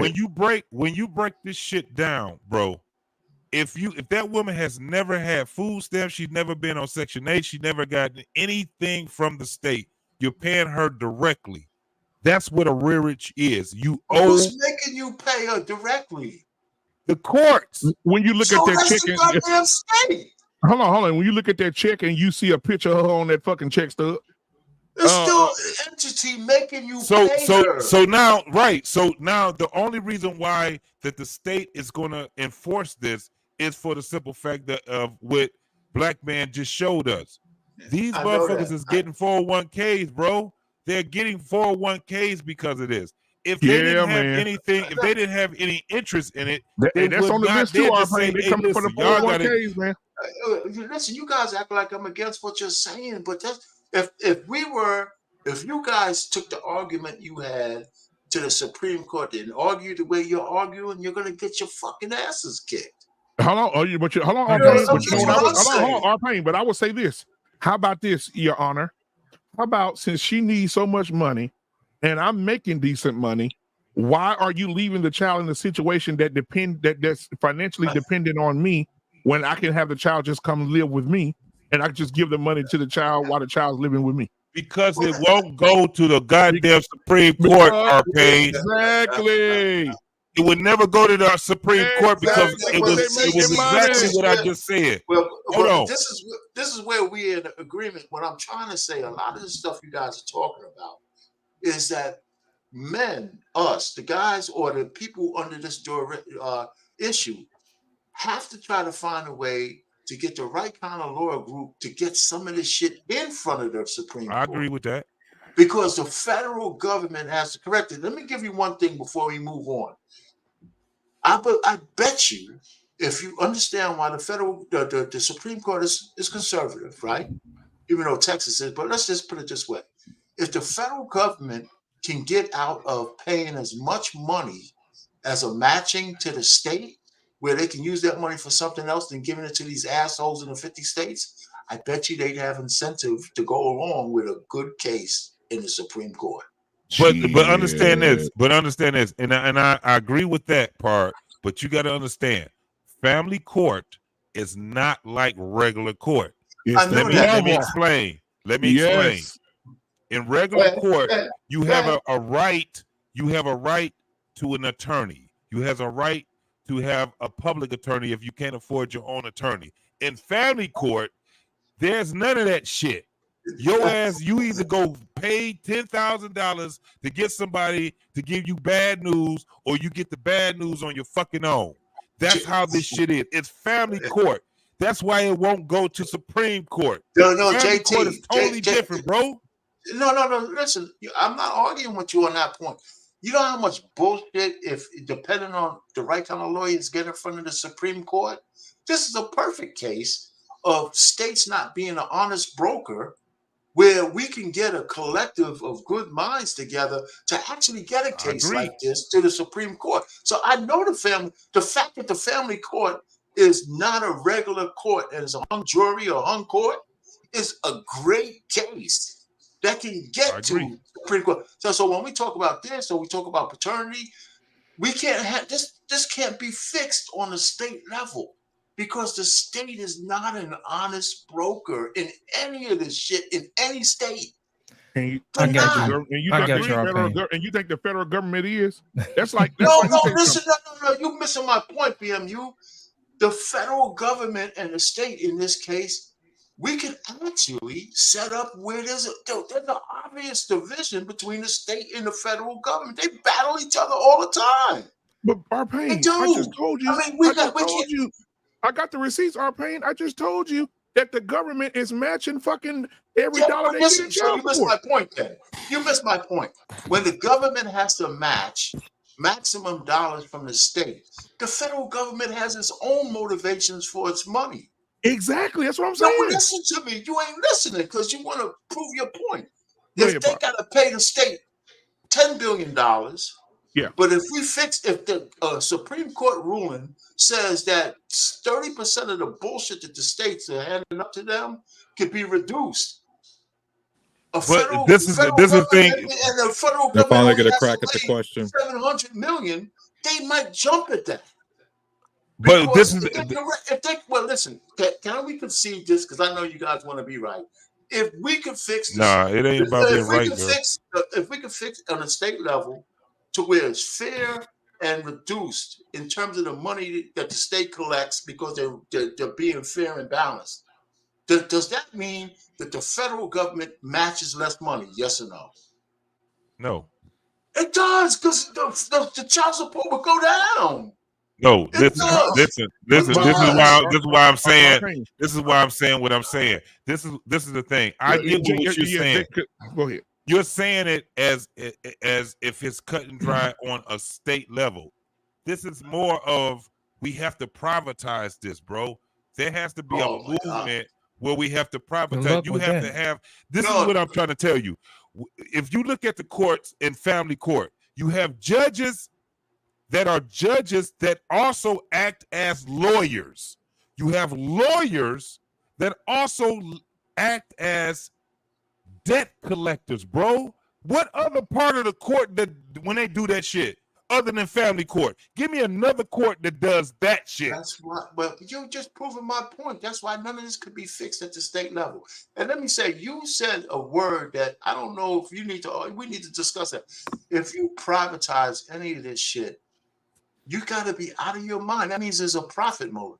It's already profit. That's what you guys are missing. If there's a profit motive already for profit. It's a privatized. Before you yell at me, if there's a profit motive for a company, you think they're going to be an honest broker? Are you kidding me? Listen Just what like I'm when telling they you. privatize prisons. I mean, they have to have chattel in order to make money. So if you privatize any of this shit, then it only become an actuarial table, and they're going to fuck over people. We already privatized it. It's already privatized, bro. We have to fight it, privatizing it. It's already done. When you had these guys that were going around, and I'm gonna let you go, Tyrus. But when you had these guys that were going around in 2001 and they were arresting, when they was arresting these cats out here, that was a privatized. What you call those dudes? Those bail bondsmen and shit. Yeah, they were going around arrest. They were helping to arrest these cats, bro. They were getting paid bonds and motherfucking. The state. But I thought bounty hunters, they have no right to do that. Private citizens not putting you in jail. Goddamn government states putting you in jail. Wait, Grumman just brought up a good time. He just said it. I thought they had no right. Yes, in regular court, not in family court. A lot of people not even understanding. Family court is doing their own fucking thing. And you know what? In that video, shit. In that video we just watched, he just said that. I should have let it play all the way out because it wasn't finished. I just stopped it for time's sake. He has to show some receipts on them taking babies away from. Yeah, no, not that part. Not that part. He talked about family court. He said, he's talking about family court. He said when he went to family court, they did not even allow him to. There were certain things that they didn't allow him to do as far as like representation. As far as fabricated evidence and shit like that they used against him. So anyway, Lost in Translation, you've been waiting. Go ahead, Lost in Translation. What's your word? I'm gonna help y'all out with this one. Thank you. Here's my thing, and Illuminated can back me up on this one. This is nothing more than an accounting trick. Okay. Now here's the thing. There's this thing that the state has. It's called the general fund. Only certain things can be paid out of the general fund. So what they did was they made up this little situation with child support so they can get money that they don't have to account for real. They can sit up here and they can afford to pay for other stuff without coming out of the general fund. Because if you take money out of the general fund, you're going to be taking money from other projects that people are going to pitch a fit over. So you're going to have to get something paid some way, some other way. So the best way to do it is to hit people upside the head with child support because it's easy. It's the same way when people want to raise money, they raise the price on cigarettes. You know what I'm saying? Get the people with the problem and hit them in the pockets. That's all they're doing. It's the same thing. It's an accounting trick. You take money from over here and you use that to pay for something else. And I'm going to tell you the real reason why they're doing this is because the baby boomers are retiring and they're lasting longer than they thought they were going to last. What they've been doing is they've been kicking this retirement thing down the road for too long. And now they got to pay for it. And these people are living longer. Right. So they're finding accounting ways, creative ways to pay for these people by taking the money from somewhere else. It is nothing more than a shell game. That's all they're doing. They're using the law to basically bully people into taking money from here so they can't say anything because they're saying, oh, you owe child support. You're the scum of the earth. We're going to take it from you. They changed the laws. And they set it up that way is because you can't refute that. If you owe it, you owe it. So it's easy for them to take that away from you. Just like people who smoke cigarettes. If you smoke cigarettes, you just gonna pay the price because you're a bad person because you smoke cigarettes or alcohol or whatever it is. You're gonna pay the price. But listen, that's how these people are paying for all this other stuff. It's nothing more than a simple accounting trick. Because think about it, they're gonna pull money from your federal income tax. They're going to use that to send it down to the states, privatize that, send that to pay the judges to put other people in jail. All this money is going around in circles. All it is an accounting trick. Hold on, Lost in Translation. Let me say this. Tyrus, I know you waiting, bro, but let me say this. You got cats that owe $20,000, $30,000 after murder and all these different things in court, right? For what they call it, it's the that they owe the courts. They have to pay. What is it? Restitution. Restitution, right? You know how many motherfuckers that actually pay their restitution? Not many. Not many. We talking about if there's hundreds of millions of dollars that should be owed in restitution. They do not even enforce it. They don't even enforce it because guess what? These motherfuckers ain't got no jobs when they get out. They're going right back to the goddamn prison when they get out. They figured out a way. I just said, Arpain, that they made it in 2001 a felony for failure to pay child support. They know that they couldn't keep the felony on you. They initially make it a felony. They bust it down once you go to court. They bust it down to a misdemeanor. But you are still a fucking motherfuckers lost their jobs, man. Their jobs. They found out that was fucked up. After the fact. At the end of the day, that's Yep, why I after the said, fact. how the fuck can you make the judge go back and he could be a lawyer too? In the same fucking day. And the lawyer in the same day could change from being a lawyer to being a debt collector. This is what they privatized it, bro. And at the end of the day, at the same time, they're learning how, again, this is a different group that's tearing up the nuclear family. So And they're fucking up kids at the same time. Dog, they knocking this motherfucking out the box. We getting our ass handed to us right now. As citizens, we're getting our ass handed to us. Yeah, now watch this. I want to bring this one up real quick because this is one of the ones that pops out too. Now look at the next one. Child support arrearage cannot be reduced. Now, okay, cool. Oh, just on the individual. Unpaid child support payments known as child support arrearage cannot be reduced according to the updated Texas Family Code, regardless of who asks for the reduction. This is where they're gonna get us at. Because you can, regardless of who asks for the reduction, whether it's the person who owes the child support or the recipient. Now, let me stop. So that means, you know how you used to tell your girl, hey, we back together, baby, go down If there. you go get that motherfucker reduced, Bullshit. I got it. You can't do it now. Bullshit. No, we don't, ma'am. We know y'all back together. We don't give a fuck. He's still in gonna our pay his money. hands. Hey, bro, now let me keep going here. You done got me fired up, man. It's too The late. old, It's too yeah, early here we or go. too late. I The don't old know, amount. B. It said the old amount cannot be lowered. This is change brings state law in the line with the federal law, ensuring compliance with legal obligations. The purpose of this amendment is to maintain consistency and clarity in enforcing child support payments for the well-being of the children involved. Now, these motherfuckers know they about that bullshit. They're about well-being of the child. Ain't none of these laws saying that making men spend Their time. motto with is children. fuck them kids. That's their them. motto. Exactly. Okay. Now. Hey, I can know- I get a crack at it? Go ahead, Truth. Go ahead, Truth. Tarus. Yeah. So you guys are making different points, and it's cool, but unfortunately, the reality is way worse than you guys think it. Because there's no conspiracy. They're doing it right in front of our face. Exactly. Can I read that line again? Which one? Which one? The rearrangements. Hold on. I'm going back up. Yeah, a little bit more. Right here? Yeah, that's it. I'm gonna read that. I'm gonna read this, guys. Okay, go ahead. Just that last line. The purpose That of last this line? Okay, go ahead. amendment is to maintain consistency and clarity in enforcing child support payments for the well-being of the children involved. I want to remind everybody one crucial thing nobody has brought up. Texas has, I repeat, no state income tax. I repeat, no state income tax. Right. So when Lost in Translation mentioned the budget, he was correct. Unfortunately, Lost, it was for different reasons. You see, when you don't have an income state tax and you're giving a bunch of industries, big businesses and corporations tax cuts, well, you got to get the money from somewhere.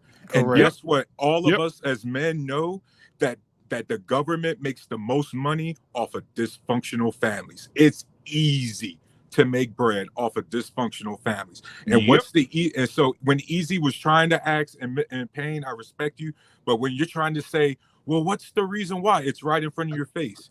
Guys, what is child support? It's purely subjective. It's based off of lifestyle. that is Word. purely subjective, and any number could be made up out the blue. And do you see that part? Let me again read it. It cannot be reduced. Why? Black men, what did you say a couple minutes ago? How much money do they make in child support a month? A year? $33.5 billion. Yep, there you go. Yes. The reason why they have that line enshrined in the code is because that makes up their state budget. They literally have the child support. You guys are reading with feelings and shit like that. We're talking about arrears, right? And then you said that this shit is, yes, the amount of child support, the women are using it as alimony these days. That's why they're making more than what they don't. It's not due based on what a child really needs to get paid, all right? But that statement there, if you go back, says arrears. They're talking about if you owe us money, right? You have less excuses to reduce that. That's what they say. If you don't, I mean, this is different than just regular child support. One, right. If right, but Payne, you're still missing the overall point, Payne. Let me just say, you guys, listen. If we gotta have a balanced conversation, because I don't disagree with anything you said.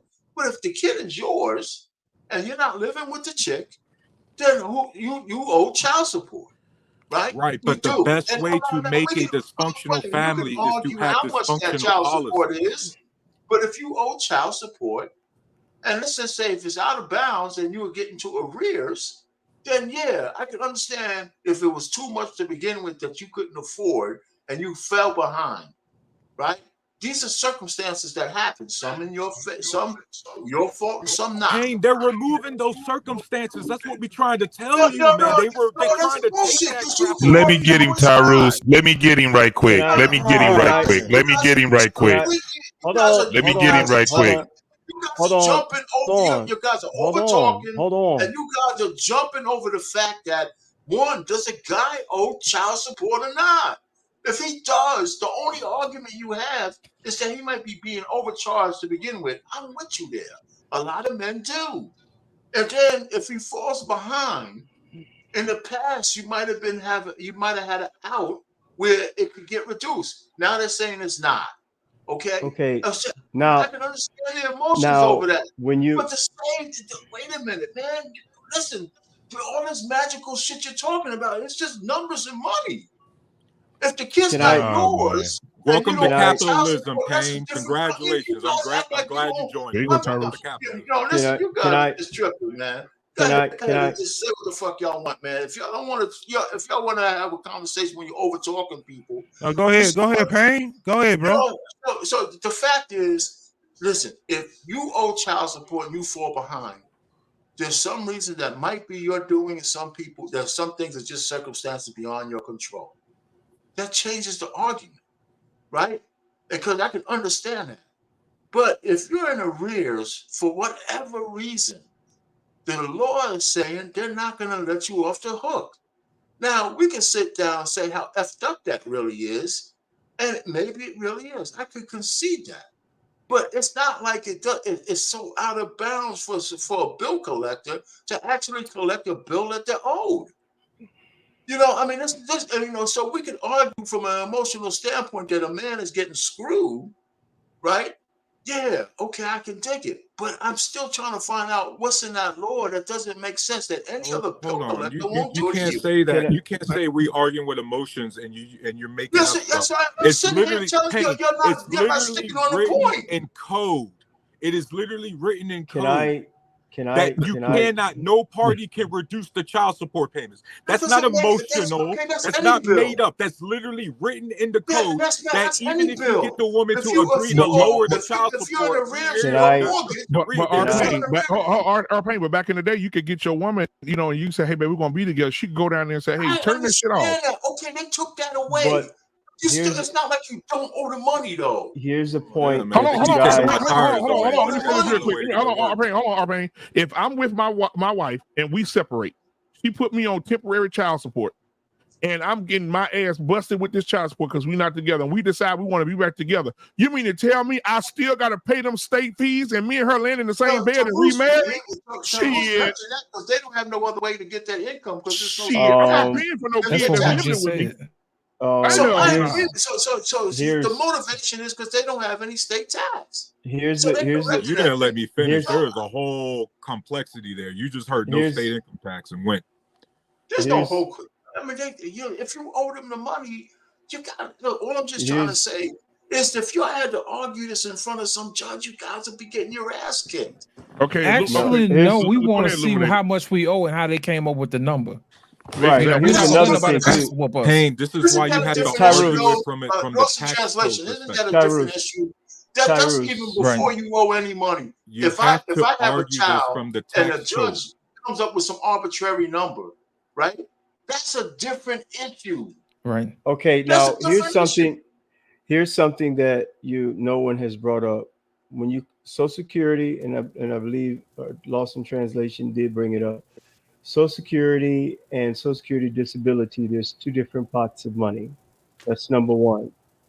If your child is from the ages of newly born, I believe it's now 18, and if they go to college, they used to get money to go to school. That's something that I would have to research in this bill in reference to, because the child does get money. Because according to Social Security, if you're married, or Social Security disability, if you're single, you get a certain amount. If you're with spouse, you get a certain amount. If you're with spouse and a child, you're going to get a certain amount. Also, too, with Social Security disability, you are allowed to work and make up to the amount of around anywhere from $1,500, maybe $1,800 a month. So you can get paid. But from what this is saying, it used to be your retirement as far as military disability and Social Security disability. If your wife was divorced, you couldn't get that. She couldn't get that. How do our seniors get by with that money? I'm sorry, Illuminated. How do our seniors get by with that monthly amount? They don't. They don't. That's what I'm saying. That's why you see them in now. Regular Social Security is a lot lower than Social Security disability. And what people don't realize, the earlier you collect, the less you get. So you have to wait to at least 65 to 67. 67 is 100%. That's why they was trying to raise Social Security up into the age, Tyrus, of 72. They want you to work 72. Until your they were proposing that at one time. That's why Donald Rumsfeld, Secretary of Defense at one time, made that snide comment. Hey, I'm 70-some years old and I'm still working. We just had the proposal on that. We just had the proposal in Michigan. We just had to propose that last voting we had was in the proposal. Tried to raise the age, knowing most people aren't going to be able to collect. Most people will be dead before they retire anyway. Most people die at 70, bro. Right. Welcome, information man, to the show tonight, man. I appreciate you for being here, my brother. What's going on with you? Salute, information man. Hey, what's going on? I'm doing fine. I will say, real quick, information man, before you go, I will say this, guy, because what we're reading right now, BMU, I was about to close out on my point, and I know you have a special guest coming up here, and I know you want to introduce him, but brother, I love you. You love me to make my point. Okay, make your point. I'm sorry. Thank you, sir. Anyway, like I said, they wanted to raise the age of retirement. So Tyrus, what you stop it, JT? That's that 313. They want to raise the age of retirement. That's why you see a lot of senior citizens going back to work, even though they're collecting Social Security, because they can make as much as they want after you get the Social Security. But my God, man, what can you do other than Walmart, maybe some Home Depot stuff? Waffle and you House. see them, cashiers and stuff like that. They, like you say, they barely making it.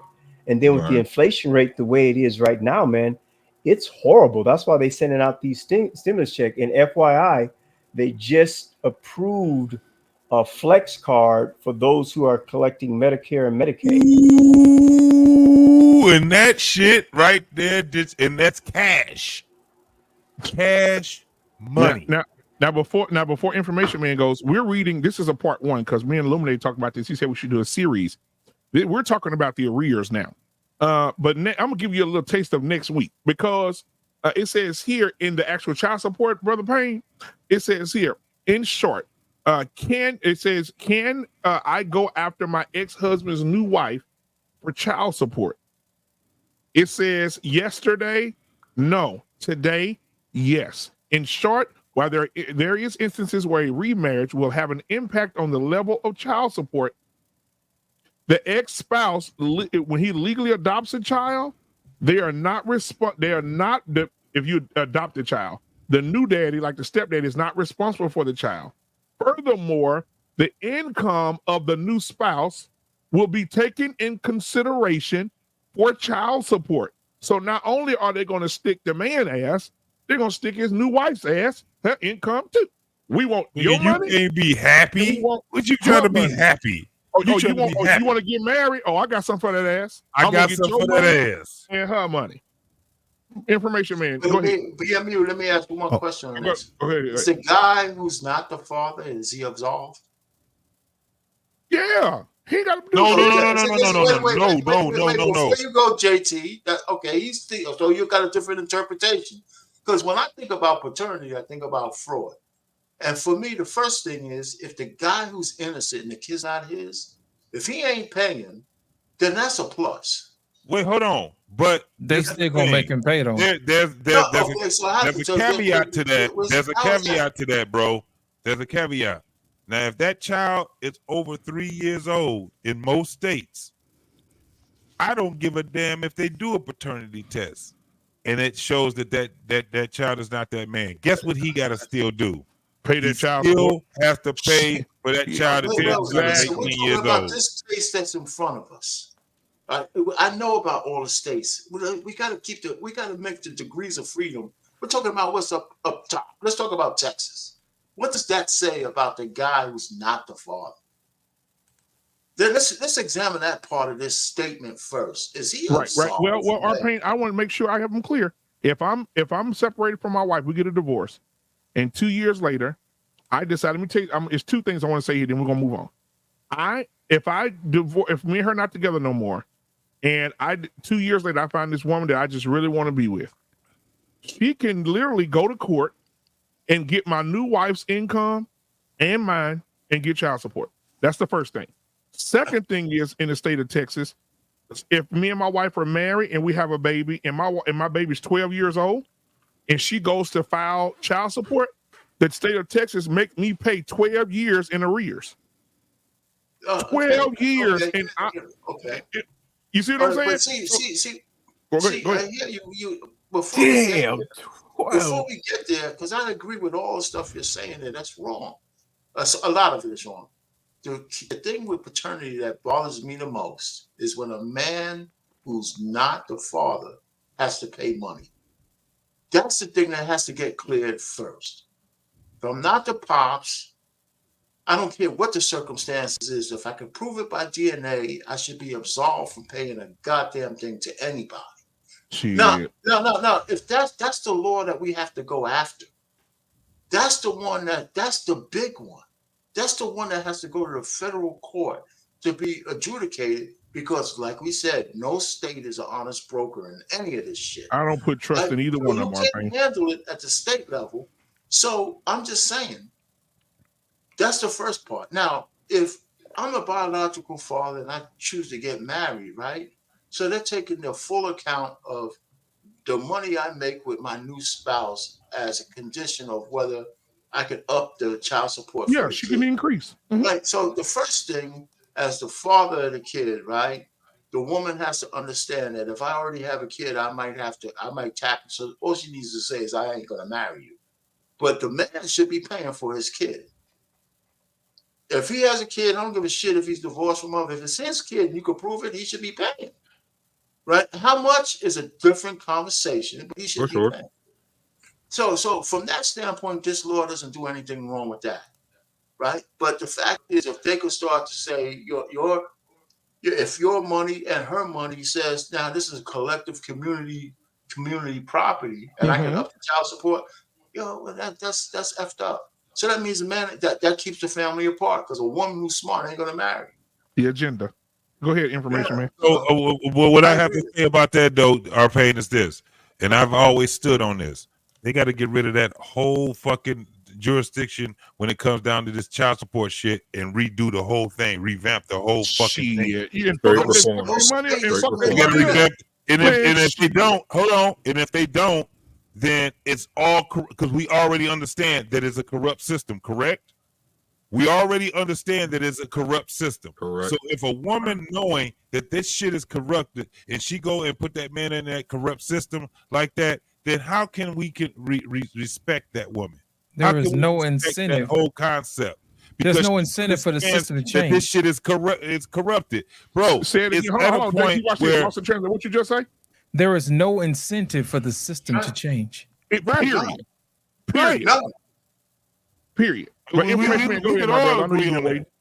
Go ahead. Black Men Unfiltered, I've already talked about this before on your channel. I hear a semblance of people saying this tonight. Nothing's going to change if men do not change. We can blame it on women all we want, but women are simply benefiting from a system that is based off what? One of the things that people don't want to deal with is that capitalism as we know it doesn't really work for the poor or the working. It works for the rich. It's an incentivized system because it fuels an economic system of capitalism, which is the dollar is recoverable. People are expendable. In this case, men are expendable to a system that we've signed on to. When you get married and you get a marriage certificate, you are signing a agreement with consent to the state, to the country in which you have married a woman under. And therefore, you have opened a door for the government to interfere in the affairs of your relationship on an economic level. Remember, what was it, last year? I believe it was last year when I was on this channel. I talked about the child support system in California, broke it down. In California, particularly black men are being ripped off the very most when it comes to child support, that the money that I would give my child, the state of California acts like the pimp, just like the federal government, just like your state governments, right? They take off the top what they want out of the child support money, and your child doesn't even get all the money that you had said, this is what I'm going to give them. So, for example, if you had to give your child $500 just to be modest there, well, your child doesn't get the full $500 in California because the California government takes their cut in a nutshell. So it is a racketeer. It is a racket. It is an economic racket that is on the backbone and the backs of men. And you can say that there's no incentive, that women are benefiting from it. The only way that women benefit from it is if men continue to stay silent, do not operate collectively, because this is a country of laws. These things get put in because of laws. We know that women will get out in the streets. They'll protest for their health issues. They'll protest for everything that they want. Men, when's the last time you've ever seen a movement of men, no matter what their colors are, their race or their ethnic background or language? When have we seen a movement of all men out there on the streets raising hell, telling these male politicians, if you don't change A, B, and C, we're going to give you hell?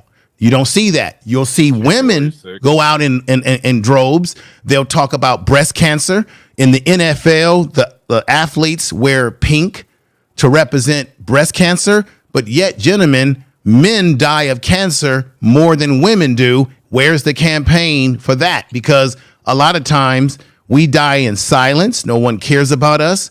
And we're not being our best advocates. Now, when you look at the government, the majority of the government is run by men. So a lot of times guys will say, well, you know, we can't lobby these fuck it. These politicians are men just like us. If women can get what they want, why can't men who build this damn country get what we need? The reason why we don't, because we don't lobby for our health issues and our personal issues around family courts and the rip-off status of family court. My situation, I was married 15 years.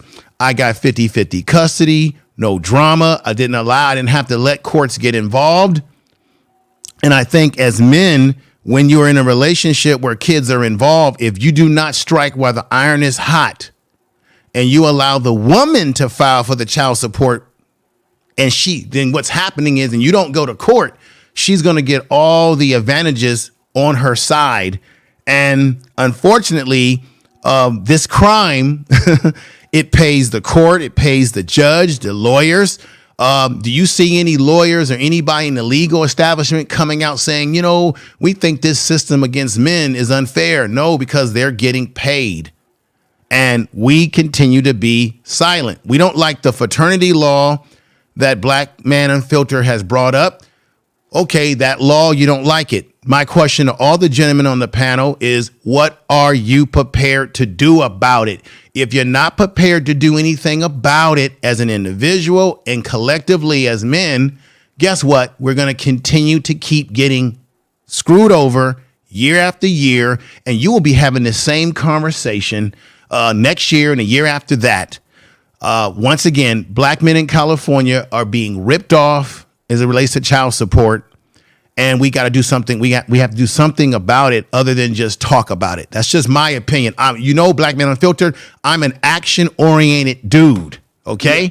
Talk is great, but it means nothing without deeds behind it. I'll end my playing there. Thank you, Information Man, because what you actually quoted was right out of the, don't get mad, BMU, just calm down. You actually quoted out of Black's Laws Dictionary. License. Yep. The definition says a privilege granted by a state or city upon the payment of a fee, the recipient of the privilege then being authorized to do some act or series of acts that would otherwise be impermissible. Mm-hmm. Now, I also looked up to Payne's point, in the state of Georgia, if you're not the biological father, you still may be required to pay child support. Now, we talk about maritime and admiralty law. Maritime and admiralty law is a body of private international law that governs the relationships between private entities that operate vessels on the ocean. When a nation takes custody of resources brought into its territory by a ship, it accounts for it with a certificate that marks the birth date of that product in the custody of the respective nation. According to maritime admiralty law, a person is considered a maritime admiralty product because they are born of their mother's water. Therefore, every person born in the United States is required to have a birth, BIRTH, and a BERTH certificate because they are a stock in maritime admiralty banking scheme. Maritime admiralty law details with banking and merchant affairs, civil affairs, and or a commodity supersede on the stock market by civil law. That's right. Which means that there's two certificates that we have. We have a birth certificate and we have a certificate of life. If you look at those two different certificates, you will see one is in all capital letters and the other one has one capital letter and the rest are small. It's a reason why that happens. One of the things is because we are labeled as product. The other one is we are a entity. That's the difference with the two. That's why with the Social Security, you will have a letter before the numbers on your Social Security. What we're basically saying is that when we're talking about what's going on in these courts, it goes to exactly what Illuminated was just talking about, maritime. Also, too, laws of the sea, the laws of the ocean. Also, too, Information Man, and people always push back on me on this, but it's too much information out there. The United States is a corporation. Yes, it is not. That's exactly right. It is right. We're a corporation. It's a corporation. So with a corporation, you have to abide by corporate laws and rules. It's the United States of America or the United States for America. Those two words those words were interchanged. Right. That's when, in 1871, that came out, and the Treaty of Versailles. All this stuff we're going to be talking about over the next coming weeks to break this down. And I would love for you to come in as a special guest to come in and break that down, because I've got so many receipts here, brother. What me and JT been talking about this for I don't know how long. There's a live birth record, and then there's a birth certificate. Right. That what I want to go ahead, sir. What I want to ask you to also look into, which can be a good question for the show, is we have to define: are we Americans or are we citizens? Are they one and the same, or are they two different things? A lot of people don't realize that. So that's another piece that we should add to that show. Yes, sir. Yes, sir. There's another piece to it also. It's a bunch of pieces to it. It comes down to it. If the people that's in, if you think we lying, only thing you have to do, go onto Google and put U.S. versus USA.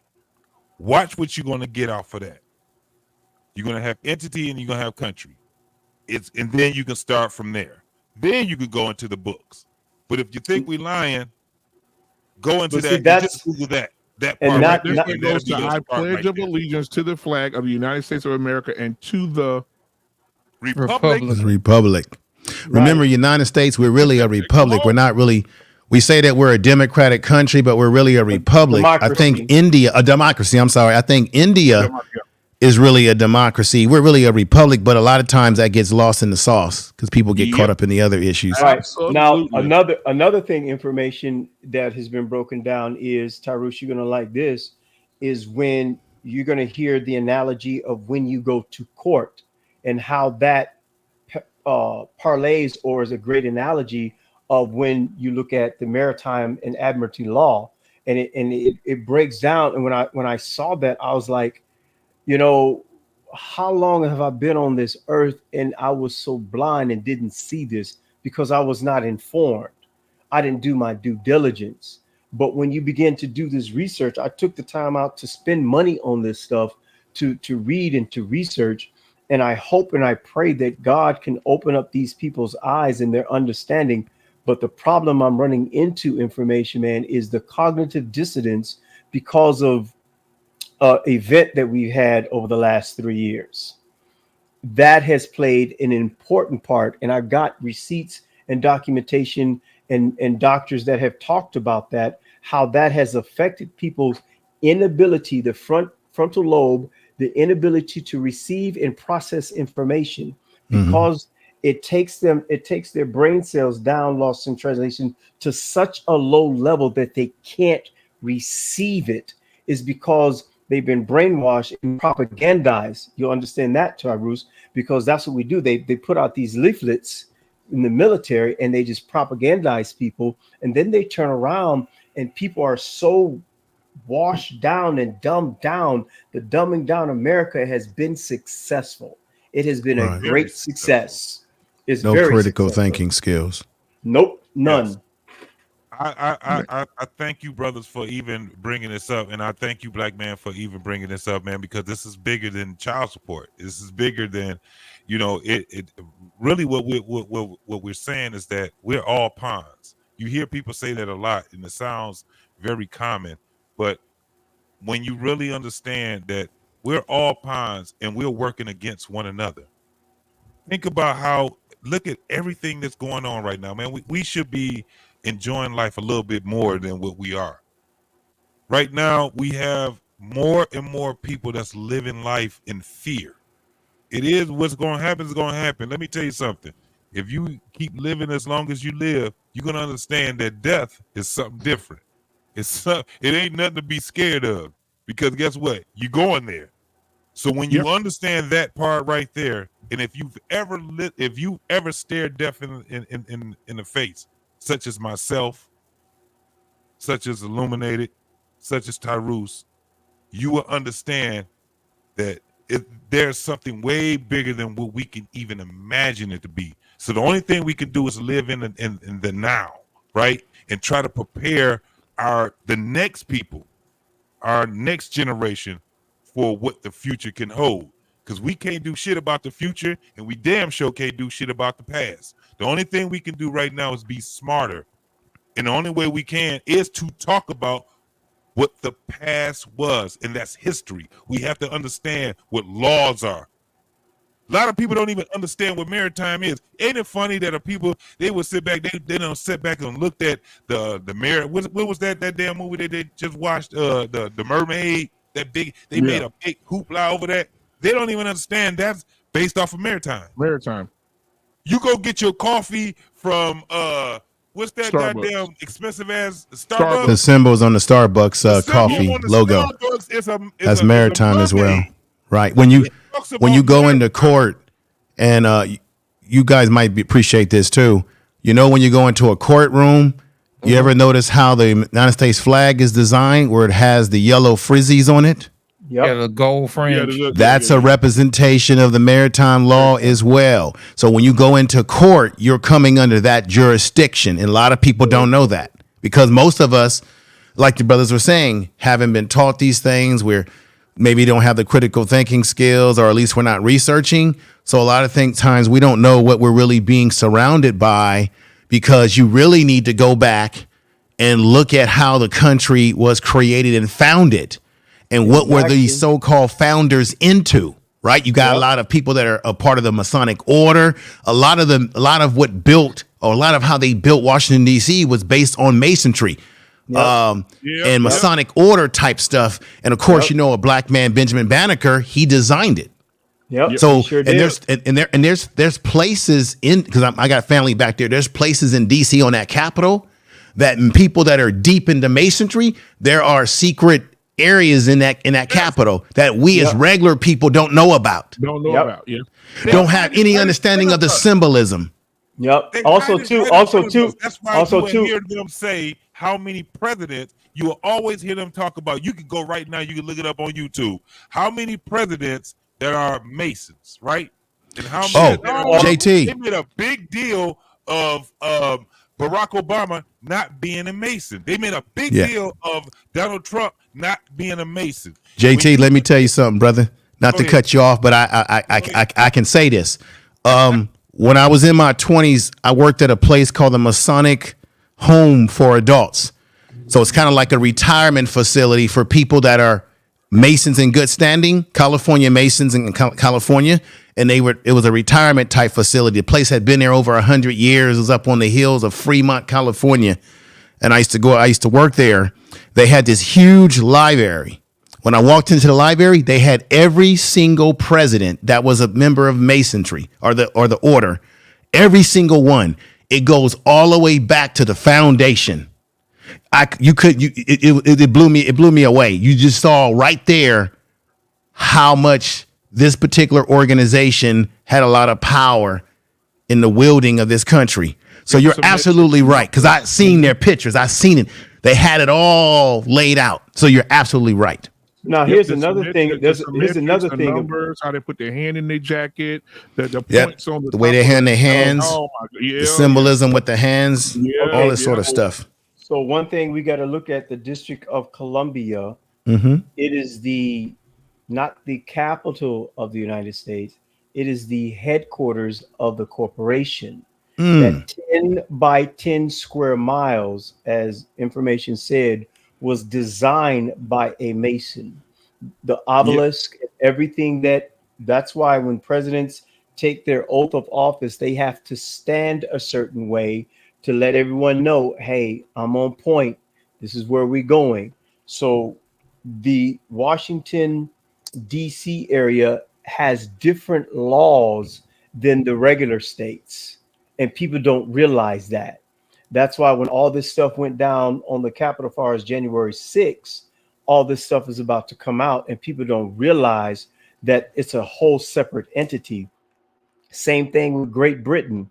The city of London, totally separate from Great Britain, not a part of the United Kingdom.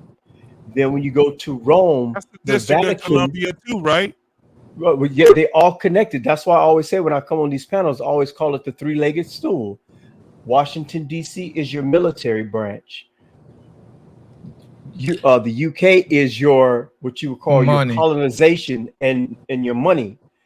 Then you go to the Vatican, that's the religions. But people don't realize the Vatican has money. I understand that we like talking about the criticisms of the structures of our country, but we need to also acknowledge these infrastructures were designed by men from other continents that still survive today. Right or wrong, these infrastructures are pretty damn good. And I think, again, with all their atrocities, I remember the reason why guys at my generation illuminated, and I mean this with all due respect, the reason why we don't talk about maritime law is because people in my generation already know maritime law comes from the Dutch East India Company. You know, we cannot make war without trade, nor trade without war. That came all the way from the 1500s back in the Netherlands, sir. We're already aware of what maritime law today originated from the Dutch East India Company, the founding of colonialism. What were they doing? They were going around to India and all these other places doing what? Sugar, spices, slave trade. What do you do in maritime law since the dawn of time? When you're on a boat, you categorize everything, including the slaves. The thing so is, of course, human beings had a category on a boat because everything has a category on a boat.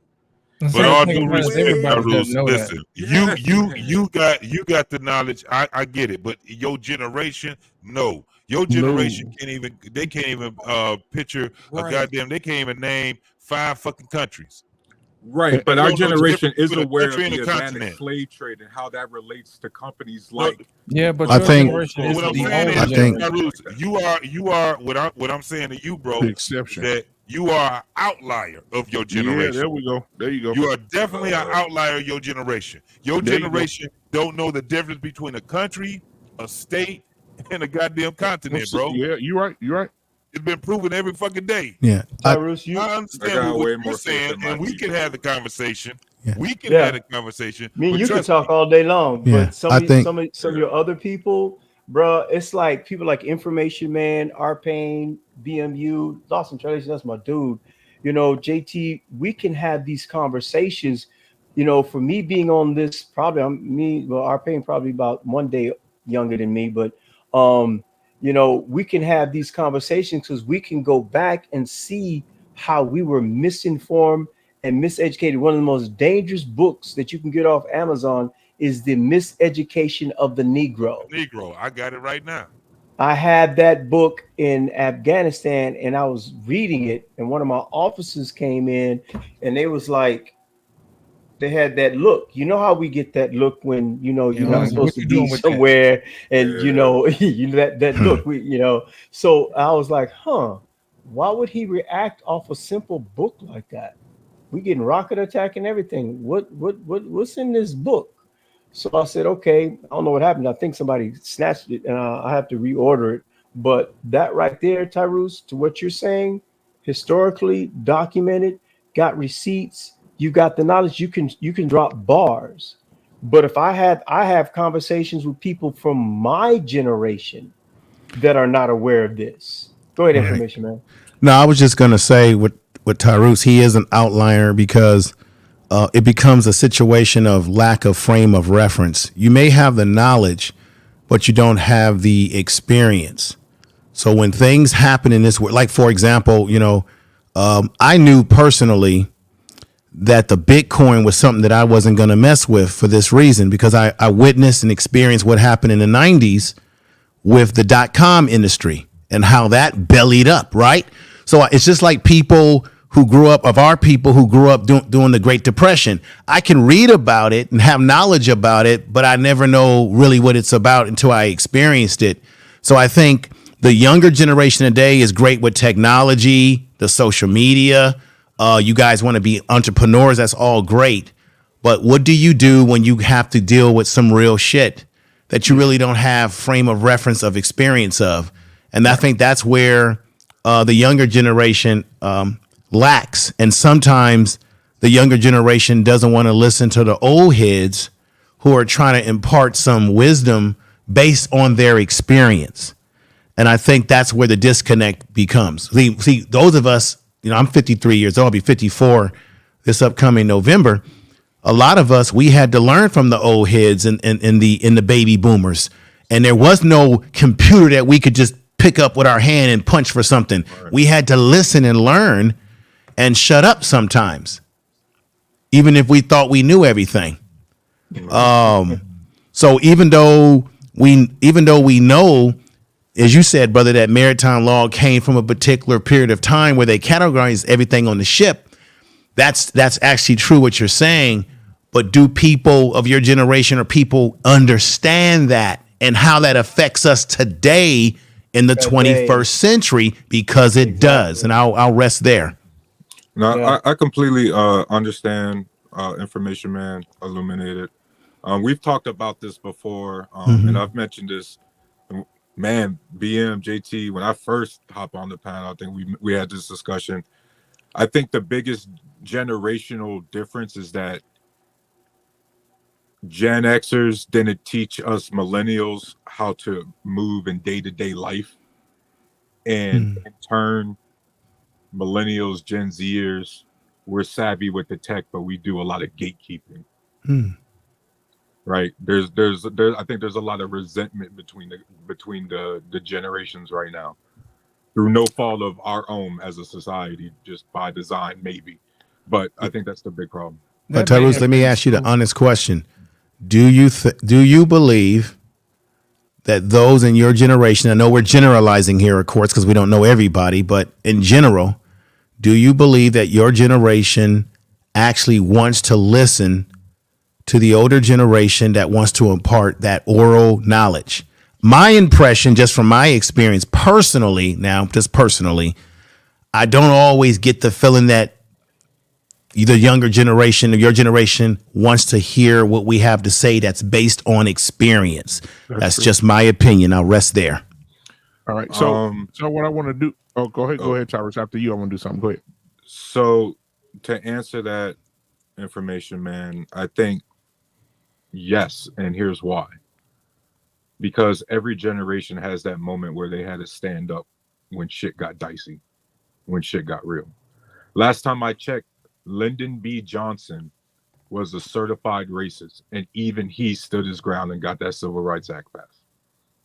Because it was good for the individual, it was good for what was best of the country. Regardless of how you feel about that act. That's what it was.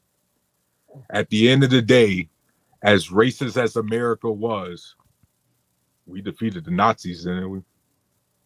As racist as all those white people were, those white people still helped free us as well as ourselves in the Civil War, correct? Right. That generation stood up. People stood up when it mattered most. Every generation stands up when it matters most. And I think right now it's just America is such a first world country, Information Man, that a lot of the problems that we sometimes talk about is less problems and more grievance. And there's really nothing legislative, government-wise that you can do about it, because like my generation, like you're my dad's age. Like my dad would say, grow a pair of balls, dude. Come on, bro. Start walking. Fast-paced society, slow-paced society. You still got to take a step and walk. Yeah. Now I will say this before we get out of here. This is a good segue into what I was going to say. On the show that Illuminated was alluding to, Information Man, it's going to start being here on Monday. Him and Angry Snowman have a show, and it's called Pro Bono with Illuminated, Revelation, and Angry Snowman. To give you guys a little preview of this, this is how it's going to go down starting on Monday.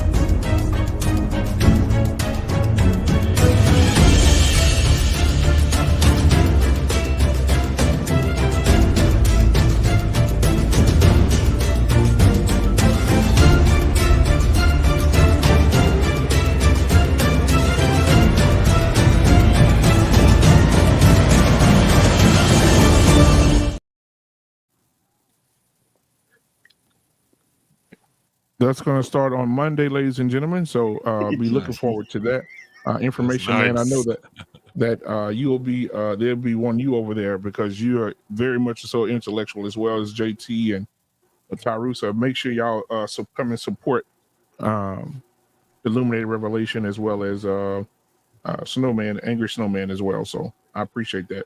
And we'll go to our final thoughts, man. We'll start with Lost in Translation. Give us your final thoughts. We'll move around the room and then we'll shut it down for the night, man. I appreciate y'all for being here. My thing is this, gentlemen, govern yourselves accordingly.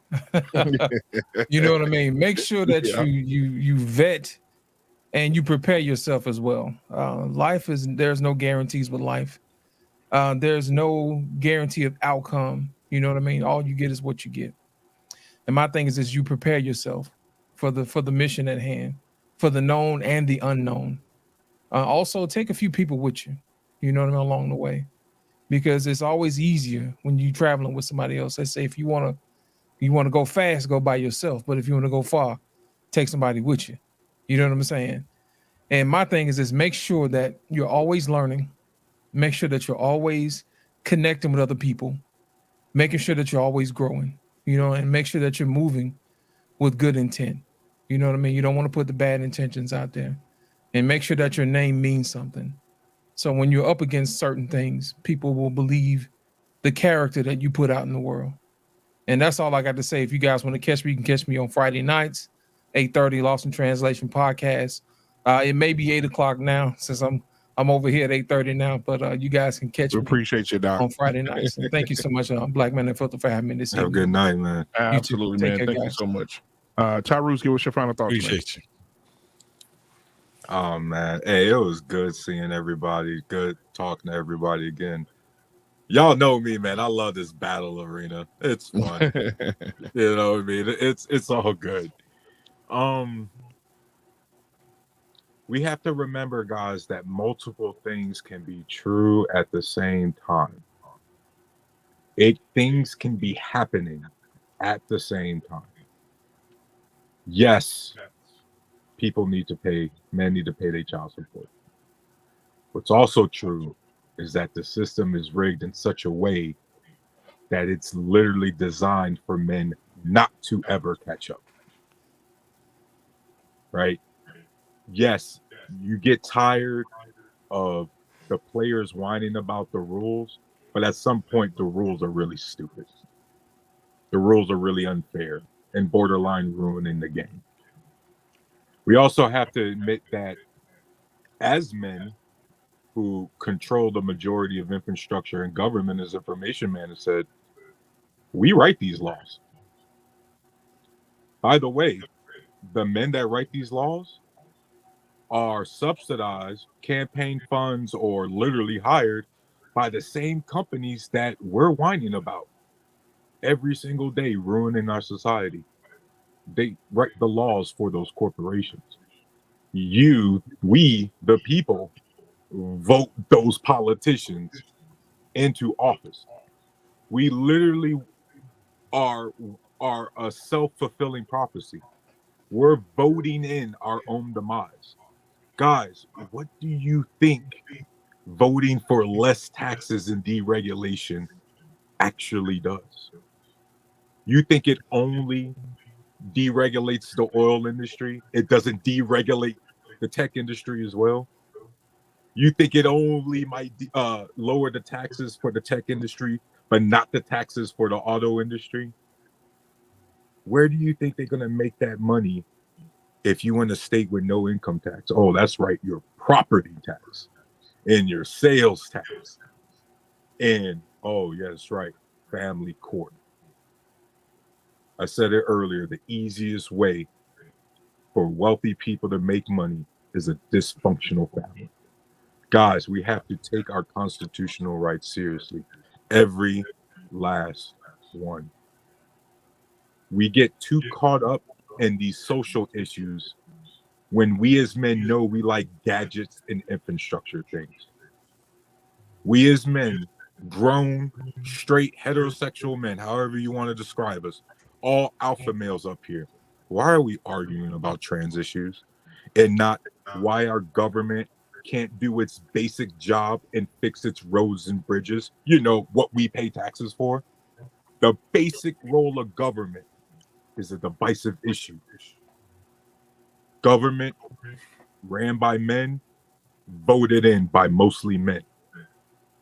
Guys, we need to understand that the society is the state of society because we got complacent. We got spoiled. And the wealthy people have once again pulled a fast one on us. And yes, that capitalistic mentality has now sucked into our family. It leaked into our family structure. Because now look at us. Divided households, fatherless households, the prison system, aka neo-slavery, aka debt peonage, labor contracts, black codes. Do we not remember this? This system has been designed for centuries, perfected over the decades to the point where you can't even tell which is which anymore. But the easiest way is to have us arguing over shit that doesn't affect our tax rate. So guys, I know we get heated. I know we get divisive, but I stand with all you guys up here tonight as my final thoughts, because no matter what, guess what we do? We follow through and show up. And that's the standard of what leaders do, right? Follow through, show up. Those are my final thoughts. I appreciate you, Tyrus. JT, give us something, and then illuminate revelation, and we go ahead and get y'all out of here. Go ahead, JT. As usual, bro. I really enjoy these conversations that we have. Illuminated gave us a little bit about how it's about to go down with him and the angry snowman. Information, man, you know you're gonna have to come up in here, bro. You know you're gonna have to come in and give, because these type of conversations that these guys are about to start revealing, these are the conversations I really, really love. I made it my wheelhouse. It's been that way for about 9 years with me, because I understand that the world is just multifaceted. You know, you can love it and hate it at the same damn time. It's a beautiful and a terrible place at the same damn time, man. So what I love about the conversation we have, thank you, Black Man, for having us on here, speaking about something that really matters to us.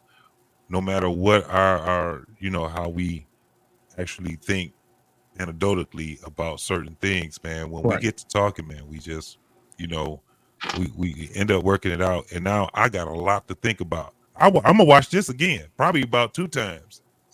Just like Information, man. I watch a lot of your stuff more than once. Oh, thank you. You know, Thank you. I watch a lot of stuff. Lost in Translation, bro. I'm on you already. I said, damn. And my man, Angry Snowman.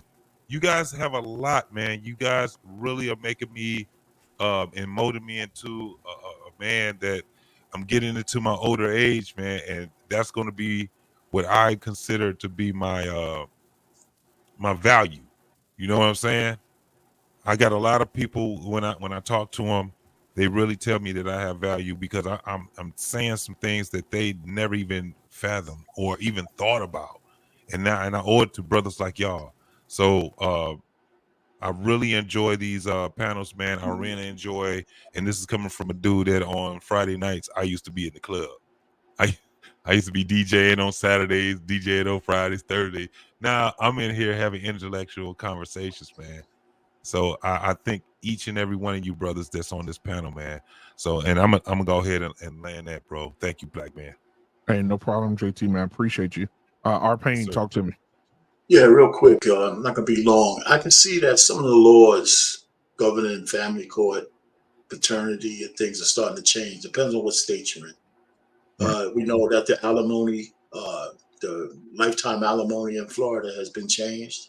Yes, One of the sir. things is that whatever the genesis of that was, that's the kind of thing that needs to spread. How did we get that on the docket? How did we get the politicians to start talking about doing things of that nature? Somebody in Florida got that up there. In Tennessee, they're looking to change and strengthen the paternity fraud laws in Tennessee. Those things are starting to happen. Some other states are talking about going back to 50-50.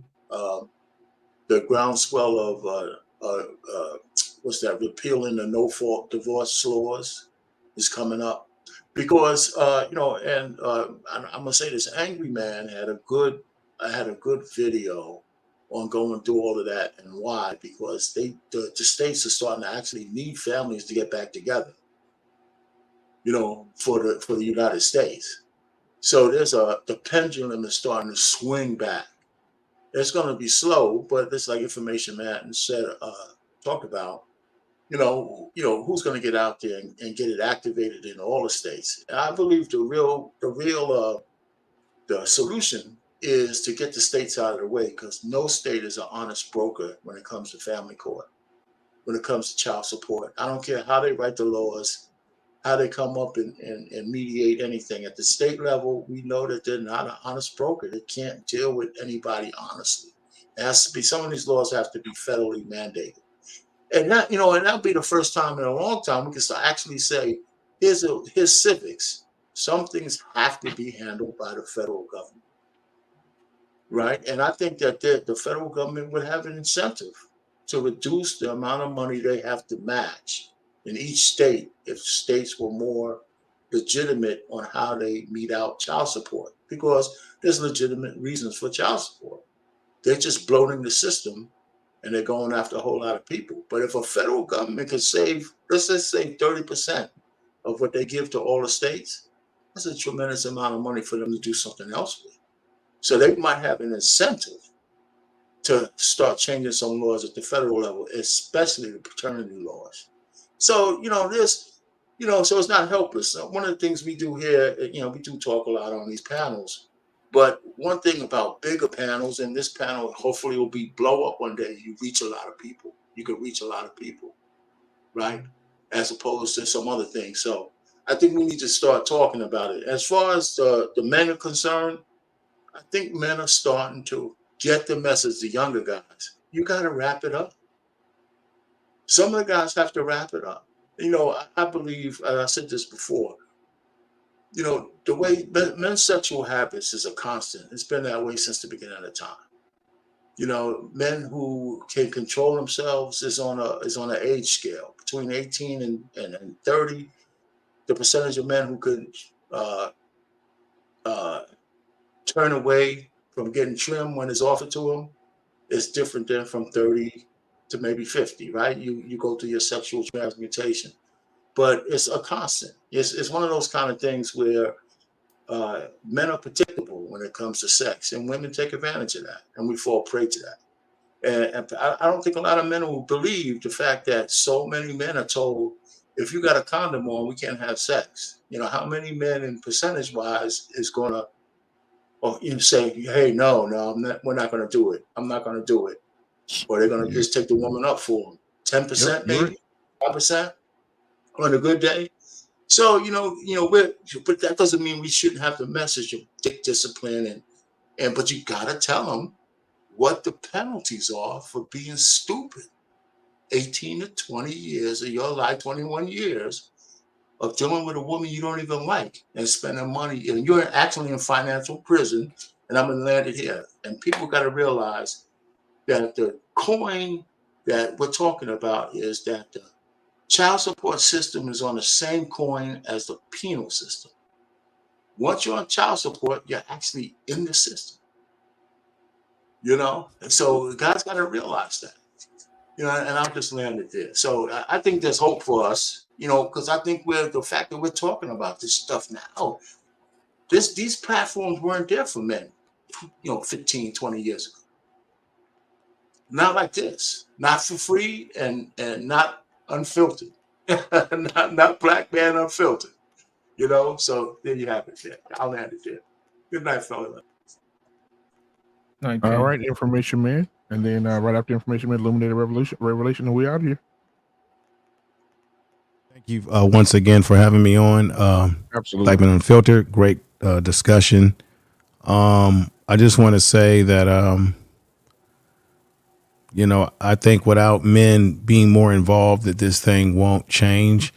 I think that there are some intergenerational differences here. I think there is one thing, Tyrus, about your generation that I think is ahead of us is that they have had the opportunity to watch their fathers, uncles get raked over the coals with the child support. And in this generation, you have a lot of young cats out here that ain't thinking about no marriage. They're not thinking about locking themselves down to women. They're thinking about making their money. I think that the younger generation might be a little bit more astute in this issue than we think. Plus, you got to keep in mind, you've got this alternative lifestyle where you got a lot of guys that are born who, for whatever reason, they don't want to be men. So you got a whole shakeup in this generation. I think it's our responsibility as fathers to teach our sons and weaponize them with knowledge about how they can be manipulated by women, and how having that one or a few minutes of pleasure can lead to a lifetime of horror with impregnating a female that you don't have any real intentions of marrying or being with long term. My organization, we have a program called Project Alpha. It's been around for a long time. And what we do is we work with young teens. And what we do is we talk about the reality of if you are having sex, what are the ramifications if you're not using protection? Because to sit up here and think that you're going to tell kids that to be abstinent, it sounds good, but it ain't reality. So you have to come at them with reality, which is, what do you do? What is your responsibility as a young man if you impregnate a young lady, and what can we do to prevent that from happening? Although we know these are realities. So we need more of those type of mentoring, rites of passage type of programs to weaponize our young men against this issue. Because what we're seeing right now, until the laws are changed, is that these governments want to make money, and they want your sons to be the next human resource of giving them more money. So why don't we cut it off and not allow our sons, the younger generation, to be the victims of this? That's where I give Tyruse's generation kudos, because I think you guys, because of social media, you guys see what happens. Have any of you on the panel ever been on Facebook or YouTube? There's a couple of cats on YouTube or Facebook who have these videos where they're walking down the street and they're trying to talk to a young honey. She don't want nothing to do with the guy until she sees him walking into a fancy car. Have y'all seen those videos? Yeah. Right. And then the guy says, "Get the hell out of my car. You ain't nothing but a gold digger." That's the younger generation. Gentlemen, I think the younger generation is hip to the game, because those guys that are making those videos are trying to educate They gotta figure their it out. generation. As these chicks only want you if you got a fancy car. If you didn't have that fancy car, she wouldn't come up against you. So we have to give the younger generation some credit as knowing that there's games being run out here. And that's all I really wanted to say. Black Men Unfiltered, and everybody, thank you for letting me have the opportunity to speak.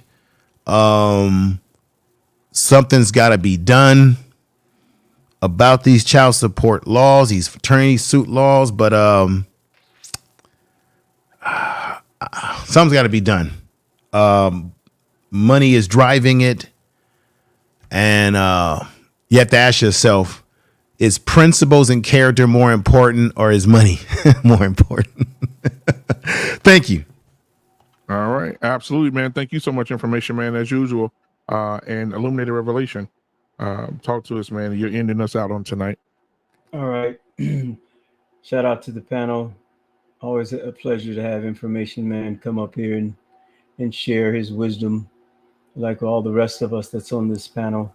Thank you. I always go by the 30-30-30 rule that I've been taught in ministry. The first 30 years you're learning. The next 30 years you're applying. The last 30 years you're imparting. So if you take that principle, and as you get, for my generation, we didn't understand why godmother, and I didn't get a chance to know my grandparents, but some of the other elderly people that I came across, how they could speak the way they spoke, because they lived that life, they lived that experience. Right. And you get to a point in age and say, information. What did you just say? I said what I said. I said what I said, and I'm not taking it back. And we have to stop being so fearful because, as JT put it, we all going to have to visit that place. As the scriptures say, 70, if by grace 80, we're going to visit that place. So what is it that you left? When it talks about inheritance, we always talk about wealth and money and material possessions. Me, I'm a person, if I was to turn this camera around, you will see nothing but books in this office that I got, because I thirst for it. I need it. I have to have it. I mean, my wife gets on me all the time. Hey, we need to do this. I'm the type of person now, my latter years, I want to interact with people, but it's hard to have that type of conversation, that intellectual. That's why I had to pull back from these YouTube streets, as they called it, because it was just redundancy. It was getting to be so redundant. It was like, that's not what I'm reading. That's not what I'm seeing. Guys, do you see the new House resolution? Did you see what they just try to pass? And did you see who they're trying to nominate over here? They putting when the other guy left office, he left some spaces so that, oh shoot, we got to fill these gaps with our people because he filled them up with all his people. Hey, do y'all see that? Oh man, we want to talk about that. We want to talk about women and relationships. And okay, Kevin Samuels birthed something which was beautiful, but it's only so much stuff you can talk about in that space. It was oversaturated, So for me, I said, let me find, that's why I kept pulling back. I said, I'm gonna start my stuff. I said, no, I'm gonna pull back. And I'm gonna start my stuff. Yeah, no. Then I examined, then I started pulling pages out of other people's playbook and say, yeah, that's what I want to do. Whoever wants to come, Lord, you send them. I'm not going to invite you. You come. And when you come, I want your eyes to be open and I want you to humble yourself to listen. And I don't know everything, but I'd be doggone if I don't do the research. JT can attest to that. BMU still got his homework assignment that I'm waiting to grade his paperwork on, So it's just one of those things, brothers, to where iron sharpens iron. And woe to him that is so easily offended. In this generation, safe spaces, man, you got your behind knocked out when we were growing up. We got to be able to handle, I ministered one time, faith that breeds adversity. Whatever you believe, there is going to be something, someone, or some issue that's going to come up against your belief system and challenge it. So do you have the intestinal fortitude to stand on your square and say, this is what I believe? And be like your sassy grandmother to say, I don't give a blank what you say. This is what I believe. If you don't like it, get the hell out. And once you stand your ground like that, and you have a no nonsense, no BS podcast, we do not tolerate that. We're going to do a little house cleaning. You come over here with a spirit of ignorance, and we don't tolerate that. Go and get a book and read and come back next week. You're dismissed from the panel. Oh, what do you think he's running over there? You'll see. Yeah. Because it's going to reflect what's going to go on in society. This is the new media. I'll land my plane with this. Patrick Ben-David said it. I'm wondering, how is they getting this person on their podcast? And they're coming here because mainstream media, MSM, is dead. It is dead. Fake news, they are dead. We had the funeral. We gave them the last rites. Here lies mainstream media. They were a good organization, but they died of a cancer. We tried to heal them and resuscitate them, but they didn't make it. They're gone. Here lies their tombstone. Sunrise, sunset. Brothers, they are done. We on this panel have to get this information out. Thank God for Black Man Unfiltered. I'll stop because I'm going to start preaching again. Y'all be blessed. I appreciate you, man. Hey, listen, I can't wait till Monday, bro. because Monday is going to be amazing, man, to hear what you and Angry Snowman come up with, man. Civics 101 is the first show on Monday, 8:30 p.m. Central Standard Time, guys. So make sure you tune in for that. Also, information, man. I know you're going to do a show on it. How Tyler Perry turned away the deal on BET, how they pulled the deal.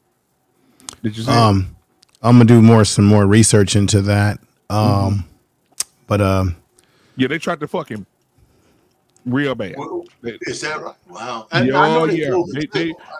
were. I'm waiting on information, man, to do the show because I'm definitely gonna be watching. Let me ask you this though: what would make you know that when Johnson sold BET, it was controlled by Viacom, right? Viacom, white company, yeah. Right. So, what would make you think? And I'm just in general asking. That they would want to give Tyler Perry an empire. Exactly. You see what he's building in Atlanta with his studios? He owns all that land, right? Absolutely. Yeah. In the area, right? So if you give him BET, you're helping him to build this entertainment empire that they really don't want us to have, right? And therefore, if he has this empire, he could really start making movies without needing Hollywood, because he doesn't really work in Hollywood. He does all his production in Atlanta, Georgia. In Atlanta, yeah. They don't want a black man. Don't get me on my pulpit here. They don't want a black man to be independent, right? Yeah. Because remember, before this whole thing happened in the 21st century, you had a film company called Lincoln Films. In the 1900s, black people used to make their own movies. They called them race movies, where we had different characters, all different. So this whole thing that Tyler Perry's trying to do isn't new, but it's a reflection of what we had in the past that they got rid of or that they destroyed. So it doesn't surprise me. Information man, they real tried quick. They tried to charge him triple the price and give him a lower percentage of ownership. That's right. Now, why would they do that? Because they don't want him to. The one thing that's important to understand, do they want to share power and resources with you? No. They do not want him to have control of the resources and the power to make the decisions. So they nickeled him and nickeled and dimed him. And that shows you everything you need to know. Information man, a quick perspective. Could it be? And I think black people should stop watching BET as a protest, but that's just my opinion. Go ahead, brother. I'm sorry. I can understand that perspective. Could another perspective also be the elite just view Tyler Perry as real competition, which is a sign of respect? Yo, we can't let this do. This is a competitor. Like in this case, I mean, this is what apex predators at the corporate level do, man. I'm glad that Lost in Translation podcast said what he said. That is the one area historically in modern times that black people have never had control over, which is distribution. Let's look at the rap game, not to get too far off track here. There was a coalition of rappers, I believe, in New York, right? I think it was Murder Inc. I even think Suge Knight was involved in some of this stuff. Where they wanted to create a conglomerate in distribution. And all of a sudden, here comes the FBI raiding stuff, right? All of a sudden, I don't think they want us to have power. Now, I'll leave you with this. Have you forgotten the relationship between Jim Brown and Richard Pryor? Jim Brown said himself that no man made him weak and broke him down like Richard Pryor when Richard Pryor betrayed him when he got on them drugs. Richard Pryor and Jim Brown were getting ready to create and own movie studio. They had a business deal they were working out behind the scenes. Many of us didn't know about this. Once Pryor got hooked on his drugs with the crack cocaine, I remember Jim Brown talking about this in an interview that he was hurt very badly by Pryor because of the drugs that had messed everything up. And he admitted that behind the scenes that he believed that there were certain entities that did not want these black men to come together and have control of a movie studio. Therese, I'm telling you by history, my brother, that the reason why I say what I said and brothers are shaking their head because we know historically that when black people have tried to have that type of ownership, that kind of power, they done everything to kind of like block us out. They don't mind if we got a small percentage. They don't mind if we're doing the advertisement as a front man, right? Dancing and tap dancing. I love that chicken and pot pie. Right? They don't mind if we doing the entertainment, right? Great example. Great example. One more thing to you, information, man. Yes, sir. Tyler Perry and that Byron Allen did. They showed them their proposal. Right. Thank you. They showed them their proposal. So, because when I used to work in the government, we used to get requests for proposals. And the proposals themselves were confidential, but they were loaded with information on what the plan was. So his proposal told them everything he planned to do. And somebody said, oh, we can't, just like what y'all say, we can't let this dude do that. Hell no, this nigga not coming in here. Because like what Tyler Perry did was, and if you ever seen, think about Tyler Perry can film a movie. He said he could do the Hollywood. It take Tom Cruise 1.5 years to do a movie. He said he could do that same movie in 30 days. But you know what Tyler Perry also did, bro, and we all seen it with our eyes. He had less than mediocre acts that's out there, and he gave them a chance. Yes, sir. The thing is that he did something totally different than what a lot of these other people did. They would sit back and they would handpick mediocre talent, right? With Tyler Perry, he was like, no, I'm going to give everybody a chance. That's why he went to Atlanta. He like, shit, I'm about to have a whole different type of Hollywood. And he still can. He just got to have us, not just black folks, Americans, to support what this man is doing. It's going to be some mediocre shit, some less than mediocre shit, but it's going to be some stuff that's going to be high up there too. You got to the man doing it because the white folks coming to him. That's why I appreciate what he does. We seen it. We seen some of the shit. We be like, damn, that actor is less than mediocre. But I understood what he was doing. And I understand why he's doing what he's doing. Look at Marvel. Look at Marvel. Marvel came to him. They shot Black Panther there. They shot Black Panther 2 there at the studio. They bringing the money to him. And information man. Yes, sir. That's why I brought up information man. That's why I brought it up that way, because the way you described other failed attempt ventures, there was always some sort of element of self-sabotage. Yeah, and I view it from like a strategic, like world conquer or like 21st century digital stuff. Tyler Perry, they can't bring the feds after him. He's clean. He's clean. He can't. So it's pure capitalism, pure competition. But this is the thing, though, brother. You have to understand that if you are a part of a group and you're used to being in power, we already know in our society. There are certain people that are not happy with the fact that America is becoming more brown and black, right? Right. And you have these groups out here who do not like it. Nope. Tyler Perry. So you look at black people, we dominate in sports. Everything that we touch, we dominate. If we get into golf, we dominate that. Anything we do intellectually or physically, we end up dominating that.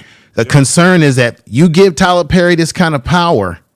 What the hell is next? Another thing you have to consider too, Tyrus, is how Tyler Perry is having an influence on the next black young men and women coming up. If they see that he can do it, they don't want them getting no ideas. It's just like what Illuminated was saying tonight. He said he was reading a book on the miseducation of the Negro child, Carter G. Woodson. And then they were looking at him weird. That's the point right there, brother. Yeah, because that book was opening up your mind. It was opening up your mind and empowering you to say you can do anything you want to do. Hey, Tyrus, here's another point. Perry, I go, hey, Tyrus, he's actually doing that. Like, Tyrus, you know what I mean? Like, he's actually at that level. Like, he's all like information man. Wouldn't you agree? He's already surpassed anything Jim Brown. Right, but what I want you to hear what I'm saying, brother. He has the potential to be a conglomerate. You get what I'm saying? It's one thing to own a movie studio in Atlanta. It's another thing to damn near own the entertainment industry. This is conspiracy, what I'm about to say. You know that Michael Jackson owned a lot of music in the music industry. Yes, not a coincidence that he's not alive anymore. Not only did he own the Beatles catalog, but do you know that there was a lot of artists that are actually glad that he's not alive because they were paying Michael Jackson. Michael Jackson owned a lot of people's music and song. Mariah Carey, he literally owned her music. Hear me out, Tyrese. White man way, though. But hear me out. With this the point. No, he's doing it the old white man way, which is he owns the infrastructure. Michael Jackson owned the consumerism. No, brother. No, Tariq, listen. I'm gonna say this one time, brother. It was more than just the fact that he owned the popularity of being a pop star. If you go back and you look at the assets that Michael Jackson had, the songs that he owned, do you know that the Beatles, check this out, do you know that Paul McCartney, ask yourself this. I know we're getting way off subject. Ask yourself this. Why is it that Paul McCartney used to be cool with Michael, but then he stopped hanging out with Michael and being cool with him? Because he was never happy that Michael owned the rights to the Beatles, because him and Michael had a conversation where he was saying how he was trying to get the damn rights back to their music. And Michael, being a shrewd businessman, beat him to the punch. And Paul McCartney never appreciated that. There's other artists. Kenny Rogers, there are people who actually had to pay Michael Jackson royalty money out of their music because he damn near owned the damn music business. They don't tell you that about Michael, right? And that's why when he died, there's people, quiet as it's kept, that are very happy that Michael's not here because they. Hey, but check this out. I'm gonna get off that subject though now. We're way off subject. I wanted to know. Hold on, Tyrese. Let me tell you this real quick. Hey, can I get in here for a minute? Imagine all the white artists, Garth Brooks, Dolly Parton, all these big artists that's out here making all these on the road, making all these fucking millions of dollars. They got to kick back to Mike. That's right. And Mike's sitting at home. Yes, but you know what Mike fucked up at? Sony, all of Sony. Yes, you know what Mike fucked up at though? He bought the majority of Sony. Nobody knew it. It was a silent fire. Mike bought that shit and tell nobody. And then he fucked up one night and got on stage and said, Sony tried to play me. Right. And they tried to play me out of my money. But what they don't know is I own 54% of shares in this. Right. He should have never said that. Right. Never said that shit. Out in the public. So that's what you call, Tyrese, that's what you call a conglomerate, right? Yep, Michael Jackson was more than just singer and dancer. He literally was owning the music business. Same thing with Tyler Perry. He could damn near become the entertainment business itself because Hollywood Studios, that's not where it's at no more. Nope. You can damn near make a movie with your damn cell phone and you can buy your own cameras and produce movies. People are making movies on YouTube and blowing up. You don't need the record industry, traditional industry, or the movie industry. It's too much independence. That's what Tyler Perry did in Atlanta. I'm gonna end there. Check this out. Can I? You want your businessman like Tyler Perry acting like Mr. Burns from The Simpsons and not like Michael Jackson acting like Donald Trump. Michael Jackson. There's the difference. Listen, that's very interesting comparison you bring up. Can I say one thing before you go? Michael Jackson was the show and the business. Right. Thank you. Thank you. Who was screaming? Thank you. Who was screaming that they never did get they masters? That was the originator. They called themselves the originator of rock and roll, right? Right. That was Mr. Little Richard. Little Richard. He talked about how he got ripped off. Michael Jackson bought his masters. See?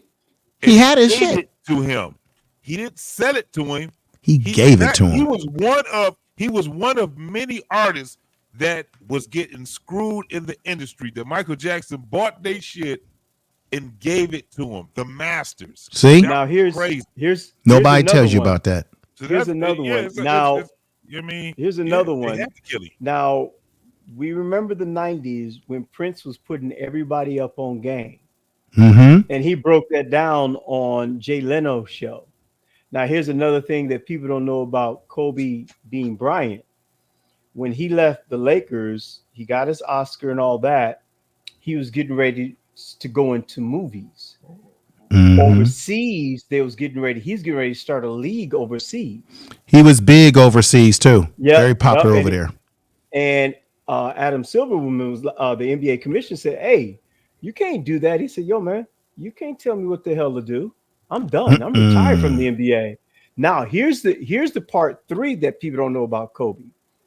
The Black Mamba was franchised and incorporated, and it had infringed upon, and he was getting ready to have a multi-billion-dollar lawsuit with this pharmaceutical company. Yes. Yeah. So, and then all of a sudden he ends up passing away on a helicopter. Out of there. And let me tell you somebody else, y'all. Let me tell y'all somebody else. That goddamn don't sleep on him. That goddamn Shaquille O'Neal. Watch this. Shaquille O'Neal owns. I'm looking at it right here. I had to look it back up because I couldn't believe it.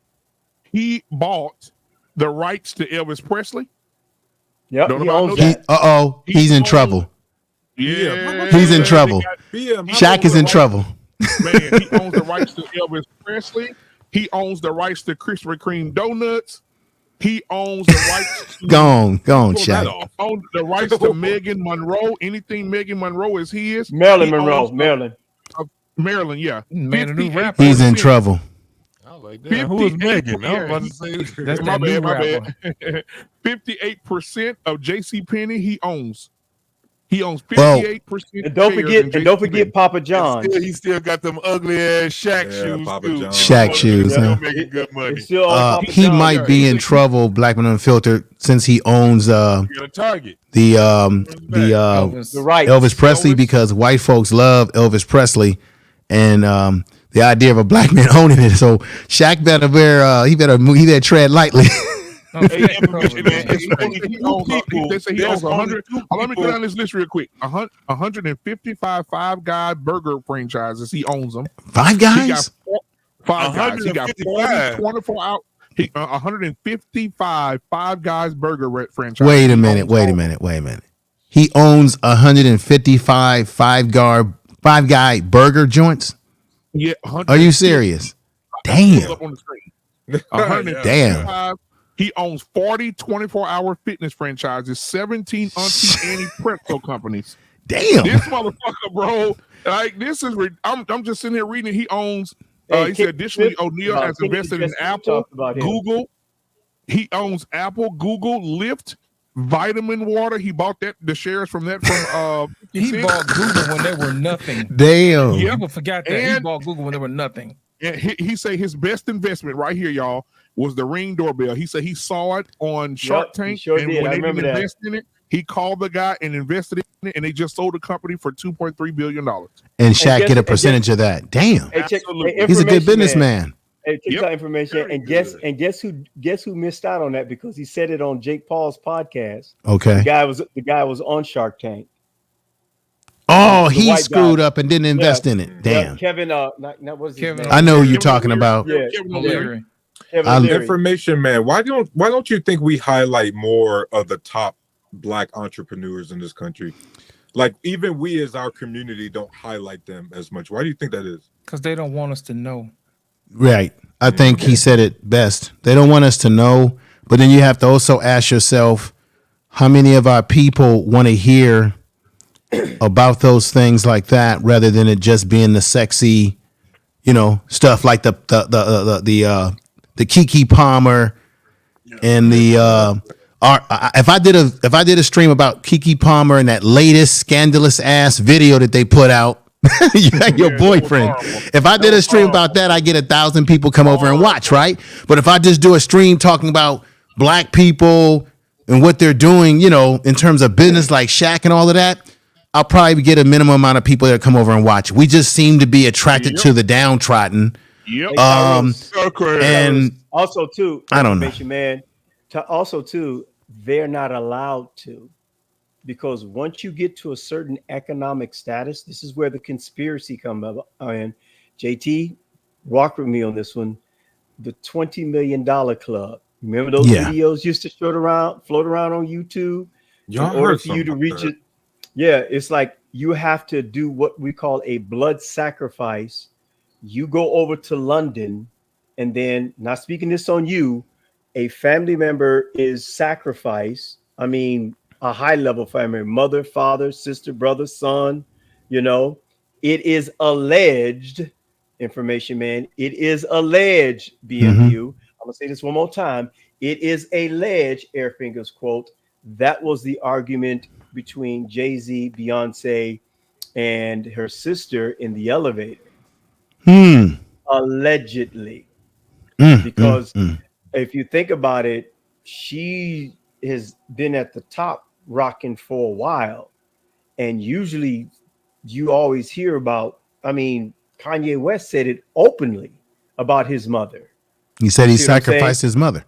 Yes, he said that openly. I've got the quote. I got the quote on I did a video about that on my channel. I got the quote. Yeah. The video quote of him saying it out of his own mouth. Yeah. So Tyrus, that's what I'm saying. What information is telling you, our generation, we know about these things, but then we have to maneuver in such a way, like this network here, we blow up a black man. Shh, quiet. Monday morning is going down. What do you mean, Illuminated? Trust me, bro, it's going down. That's all I can say right now. The next thing you know, we as a people have to be quiet with our money. Don't go get the freaking Bentley. Don't go get the Lambo right off the bat. But once people find out how much money you worth, okay, it's a totally, that's why Floyd Mayweather is the way he is. He's like, hey, I got it. I worked for it. This is where I'm at right now. They're gonna so find now out, they found out the hard way. Yeah. Right. So what he did was, I'm gonna put JT on, I'm gonna put BMU on, I'm gonna put Lost in Translation on. Y'all gonna box. Forget Bob Aaron. Why you think oh boy that just won the last fight? He fired Bob Aaron right before he fought. Yeah, you don't need no damn. You don't need the agents anymore. You say, get them the hell out of the way. And see, that's what they're. I'm gonna let you cook, JT. That's what they're scared of, because when information says, "Hey, Tyrus, check this out. Come here, young man. I'm gonna put you on something to where in the next 5 years, not tomorrow, not today, but in 5 years, you'll never have to work another day in your doggone life. Just grind. Stick with me on my side and watch me grind." The next thing you know, he releases you. Think about that. You got 100 people grinding, and they in the millions, not billions, millions. That's why the company I wanted to bring out, I recommend everybody go watch Patrick Ben David's podcast, and also on Joe Rogan, where he talks about ESG, where he talks about BlackRock and Street something. Then it's another third company, Vanguard. Those are 3 companies. They own 80% of the S&P 500, Tyrone. 90%. They've got there's an art. The ETFs. I love. That's what I'm saying. So what I'm saying is they own something like $70 trillion. Wow, bro. Do you know what kind of power? That's why they say that's a lot of power. That's why I landed with this. Patrick Ben David said Larry Fink is the president of the United States. You know how much influence he got? And then after that podcast, McDonald's and everybody else start taking the ESG off. They start taking off because they try to keep everything undercover. They have to, because if this information gets out, bro, it's a wrap. It's over. Yeah, I've been the rest of my money. Guys, we all know there's a such thing in this country as too big to fail. Hell yeah. That's always been the case. But the thing is that, you know why I love these times right now, bro, is because in the 90s, when you had people talking the way that we talk, they were saying that it's just a conspiracy theory. The funniest thing is now is that the shit is right in front of your face. We've lived through half of it. Yep. You know what I'm saying? We've lived through half of it. You lying, that's right, Lost. Right there in front of the face now. It's like, hey, damn, well, I'm gonna say a name and they're gonna cuss. They're gonna strike this doggone podcast. Shout out to Alex Jones. Shout out to Alex Jones, because he said this junk way back in the 90s. Oh, that tinfoil hat, that guy, disinformation. He's a shield. He's this, he's that. Well, most of the stuff that he talked about, I got DVDs. I got DVDs man, of him, Jesse the Body. Yeah, yeah, I remember that. I got, you know what? I bought that. Let me tell you where I fucked up at. I bought that digitally with the Jesse years ago, and guess what happened? Got deleted. You go to watch them now, they took them all off. They took them all off. Yeah, that's why I got the DVD. And You know what scared me? Let me tell you something, and I'm gonna let you go ahead and go, man, so we can get up out of here. Working in a hospital is a scary thing, bro. My girl worked in a different hospital, and when the COVID shit was going on, oh, here we go. When that COVID shit was going on in the back of her hospital, right over by the emergency, they had a whole bunch of doggone canisters, right? Yeah. All these big ass canisters. Guess what was in those canisters? Bodies? Dead bodies. It was freezers. They were freezers. Right. They had that was happening. And this is like that was norm. A whole parking lot full of these canisters. And when she pointed, she said, "You know what all those are?" She was like, "Those are all dead bodies in there." Right. Yeah. That was happening all over in New York. They had dead bodies in U-Haul trucks because they didn't have enough space for them at the morgue.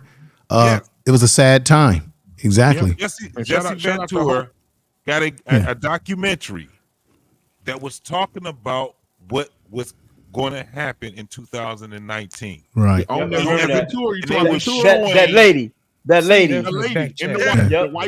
the back chat, man. Yeah. Get the I recommend a book. Some of you probably heard of this book. Check out Behold the Pale Horse by William Cooper. Oh, shit. I gotta talk about it last week, brother. You do know, hey, Black Men Unfiltered. You do know that that book has been hard. It's been a little difficult to get because they really didn't want. They told William Cooper claimed that he was warned not to come out with that book because he gave a lot of secrets, especially in the military, things that were happening to him in the stuff that he saw while he was in the Navy. And of course, you know, they've been talking about this UOP stuff. He was talking about that stuff in his book a long time ago. But you do know when you do purchase that book, they do put your name on a list. They want to know who's reading that book and who's got that book. You do know that, don't you? Yep. And you guys realize that anything that we get, anything that you check out of a library, anything kind of book that you get from a store, if it's a very controversial book, they do keep tabs on people. I know this kind of work I do. They keep tabs on you. Right. So don't be surprised. Information man, there's a book that I bought myself. Yes, sir. Before they started keeping tabs on people, it's called the Anarchist Cookbook. Yes. And I got one. I got one before the New Age joint. Yeah. But yeah, I bought one right before, like a month and a half later. They announced that they were going to start watching people. Right. Who bought See? that book. Like, y'all thinking I'm talking some bullshit up here. That was on the news. It went to the news. Like, no, we're going to watch anybody who buys this book. And then, like 2 years later, they took it out of print. But it's like, how many books they've sold since like the 1976? But you know, but Mandrell, you know why they do that? Because they know that because of you got the whole terrorist thing going on. They want to know who got certain books so that they can monitor whether you could be a potential sleeper cell.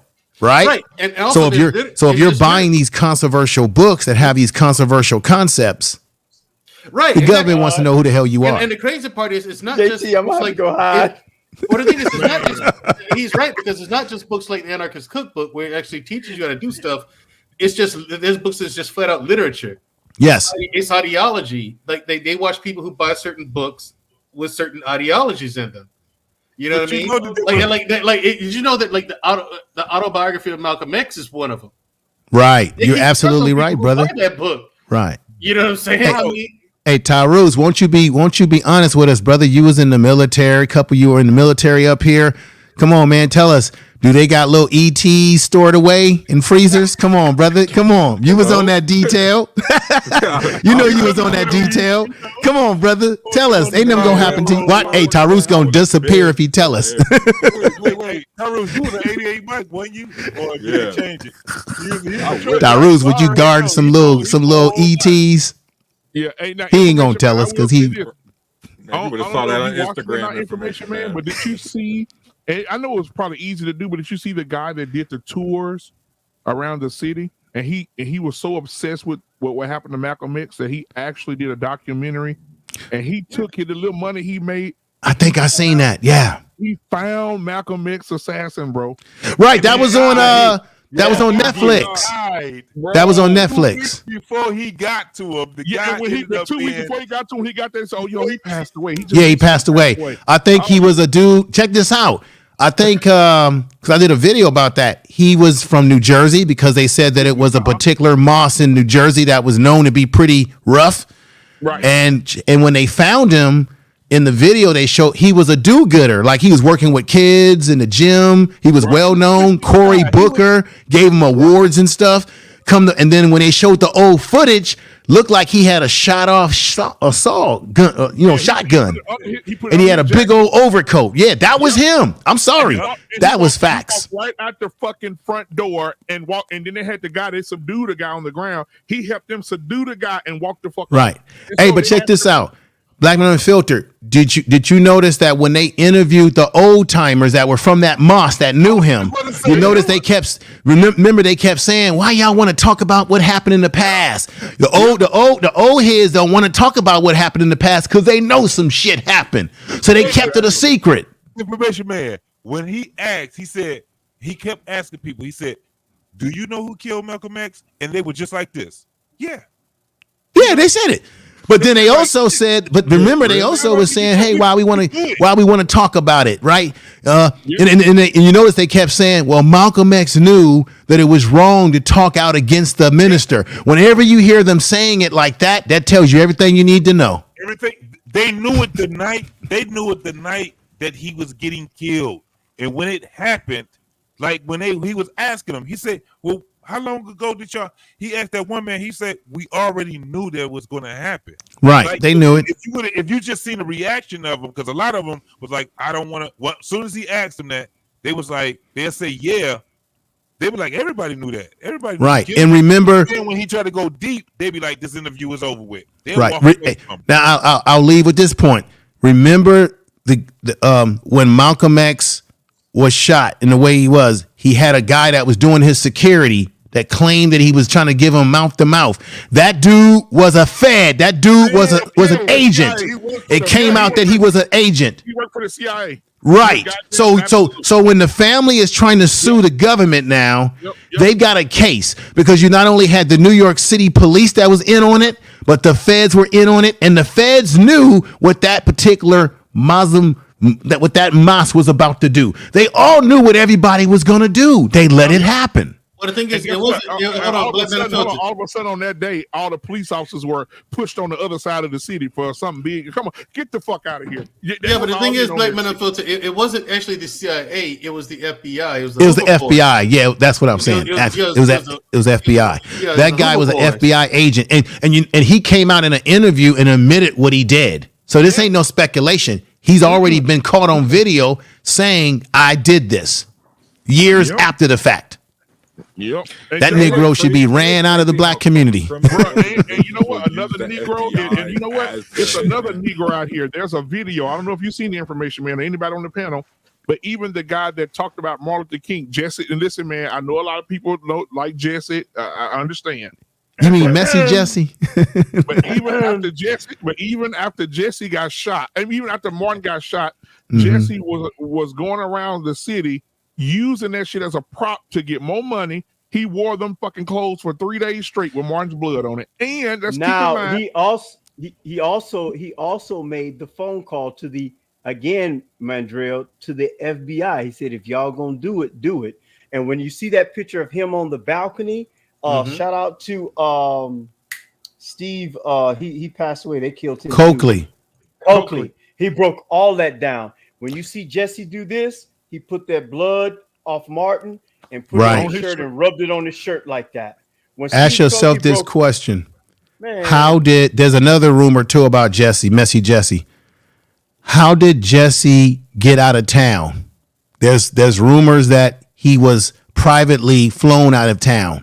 No doubt about it. With his connections. I always believed that it was someone or someone's in his inner circle who betrayed Dr. King.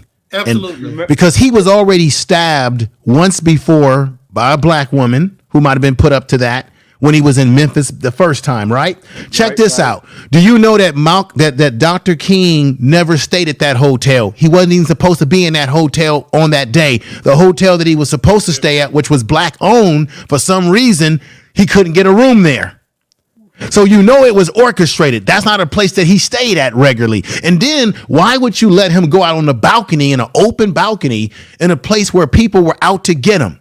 And then Jesse used that to say, I held him in my arms. And people don't know this too. Dr. King also always questioned Jesse Jackson as being a guy who talked too much. That was the rumor within the inner circle, that his opinion of Jesse is that, yes, he's an intelligent young man, but he talks too much. He's too, what do you call it, ambitious. Yeah. See, they don't. See, I'm telling you, they always want us to get caught up in the dream speech and all that about Dr. King. But it's funny how nobody really wants to go deeper into the interpersonal issues that were really going on in that movement, where people, not everybody liked each other. That guy, Rustin, who was involved in the March on Washington, that dude, as we know, he was gay, but that dude, I think, got caught with an underage child. And they used that to their advantage. Because I know a lot of people in the gay community love to throw his name out there, but they fail to tell you that he got caught with an underage child. Yeah, because J. Edgar Hoover was tapping their phones. That's documented. They was listening on all Martin stuff. And I think they tapped Malcolm stuff too. You know what they never talk about too? They never talk about Malcolm's mother. Hey, Not Malcolm. I'm sorry. You're right. Martin Luther King's mother. She got assassinated. While she got assassinated. Why did she get assassinated? His brother got. His brother was found in the pool. She was running for Congress. His brother was found in the pool floating. They got him right after the mama. Shit, this is a damn shame. Yep. You know I remember that. Come on, man. A lot of people. You're right, BMU. You're right. You're right. Come on, parents died before him. I said, do you know how long his parents lived after he died? His mama was sitting there playing the organ, right? And got and his mother and father. I know his father was very prominent in Atlanta, and he is, as a church leader, very prominent. Michael King was their name. Both of their names were Michael King. Right. JT, ask yourself this question. Why is it that Dr. King's no longer here, Malcolm X no longer here, his family members are gone? But why is it that certain people like Andrew Young and people like, probably answering my own question, people like Jesse Jackson, why have these guys never been, no one's never tried to assassinate them? Why because all those guys that were, think about it like this, all those guys that were in his inner circle, Dr. King was about to do a march against corporations, right? Check this out. Andrew Young ended up being on the board of Coca-Cola, which Dr. King was going to protest against. Dr. King, they had to take him out of the box because he was getting ready to go against public policy, and he was getting bigger than just civil rights, but human rights. When those sanitation workers were crushed in those machines in Memphis, he was getting ready to go after some big money here, right?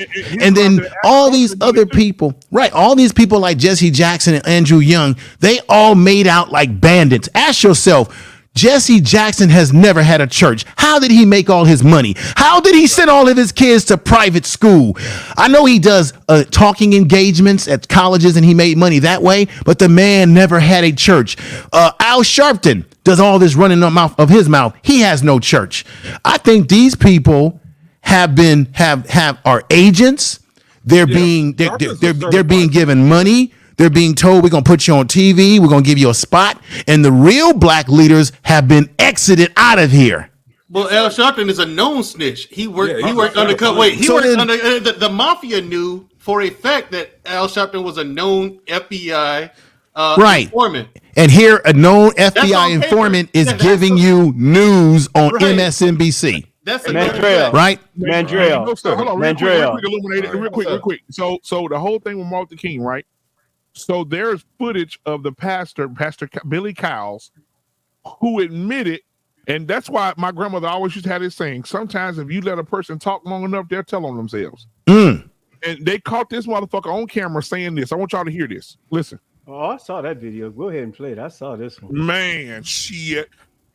And look, they ain't gonna let it play tonight. Dick Gregory had All that revealed. beautiful bean footage. This what Dick Gregory had revealed right here. I remember this right here.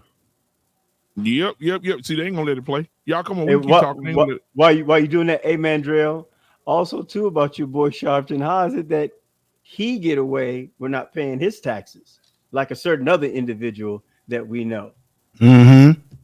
Mm-hmm. You know, and the thing about Al Sharpton was that here we go.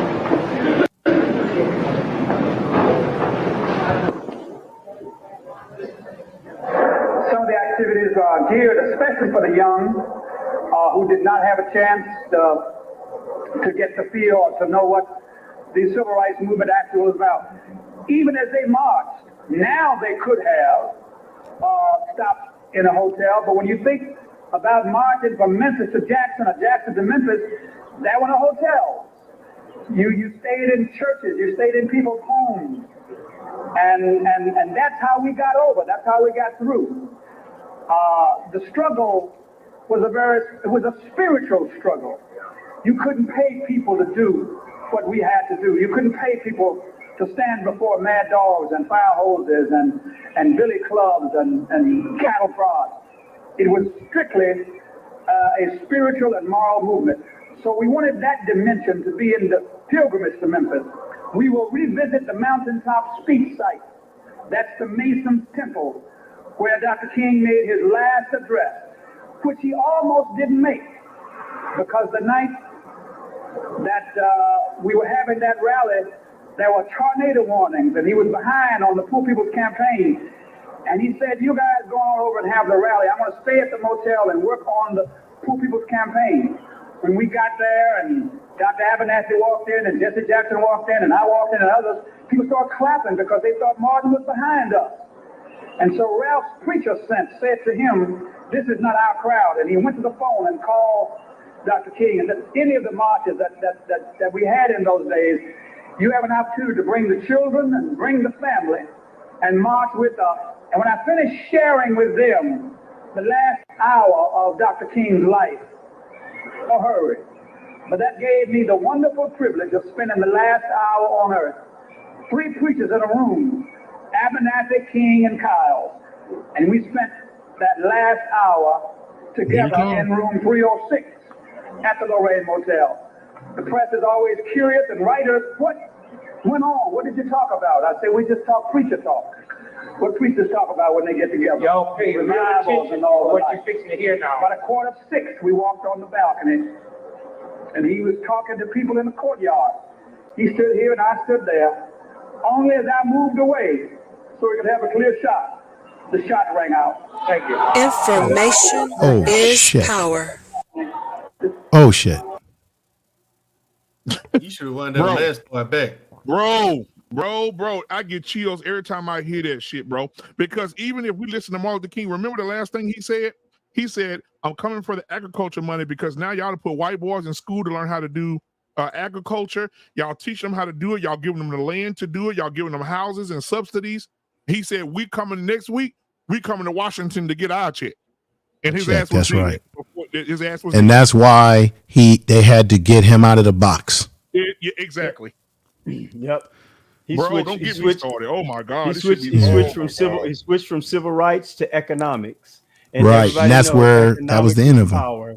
Yeah, don't get me started on this shit, bro. I hate fucking rats, dog. I hate rats, bro. Yeah. Bro. God. See, here's my thing, man. We're worrying about reparations when we should be focused on restoration. We had stuff. If you replace what we had, we'll be all right.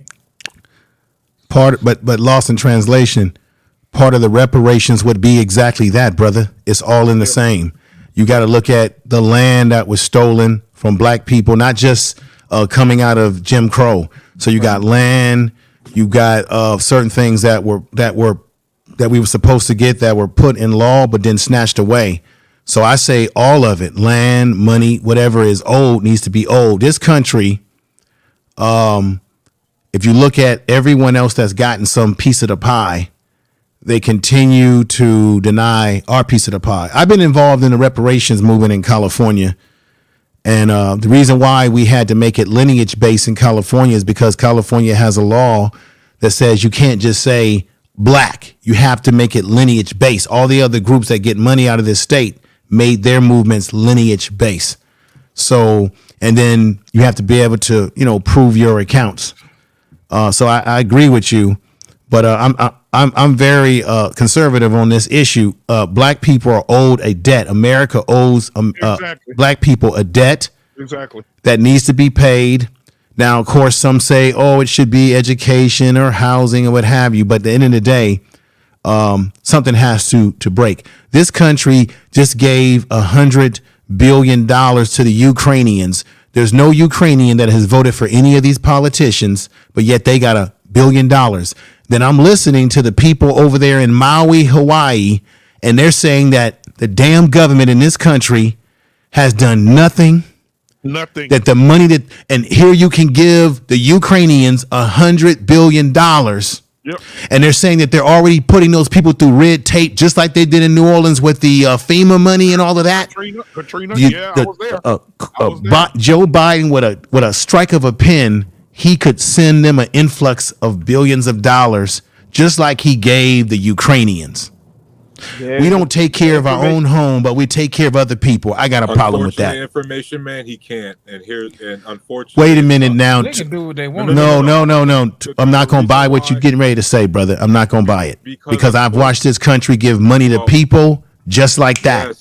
Yes. It's because it's about a will to do it. Yes, and unfortunately, we don't have a Congress with the will to do it. They did it already, man, with these stimmies. Foreign, you know what I'm saying? Come on. The difference between international power and domestic power is that the president can do those things. We have enough money to do both. We can all agree on that. We have enough money to send Ukraine that aid and take care of the American people. But that money that they gave to Ukrainians, they just took that money out of our pockets. And that's what that's my damn reparations money, as far as I'm concerned. The president unfortunately can't write a check with the stroke of a pen domestically because that has to be I get that. But what I'm saying is that if you can give aid to foreign, look. I looked at check this out, Black Men Unfiltered. Yes. There was a website that displayed all the foreign aid, which is really bribery money that they give other countries to manipulate them. Any of y'all read the book Economic Hitman by James Perkins? Check that out. If they can give foreign, I read a website. It showed all the foreign aid that America gives to other countries, right? In the billions of dollars. All of a sudden, you can't get that website because they don't want people looking at what they're giving these other countries. So if Joe Biden as president or anybody within that government can give another foreign country billions of dollars, and you do know, brother, that the Republicans don't really support that money or that war, that proxy war that the United States is involved in. So that Congress is not stopping Biden from giving them all that money when they didn't even agree with that, really, right? They can't stop him from sending money to right. So then ask yourself this, Taurus. They can't stop him sending it domestically. Hawaii is domestically. Okay, I get that. But do you see the bigger picture here, brother? No, the bigger picture is that you have people, the Hawaiians are upset right now because they feel like that because they're an island that they're being forgotten here, right? Yep. So we give money to foreigners who probably don't even like our asses anyway, but we don't even give money and take care of our own home. Or maybe they want Maui to burn down so that big business can go in there and get the land and build hotels and get the small people off the damn land. Congratulations, information man. You've answered your own question. It's a land information man. Yes, sir. Guess who just bought a whole bunch of land there? Oprah. Guess who houses didn't burn down? Oprah. And a couple Illuminated. Of remember that the Navy had on the island that polluted all the water. So here's the conspiracy. They want to build a base there, and also there's another individual that has beachfront property, and we're talking about climate change. He also has a house in Martha's Vineyard where a certain chef has expired, so he's there too. So you talking about? Oh, yeah, I know you. I know you talking about. Yeah. So I know you. So it's always something when that individual is mentioned. Something always bad happens. The other conspiracy is that is where it originated. Where I'm gonna stop. I'm going. You better stop, man. You may disappear. What happened to Illuminated? I'm telling you, bro. Here's my thing. Information, man. Here's my thing. The reason why I said restoration is because if we have to do reparations, we have to prove our lineage. But if it's restoration, we know that they burn these buildings down. Yes, so sir. They're forced to restore it, and we don't have to jump through that red tape. You see what I'm saying? Okay. Then we got other towns that were drowned, who were put underwater. You know what I'm saying? That type of thing. Man. If they will restore that and build the businesses and the houses and the churches and the schools and that type of stuff back, then we wouldn't have a need for their stuff. That's the reason why I said to go the route of restoration versus reparations. Let me leave you with this one, which is why I have a lot of problem with this Biden administration. Are you familiar with Viola Fletcher? Yeah. She is the 100-year-old, I think she's 103 or 4, survivor of the Tulsa, Oklahoma massacre, her and her brother. Yes, sir. Yes, sir. Remember a year ago, I think it was a year ago, that there was this big thing. They did a centennial. They made a museum. And of course, her and her brother said, you guys are going to pay us some money. We're not going to just make appearances and be used as mannequins, right? And then Biden had that speech and made black folks feel all fuzzy all over because, we like symbolism. But yet, that respiration that you're talking about, brother, why didn't they do it for the people of Tulsa, Oklahoma that are the living descendants, and 2 or 3, because you got Mama D, 3 living survivors, yet they just turned them down in Oklahoma. They lost their lawsuit to get what? Rep repair. Now, where is Joe Biden and this administration to step in and say, here we have living survivors plus descendants. Let's give them respiration. They know exactly what happened to that community. They know when they put freeways to that community that it also destroyed that community. So my thing is that I agree with what you're saying, but here you have a clear case of what you're talking about, and they have failed to make them whole, and they're alive because they want them to die so that they can't be on the hook.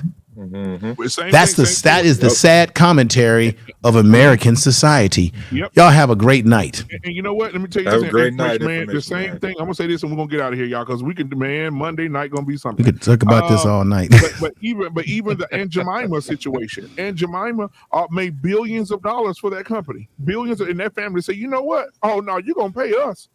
They went to court, and the judge said, hell no, y'all ain't getting that kind of generational wealth. They did not award them any type of money. A week later, they changed the shit to the Pearland Company. If you go to the store right now, you look for Aunt Jemima's mix or fucking syrup, it says the Pearland Company. Pearland Company. Pearl Millings. That's it. Pearl Millings or whatever. Fuck. And they didn't change the name of it, took a face off of it because they didn't want to pay that family. They kept the recipe, but changed the imagery. Those bastards. Those motherfuckers. Right. I'm telling you, you know the story behind Cream of Wheat? Yeah. That picture of that black man? He was working at he was working at a restaurant, and they took his picture without his permission, threw it on a goddamn box, made money off of his image and face, and never paid his family or him a dime. Damn. And I tell you another one. See, this is what we, man, don't get me started, bro. Even Jack Daniels, the black man that came that was the black man's recipe. A black man's recipe. Yeah. And let me tell you what's so fucked up. He had the black dude in the fucking picture, not even at the front.